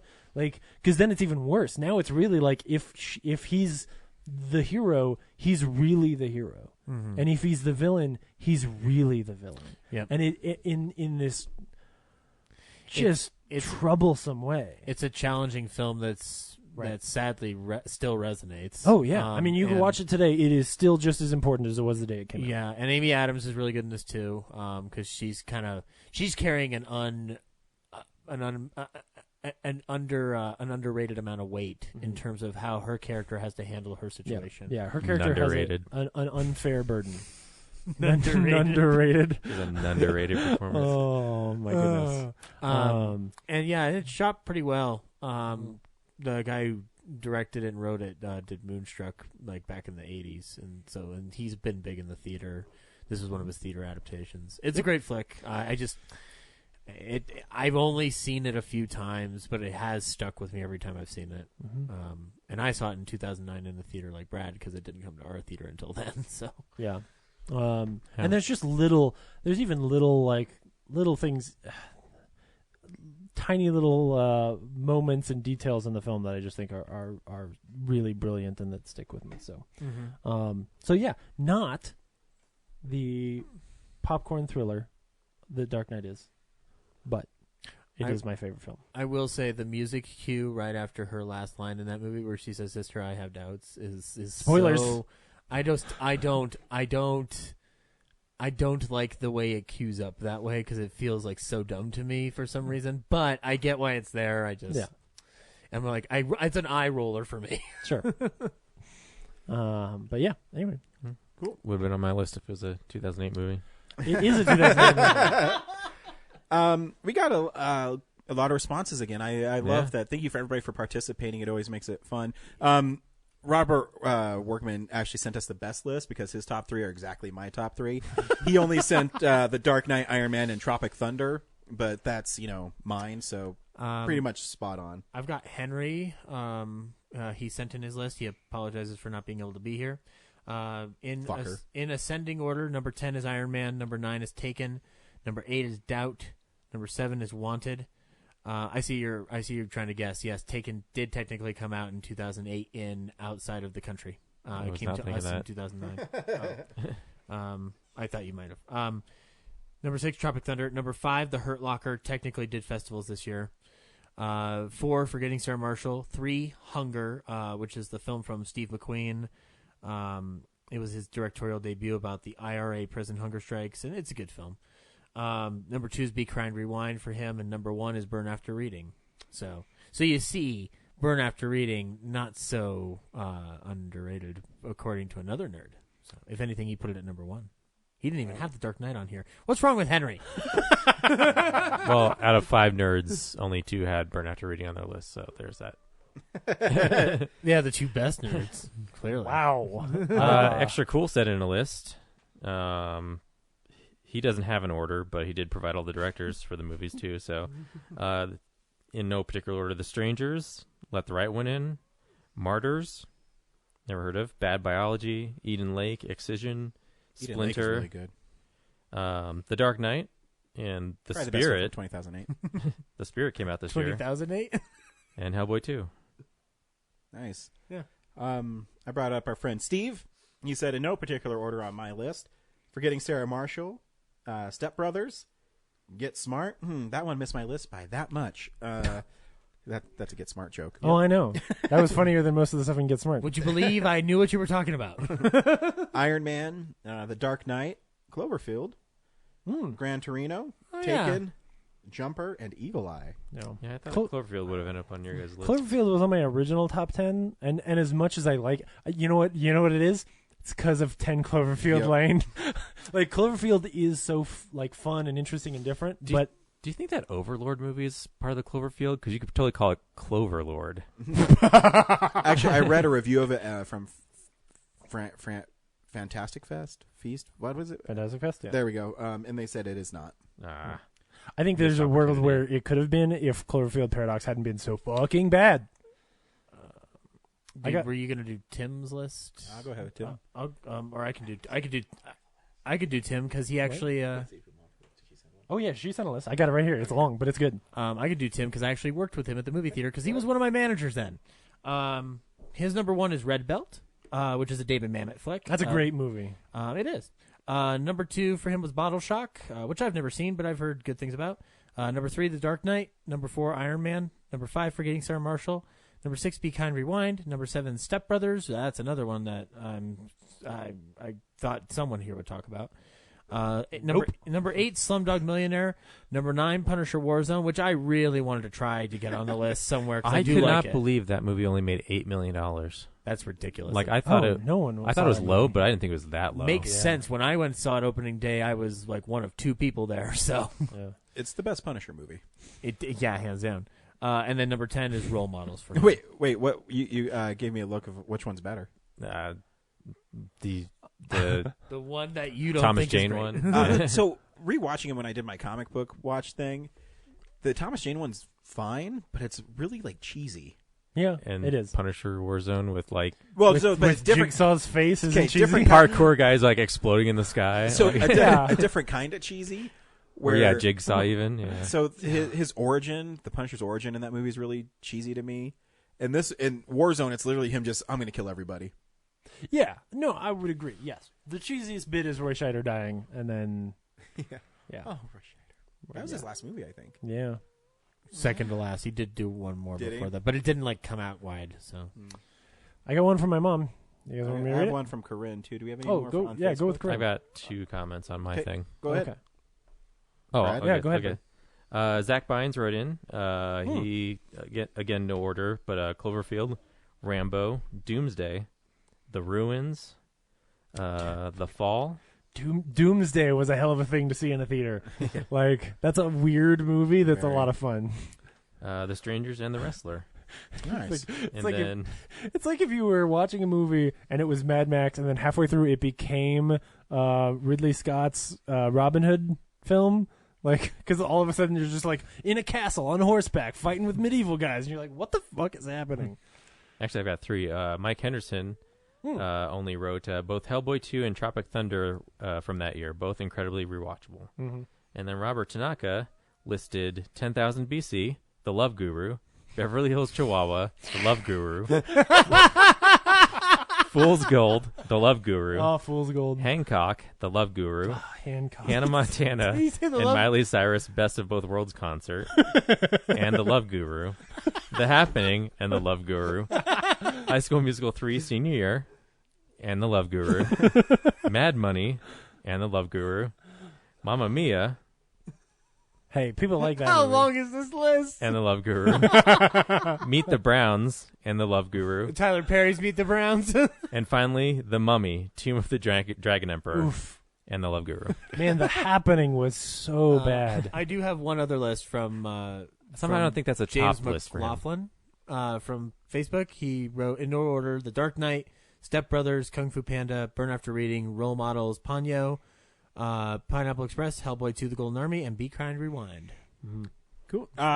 Corinne sent in a list with some things. Ponyo is number 10, a beautifully animated, adorable family film. For babies. Does that matter? Number 9 is Tropic Thunder. I think I've only ever seen this once all the way through, but I quote it a lot, and I love the fake trailers at the beginning. Yeah. Number 8 is Doubt. Just a fucking good movie. Love Meryl Streep. Number 7 is The Duchess, a period drama about a powerful woman struggling against the social constraints of her time. Yeah, you know it's on my list. Gran Torino, the best of Eastwood films that I've seen. Now Me, I've Got a Light, cries out for 10 years. I guess that's in quotes. Sorry. Grit Smart, rewatched this recently, and it holds up remarkably well. You could almost say it's nuclear hot. God, dude, I think I'm getting old. Like, I'm reading this stuff, and I gotta hold it closer. Number 4 is Taken, a heartwarming father-daughter flick. Watch it with your kids. Number 3 is Kung Fu Panda. Oogway Ascends is one of the best pieces of music Hans Zimmer has ever written. Also, the film is fucking delightful. I do like Kung Fu Panda. 2 is Iron Man. It's so great to see how far Tony Stark has come as a character, and this movie started all by giving him one of the best superhero arcs of all time. Agreed. Number 1 is The Dark Knight. I remember going to see this film in the theater. We were visiting my cousin in Kansas City the weekend it opened. My cousin worked at an AMC and got us tickets. My mom saw this movie, and then we saw Mamma Mia the next day. She said she liked Mamma Mia more than The Dark Knight. I say my mom is crazy. I know I don't have to explain my choice to you. I'm sure at least one of you nerds, if not all of you, has this as number 1 as well. That is the best review for The Dark Knight I've ever read. My mom didn't like this as much as Mamma Mia, too. She's crazy. Okay, I got one from my mom. She says, "Hey, guy." I think she means guys. She already told me, like, she put this together and then accidentally the whole email got deleted. So she did this in, like, the last 20 minutes just to get it done. Or she's Canadian. Hey, guy. Hey, guy. Hey, guy.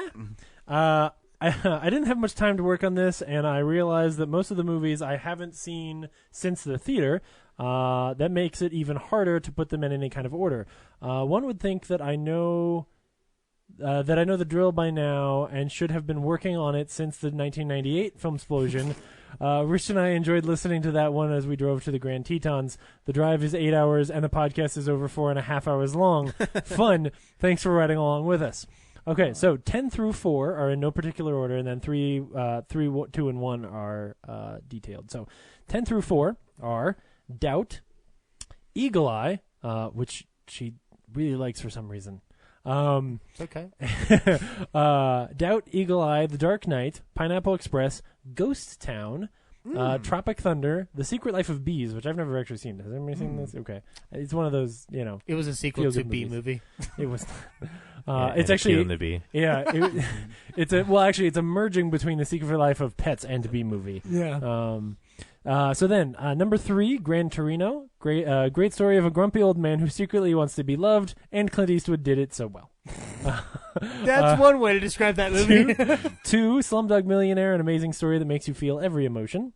And then number 1, Iron Man. This has to be number 1. Yes. Because I watch it so many times.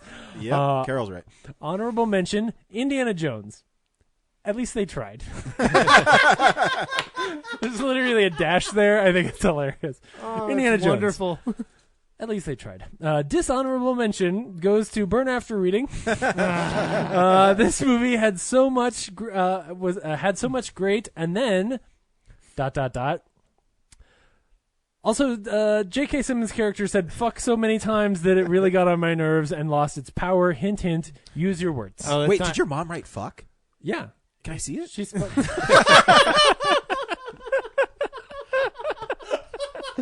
He won't believe it until he sees it. He's from Missouri, the show me state. Oh my goodness.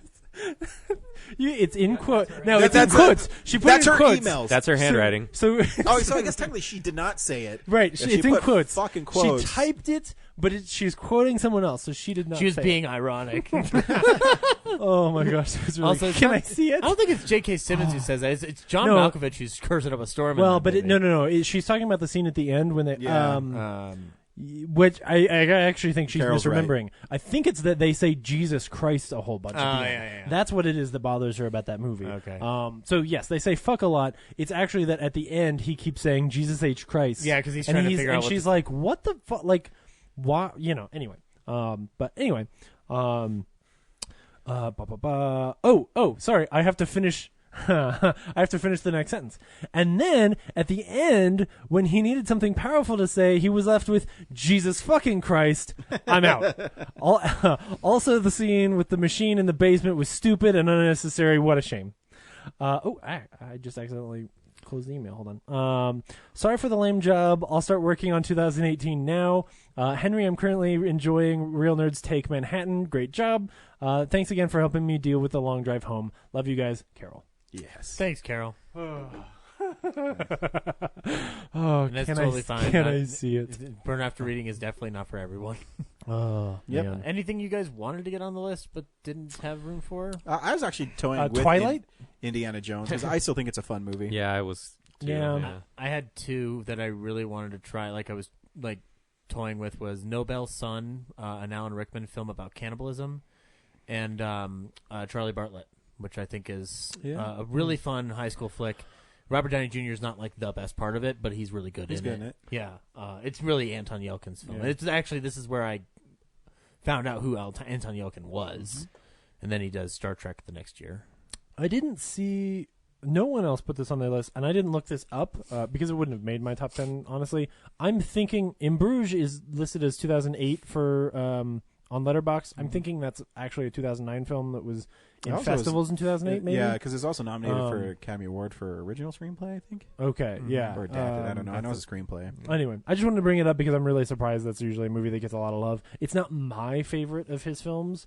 I know our friend Shauna really likes it. Yeah, so I'm surprised nobody mentioned it, but it's worth bringing up. And then an animation thing that was like teetering on number 10 was a movie called Waltz with Bashir, which is another like one of those. It's like an animated-ish documentary, like it's like Waking Lifestyle. Yeah. I have it on Blu-ray down there. It's pretty good. Yeah, I also had role models on the perimeter too. That's fun. Yeah. This was the year of Quantum of Solace. Mm-hmm. Oh yeah. I like Speed Racer a lot, but I just couldn't find a place for it. I think that film's a lot better than people give it credit for. And I will say, as much love as we gave to Iron Man and Dark Knight, I think Incredible Hulk is still a great film. Oh yeah, that's a good. That's good. Like, yeah, it's not as good as Iron Man, but it's it makes Iron Man 2 better. Choke It with does. Sam Rockwell. No, I like that flick. Nope. And Revolutionary Road, which gave us Michael Shannon's broadest exposure. Yeah. I like that film, although the ending does kind of make me roll my eyes a bit. That's a movie that I read the book, so I still never saw the movie. That's the Kate Winslet movie that should have won an Oscar for her. Instead of Reader? Instead of, Yeah. I don't need to talk about the Reader. Did they make another Narnia film after Prince Caspian? Yeah, it's Voyage of the Dawn Treader with Fox, though. It didn't go with Disney. Yeah. Prince Caspian was pretty good that year. Yeah. I was surprised I you don't mess with the Zohan didn't end up on your list. It was one I was messing with because it was like one of my ringers. But then I was thinking, I said, well, Role Models is funnier. Yeah. But I do love Zohan because it's stupid. Mm-hmm. And I don't know, it's way better than people give it credit for if you like that kind of humor where Also, bedtime stories with Adam bedtime Sandler. stories isn't bad. I just didn't know if I was waiting for it. Yeah, I was kind of expecting you to do bedtime stories. I know that when I was looking at my original list, Appaloosa was on there pretty high, like 9 or something like that. I liked it a lot when it came out. I haven't seen it since. I owned the DVD for a while, but I don't have the Blu-ray. So I do not remember it at all. But I'm a sucker for a good Western. And me too. And I couldn't find a place for it, but I'm giving mad props to Death Race by Paul W.S. Anderson. I was about to say that. It's like the other Statham movie that's kind of fun. I do fucking love that movie. That's it is a better movie than it should be. It's ridiculous, but so wonderful. Joan Allen's a beautiful woman. Yeah. Ian McShane is a beautiful man. It helps when you put Ian McShane in your movie. Yeah, that's true. Yeah, man. Yeah, I only don't love Death Race because I actually like Death Race 2000, and so like I watched Death Race, I'm like, what the fuck is this? Like they're in a jail bullshit.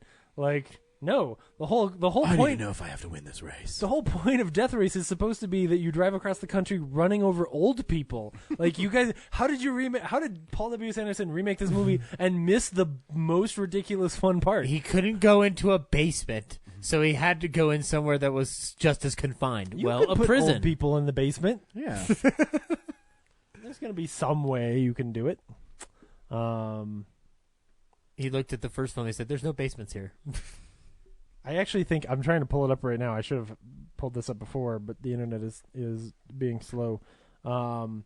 Because like I said, I had that list on Facebook of my favorite films from the year at the time, and there was like a top 10 or a top 5 most disappointed, and I think Death Race was on there. Hamlet 2 is a fun flick that I enjoy. Oh yeah! If anybody remembers that, I think Steve Coogan's best performance that year because he's not in Tropic Thunder for too long. Yeah, it's one that like I feel like that was about the time that this is when I learned about him at all really. Also, Get Smart. Like I'd seen it last week again, and I really did like it, but not enough to put on the list apparently. Here we go. Yeah, this was also the year that I critiqued as often as possible Suck Hard, the Shitty Cock Story, which was the first film that I saw in 2008. But it came out in 2007. I know, Yeah. but it was I make a point in here being like, I started this year Personal with vendetta Suck Hard, the against Shitty it. Cock Story. Yeah. So I forget, why do you hate it so much? Because it's not funny and it's terrible. I think it's pretty funny. Yeah, It's pretty good. James is misremembering it. No, it's pretty not. It's pretty terrible. Diary of the Dead didn't end up on your list. Yeah, It's not there. great. No, I liked that. I saw it. Would you see it at the Tivoli? I think so. Yeah. Or are we talking about Land of the Dead? No, I think The it's Tivoli. That would have been Diary of the Dead. Hmm. Because Land of the Dead was like a wider Wide, yeah. thing. Leatherheads by George Clooney and John Krasinski is pretty good. It's not great. That's fun. Especially when it's coming after Good Night and Good Luck. But In Bruges was on my original 2008 list, so it was a 2008 film. So, Zach and I talked about this before. There's a little movie from 2008 called The Visitor that I actually think is, if you could rewrite the last 30 seconds of the movie, is a great film. But like right at the end, they totally betray the character and do something stupid with it. But like otherwise, a really, really fun, or not fun, but like heartfelt, good little like just character piece. I did do that year. I had the list of the 5 worst films I saw, which were number 5 was In the Name of the King, which I saw in theaters. Wow, that's UV Bulls. Yeah, yeah, I've seen it. The Happening. I did list Suck Hard, the Shitty Cock Story on that list. Let it go. And then Miracle at St. Anna. Personally wrong to me. Right. You wrote it out that way too. Oh yeah. Oh, I always write it as Suck Hard, the Shitty Cock Story. Miracle at St. Homophobic. No. The only homophobic part about it, Cox, is the real name of the movie. But you wrote it like. No, I didn't. No, it's still COX. Yeah. Number 2 was Miracle at St. Anna, which I remember just being agonizing to sit through in the theater. I love parts of that film, but I will admit it's not even remotely perfect. Yeah, but I think it's I give it points for ambition. War Inc. was that year, and I remember I watched it at home, and I remember intentionally trying to fall asleep while watching that film. Is that the one that they sent us? Was it the Chinese one? No, War Inc. was What am I thinking of? John Cusack and Hilary John Duff. Cusack and Hilary Duff puts a scorpion down her pants. It's these are the only things I remember. It's kind of like Lord of War, only makes less sense. And has Hilary Duff putting a scorpion down her pants. Apparently, Yes. I've never seen this movie. So oh yeah, well I couldn't fall asleep. I wanted to and couldn't. So it's like My Doubt. The remake of Funny Games came out this year, and it's pretty okay. And Harold and Kumar Escape from Guantanamo Bay. That's a funny one. 2008 was also the year that your wife and I and some friends, for the record, went and saw The Party at Kitty and Studs at the. What the hell is that? That movie is also titled The Italian Stallion. Oh, okay. I get what That's you're saying. the 70s porn starring Sylvester Stallone. Laura has a DVD of that. Yeah. Never watched it. Yeah, we went to the Esquire at midnight. Also kind of a ringer, there was a great Kinnear movie that was kind of in and out called Flash of Genius, and it's about a lawsuit involving the invention of the windshield wiper for cars. Oh, yes, that's right. It's really, like, I went in going, like, I walked out going, like, that was way, like, more interesting than I thought it was going to be because the trailer looked like garbage. Yeah. That's a good one. This was a great year. Next week on the Real Nerds podcast will be James's birthday. Happy birthday, Thanks. James. And for my birthday, we get to see Eddie Brock as Venom. Oh, you mean Alien Upgrade? Okay. Yeah, we're going to watch that.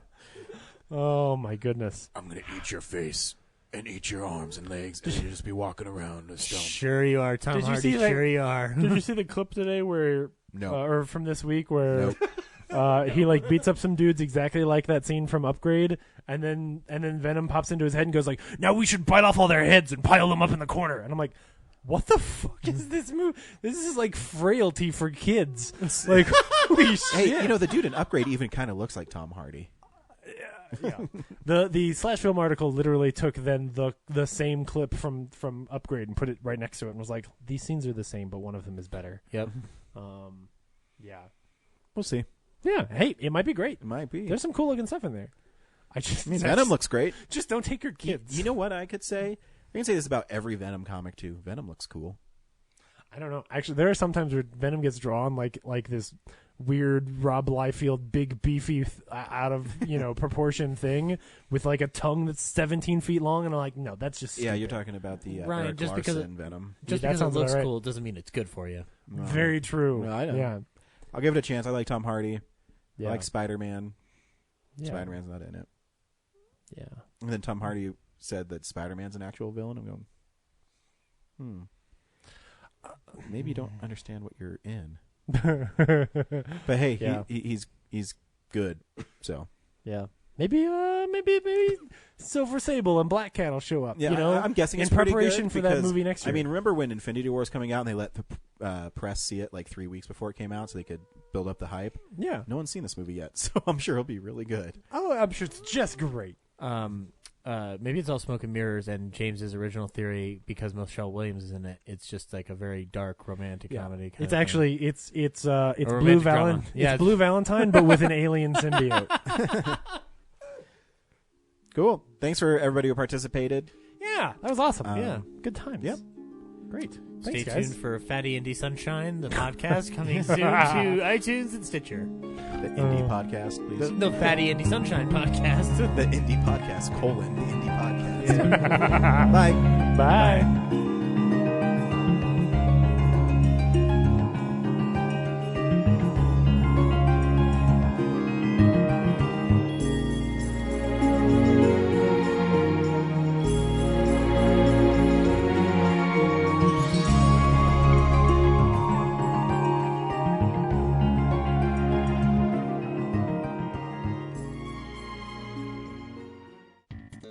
Thank you for listening to this episode of Real Nerds Podcast.